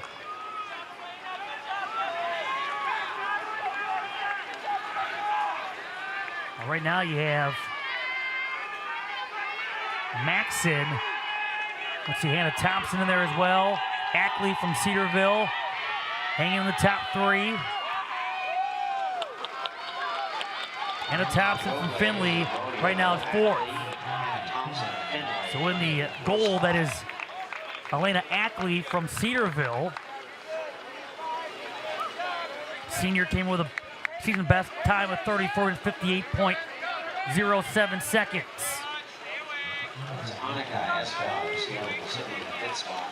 Robles in front. But again, you see the field of 23. No real separation at this point.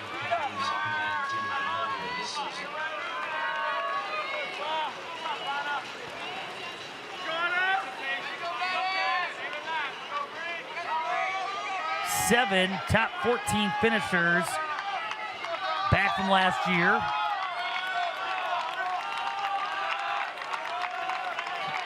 As right now, Robles, your leader with 21 laps remaining. And the fifth place finisher last year, the top seed. Finished behind Gockley, who was up there from Grand Valley State. And then Sandoval, the second place finisher.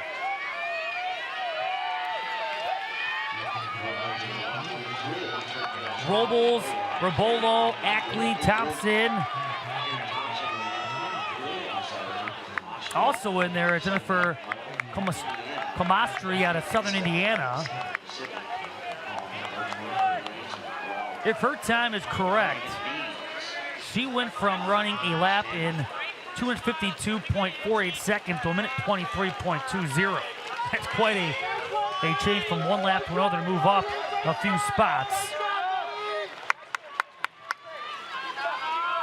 But right now, Robles, not much of a lead, but has the lead. Holding off Rabolo.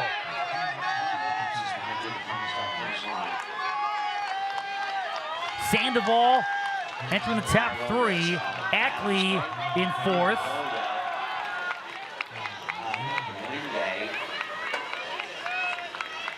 Looked like for a second there, perhaps Alana's from Queens out of North Carolina, moving to the top four as well. She was a third place finisher in the event last year, came in with number 4 seed.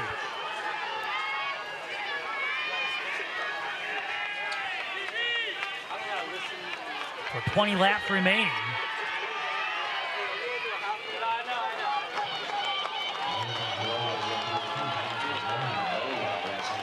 Get a better look from this angle.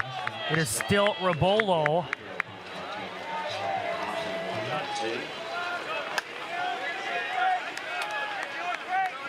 Indeed, Lannis is up there on the inside.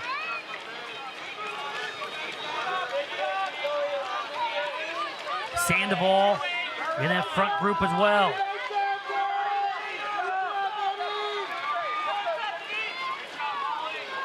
Robles has been around,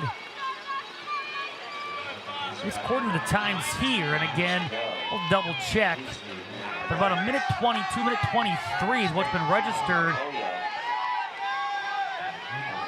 Timing-wise, not sure if there's a issue right now trying to get those times adjusted, corrected. But Robles in front with Rabolo, Ackley. Etchfeld has been there as well from Seattle Pacific.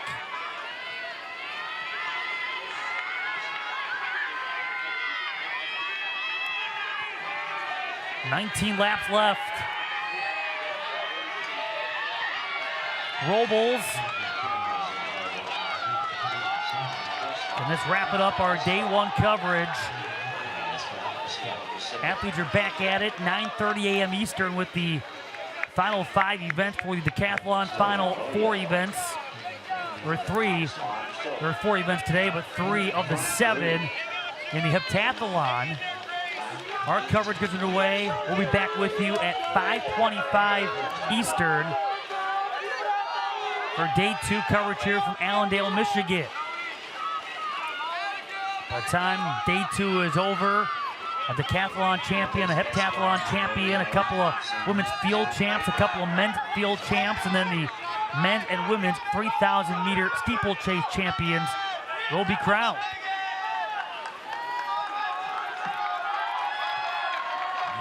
Going into tomorrow on the men's side, with 4 of 21 events scored, Central Missouri in the team standings number 1 with 21 points.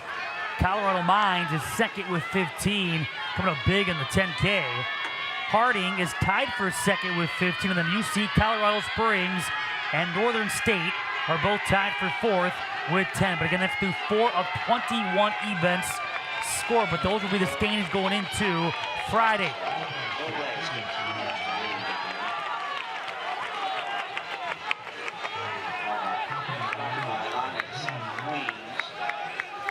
Robles. Alanis. Sandoval, top 3. 10.5 in.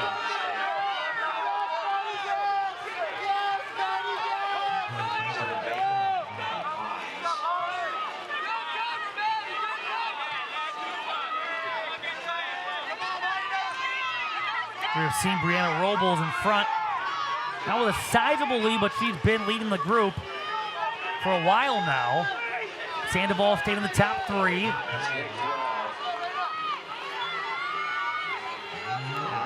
Jessica Gackley, top 5. She's been hanging around that front as well for Grand Valley State.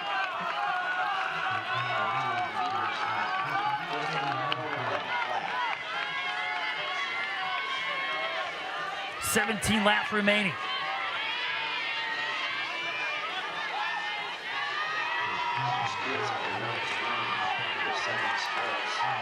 And these athletes powering through a little bit later than maybe expected coming in. But again, nonetheless, preparing themselves for their 25 laps.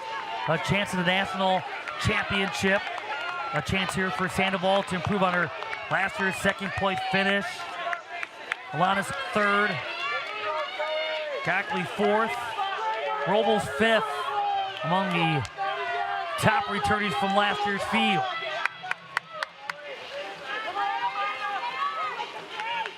Seen some great competition already today across the board. Showed you earlier the heptathlon standings, a heck of a showing through one day from Cyan Williamson of Saginaw Valley State. Nolan Churchman from Fort Hays State in the decathlon, your leader going into competition on Friday. Already seen Tanner Berg from Northern State win the men's hammer throw. Dorian Shangno out of Harding won the men's pole vault. And Christopher Goodwin out of Central Missouri won the men's long jump. Judith Essemeyer out of Grand Valley State, a repeat champion of the women's hammer throw. And then Marie-Jean Orega, a repeat champion of the women's long jump. Some of the results we have seen on this Thursday. Robles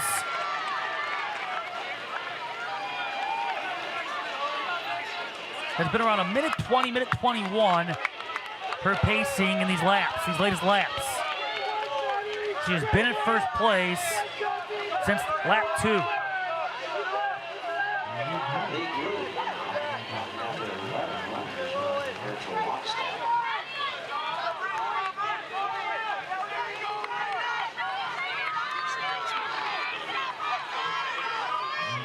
Silana's currently in second, Sandoval 3rd. In 4th place right now, Edsvelt. It's been around a minute 20, minute 21. Her lap times. As they go through 4.5 meters to go.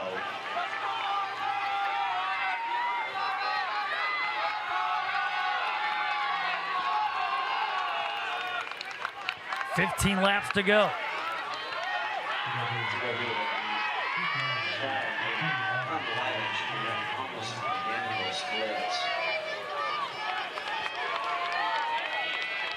Brianna Robles. Adams State, this is one of those events where they thought maybe if they're to make a run, if they have a chance at winning the women's team championship, got to come up big here. 13 entries here at Nationals, 6 events. Big emphasis on the distance events. Again, multiple athletes in the 1500, the 5000, and the 10K.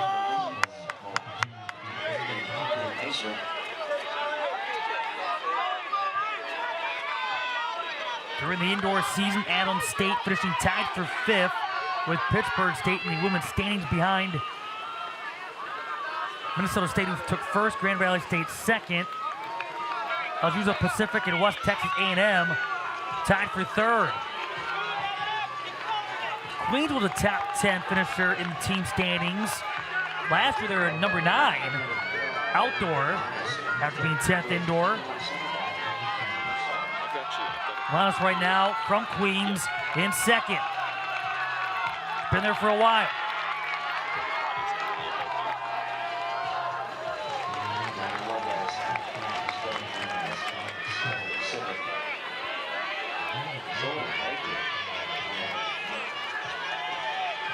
And right now, Lannis, her timing not showing up, but there she is, number 2. Sandoval still in third. Esfelt still number 4.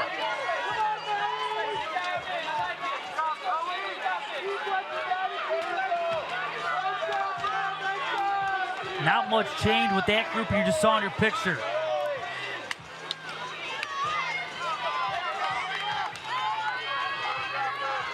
Right now, all just pacing themselves, trying to stay where they're at.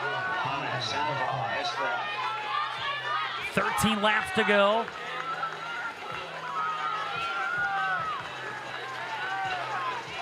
Okay, nobody really trying to make a push either. Just staying with this pacing, at least for the time being.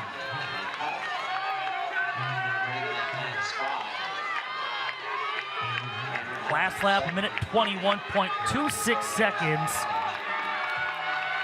At least that's what Robles' lap time was through 4,400 meters.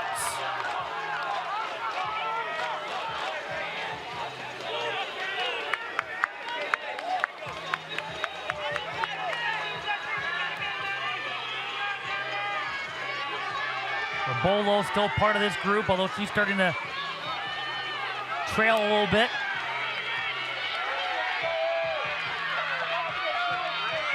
Zoe Banker out of Colorado Mines with this front pack.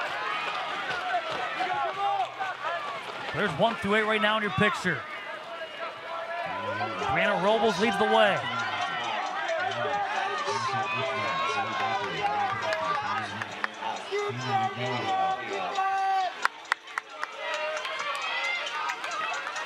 Hannah Thompson there from Findlay. She was a 14th place finisher last year. Sandoval still in 3rd place. Robles with 12 laps to go.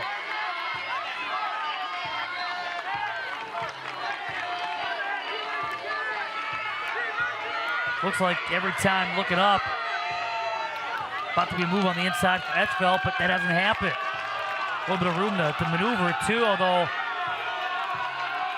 see Sandoval slightly to the outside. She right now is in 3rd.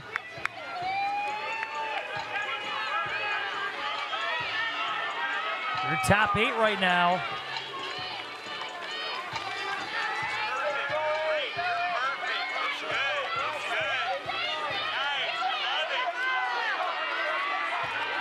There's 1 through 7. There's 8th place runner. That's Cameron Hugh out of Southern Indiana. 6th seed. Good luck, 1 through 8, and then spacing 9th place. And then a enormous gap between 9th and then 10th, 11th, and 12th. We're all running together, the 3 of them, in their own separate group.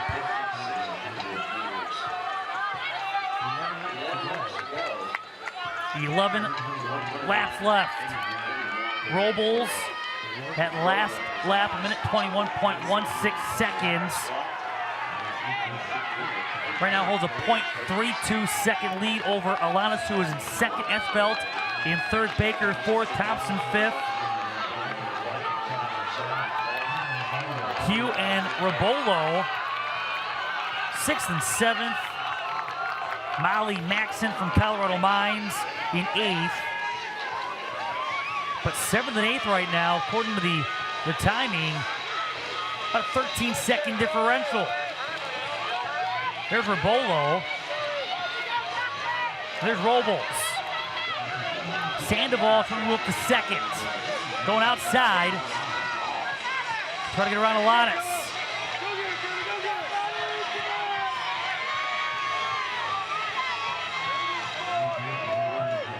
Gockley in the top 5. Looking to move up to 4th. On the inside of Esvelt. Esvelt with a little bit of an energy boost. Back into 3rd. Sandoval in 2nd, dropping a little bit, Alanis.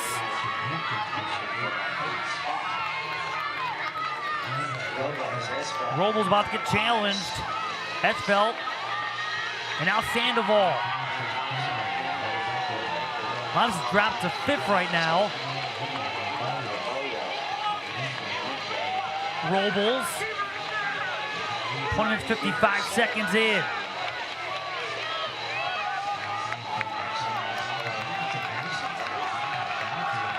Esvelt hanging on to 2nd. Right there with Sandoval.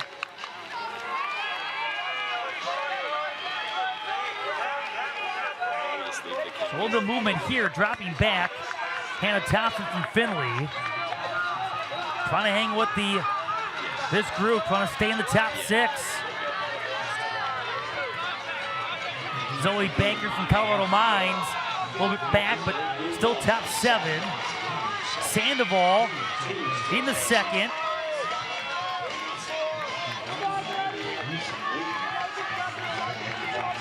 Brianna Robles with 9 laps to go.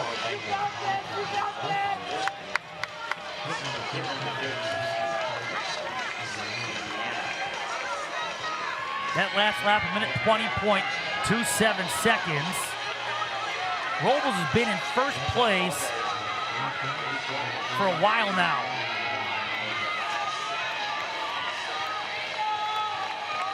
She has been in first place since the 2nd lap. She was in 2nd place to start. And that was brief. But a minute 20, minute 21 has been about the norm in each lap so far for the sophomore from Adams State. Esvelt. You have Sandoval moving up.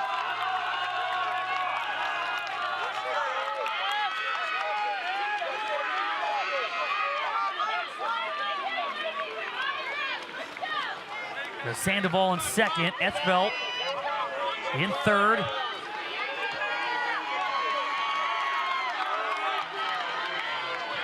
Your top 6 in your picture. About to lap those in the back.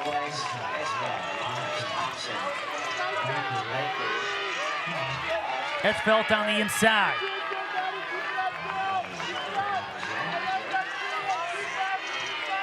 Alanis also moving back up after she was starting to fade a little bit. Got that 2nd wind. Top 4 still. Robles.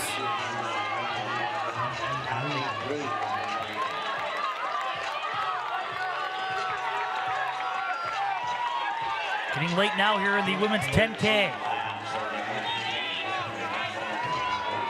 Esvelt. Sandoval. Still in that battle for 2nd and 3rd with, again, Robles leading the way.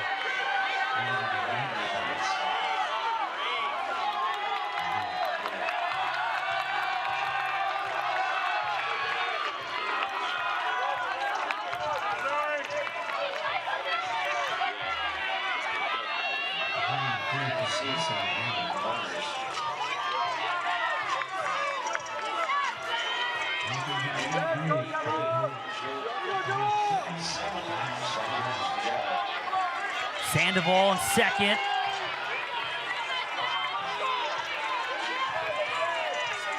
And just staying right there on the heels of Robles. 7 laps to go.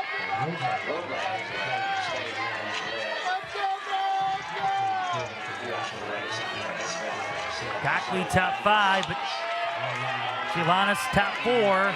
Sandoval. Just get the feeling she's waiting to make that final push. Just right now, just trying to stay there with Robles.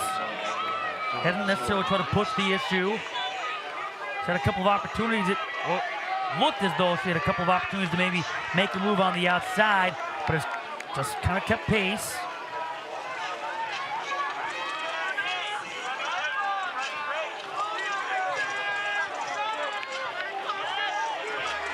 And Sandoval, the number 2 seed.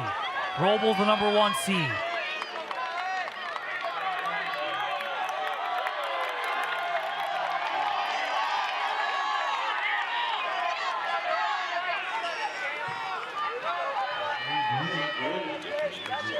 And nothing's changed, really.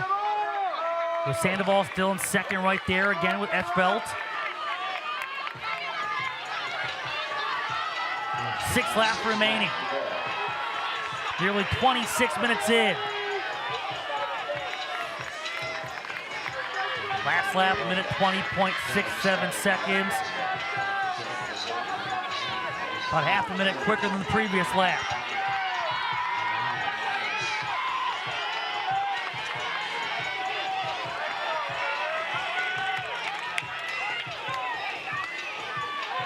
Esfelt using the inside.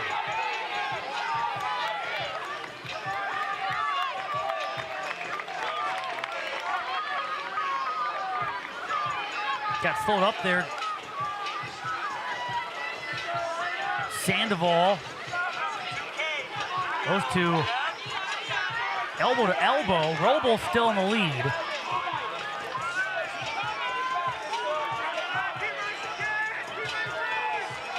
And there's been the case of the last 18 laps.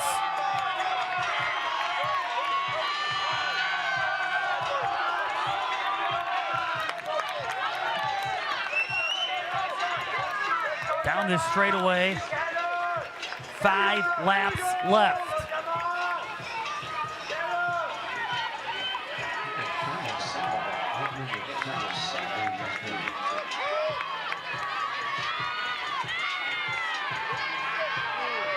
Again, not much separation, 1 through 5. Robles, minute 21.13 on that previous lap.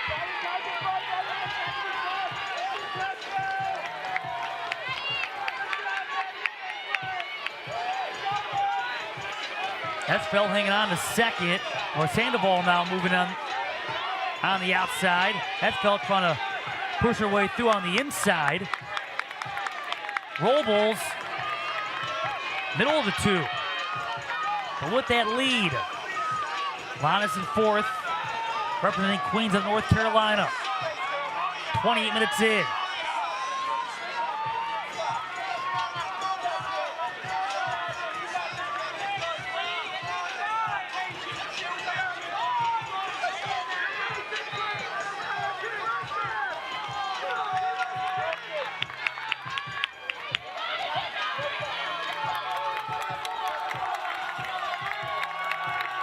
Four laps left.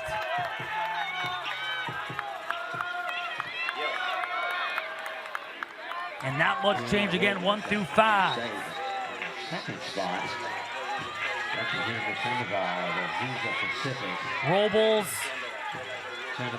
Sandoval, Esfelt, Alanis, Jessica Gockley. Been the same 5 pretty much throughout. At one point, there were about 8 running together. The other 3 have started to drop off. We had Tops near the front, Baker near the front, Rabolo.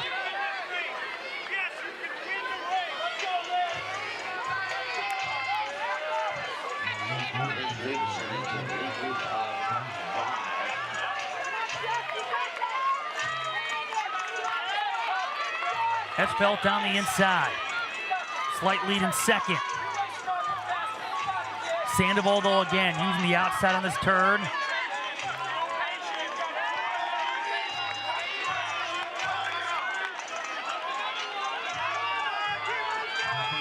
Three laps as they come down this home stretch. We have 3 laps remain.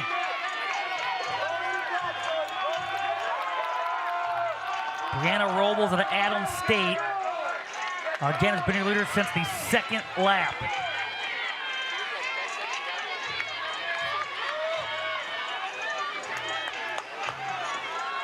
(8,800 meters in, 29:52.67. Ran a minute 21.07 in that previous lap.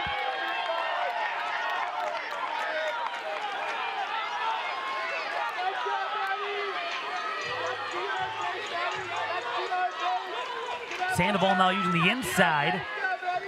Esfelt has moved more to the outside. Here's an opportunity now for Gockley using the outside. Alonso still hangs on to fourth. Better angle there. 30-45 in. Given that point.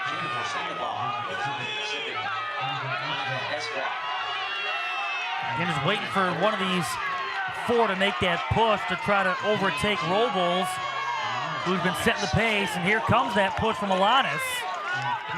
In the second, she goes. 2 laps remaining.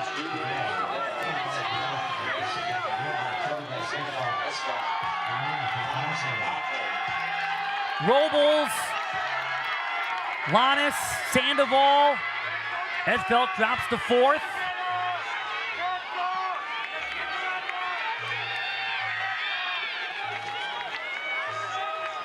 Gockley currently in fifth, moving closer to fourth. Now in fourth place, Esfelt dropping back to fifth.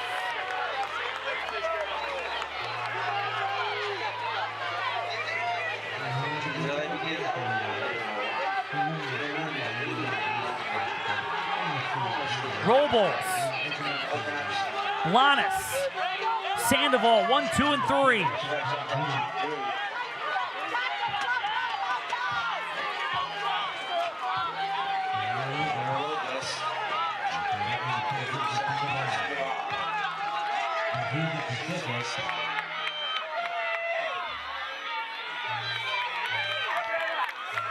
Nearing the bell lap. 32-20 in. Talking about Elias is moving second right up on the shoulder of a long-time leader. Final lap time. As they take the bell. Has been the leader in every lap but the very first. Adams State. Alanis in second. Sandoval in third. Robles. Here comes Sandoval. On the outside, moves into second. Sandoval looking to move into first. Robles somehow maintained first place. Alanis in second. Sandoval in third. Sandoval moving into second. Robles 33-12 in. Sandoval on the outside. Sandoval has taken the lead.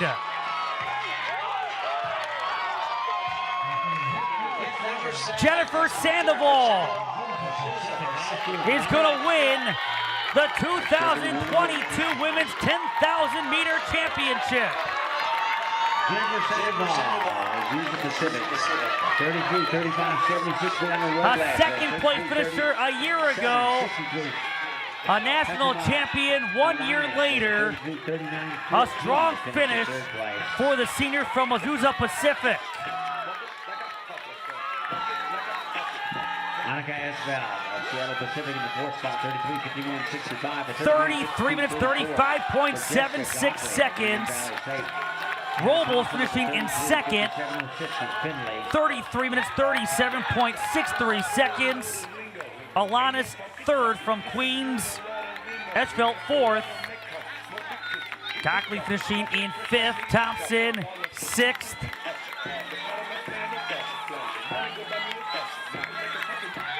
As the other 17 runners finish their 25 laps.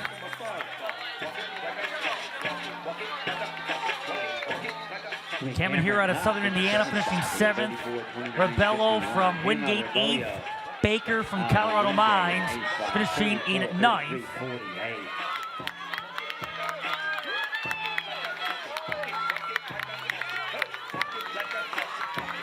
Zoe Baker finishing in the 9th spot. Waiting for the 10th place finisher to come across.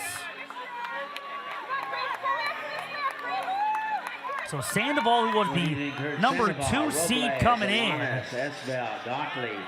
he is able to overtake the top seed, Brianna Robles, who was a 5th place finisher last year, doing so by just under 2 seconds. A strong last lap, sub-minute 5, to take over the lead and eventually hang on for the win after Robles was the leader for all but the first and now last lap. Maxon from Colorado Mine finishing 10th. Brown from Dallas Baptist finishing 11th. Madison Nash out of Missouri Western finishing 12th. Ruiz out of Biola finishing 13th. Wamsley from Hillsdale finishing 14th. Ackley from Cedarville finishing 15th. Paredes out of Adams State finishing 16th. Majinka out of Saginaw Valley finishing in 17th. Nisik out of Edinburgh finishing 18th. Cassie Learn out of Lewis 19th. Waiting for 4 more finishers. Megan Means from Augustana in South Dakota finishing in 20th. Kamastri out of Southern Indiana finishing 21st. Pagon finishing 22nd. And Bethany Shaw out of Cedarville finishing in 23rd. So a victory for Sandoval at 33 minutes and 35.76 seconds. Brianna Robles finishing in 2nd from Adams State at 37.63. The way things wrap up here in the women's 10K. We'll take one more break. We'll come back and put a wrap on day 1. What a day. Coming to a close here in Allendale, Michigan. The D2 Track and Field Championships on NCAA.com.